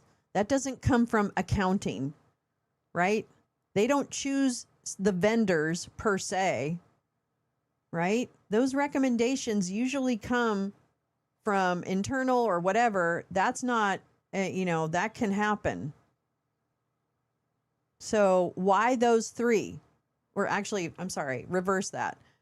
The procurement people are the ones who find the vendors. It is not appropriate for her or anyone on her team to then say, these are the 3 people you can limit it to. They can't do that. So how in the world did a company that is so closely tied to Krispy Gnome end up as one of the 3? And she can't she can claim that she doesn't know, but does that mean Corey is the one who chose them? Because that probably sounds like this is all about finding the loophole in the lie for her. Like, where's my loophole? Can I say that I wasn't aware of it because I'm not the one who said the words? Corey was the one who said the words? You know? Like, come on. This is like, I feel like there's better questions that can be asked about this, frankly, but. We'll go through this and then you can This is a answer. big I don't want us deal. to be Like, this talking is a over big- each This is a big malfeasance of fiscal responsibility. As the head of the agency, she still has fiscal responsibility for making sure that the procurement process isn't, bastardized. And if she wanted to say, hey, I've worked with these people, so I threw them in, they ended up getting it. I mean, I guess she could say that. Why wouldn't she just say that? Do you wonder why she's not just saying that? Do you wonder why she's not just saying, yeah, I have worked with Save America. They're really great. So I made sure they were part of the group of vendors that were considered. They put in a request for proposal. They put in their proposal and wow, lo and behold, they were chosen. I guess we're just lucky that I really identified a very, very great company. Like, why isn't she just saying that? If it's okay to do that, okay, ask yourself this question. If it's okay to do that, why is she not doing it? Because it is not normal for the procurement office to isolate it to vendors who have currently worked with the secretary of the department. That doesn't make sense to me. Someone had to tell them that this is a firm, that that's what... Someone had to tell them this is one of the 3 firms you should go to award this grant. Jesus Christ, lady. You got to even figure out how to lie better. Or you just go, hey, yeah, you know what? I did. And I recused myself after that. I gave them the name of the vendor that I love. I recused myself and let the cards fall where they may, and they fell in their lap. Good on me. I chose the right vendor. I mean, literally, why wouldn't you just say that if it were legal? Why wouldn't you if it were legal? She's trying to avoid something that she knows is either improper or illegal. Because someone, Corey, probably went to the procurement people at OMB, Russ Vogt or whoever. I don't know who does the procurement over there, but whoever does, and said, hey, you got to throw these 2 people in the pile. And let's limit it to 3, which is very interesting. It's limited to these 3 vendors. It's not just 3 vendors. It's limited to these 3 vendors. That's a very important fucking word. All right. I'm high, but once in a while, I figure something out. Just saying. Safe America was incorporated Please share the broadcast and 11 hit the like. days or Thanks. 7 days by my account before they got a $143 million contract. Now, as a administrator who has fiscal responsibility over a huge budget, do you realistically think that a company that was created 11 days before they got $143 million is in a position to execute on a $143 million contract? Senator, I can't speak to their business model. I will tell you that since I've been at the department, I have reviewed over 10,000 contracts. I have saved the taxpayers over $13 billion I want to go through this, by Madam Secretary. renegotiating contracts and being more efficient. Mr. Chairman, I don't want the filibuster. All right? And I want my time back.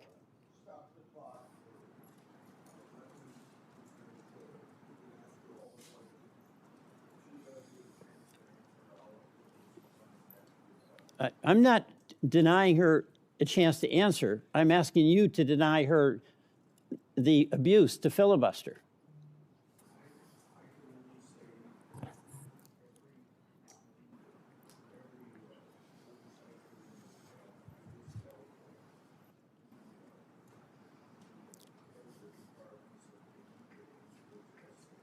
Okay.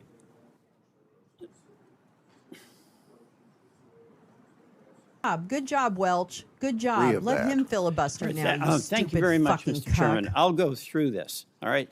This is on a U.S. government website that says that contract for $143 million was a no-bid contract. Public documentation says the contract of $143 million went to the Safe America company, created 11 days before they got an award. That company then subcontracted with the strategy group, and you are familiar with many of the principles in the strategy group, correct? I know one of them. Mr. Yoho. Yes. And let me show you a photograph. That's Mr. Yoho standing next to you, correct? Yes. Now, Mr. Yoho is also the husband of your former spokesperson. Is that correct? Correct. Tricia McLaughlin. Yes. So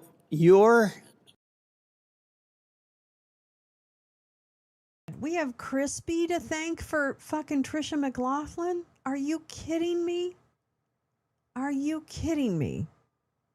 Oh my God. I didn't know where she spawned from, but there is where she spawned from. Yeah.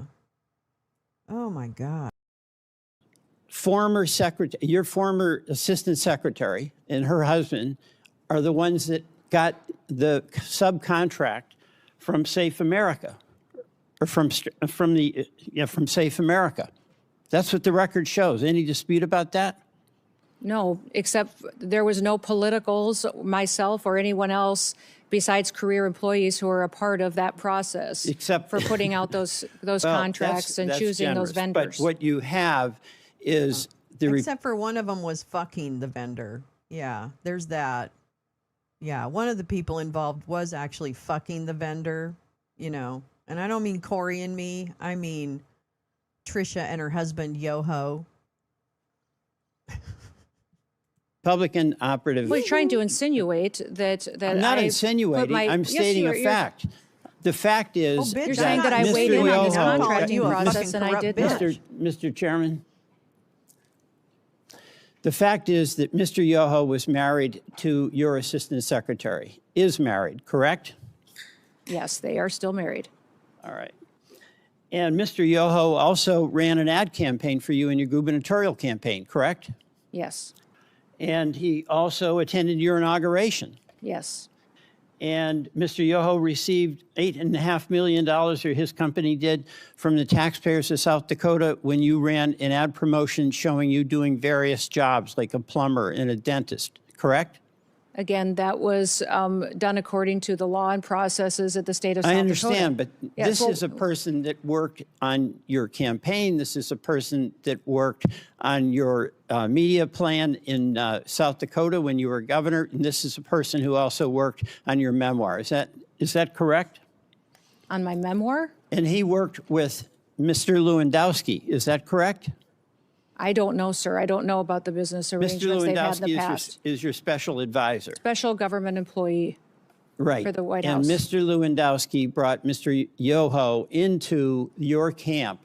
They had worked on the Louisiana governor's campaign, correct?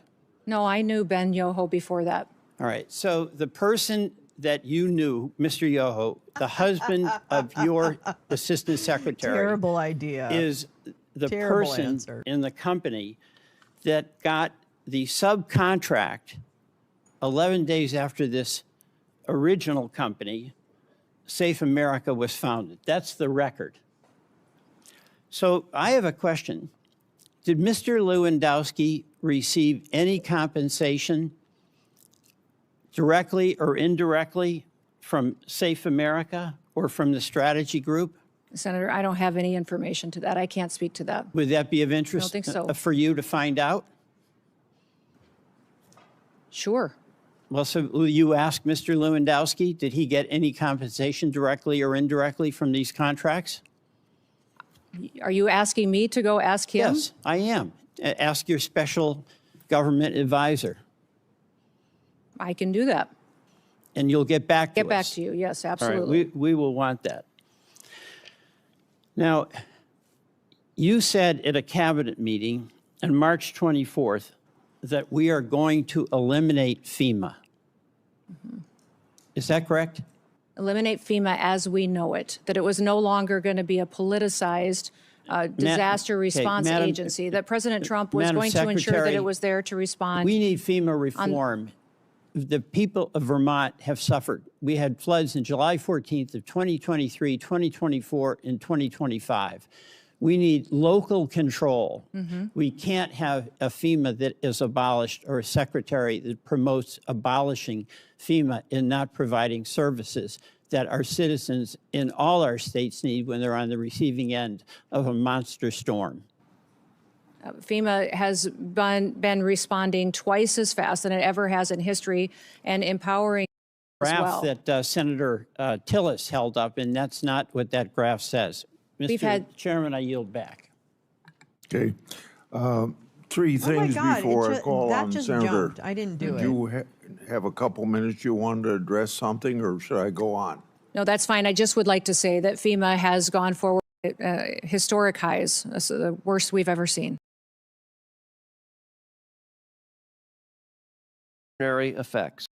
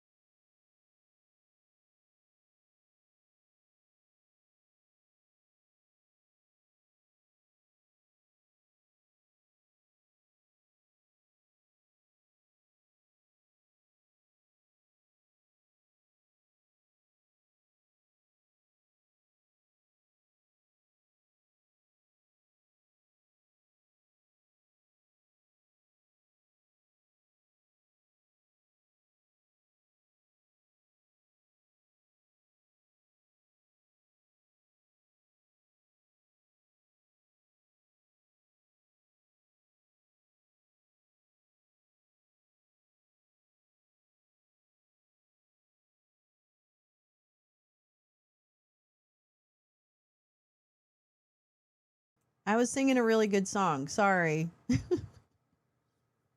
I guess that was it. Ted was it. I'm so sorry. Thank you for your trying to alert me.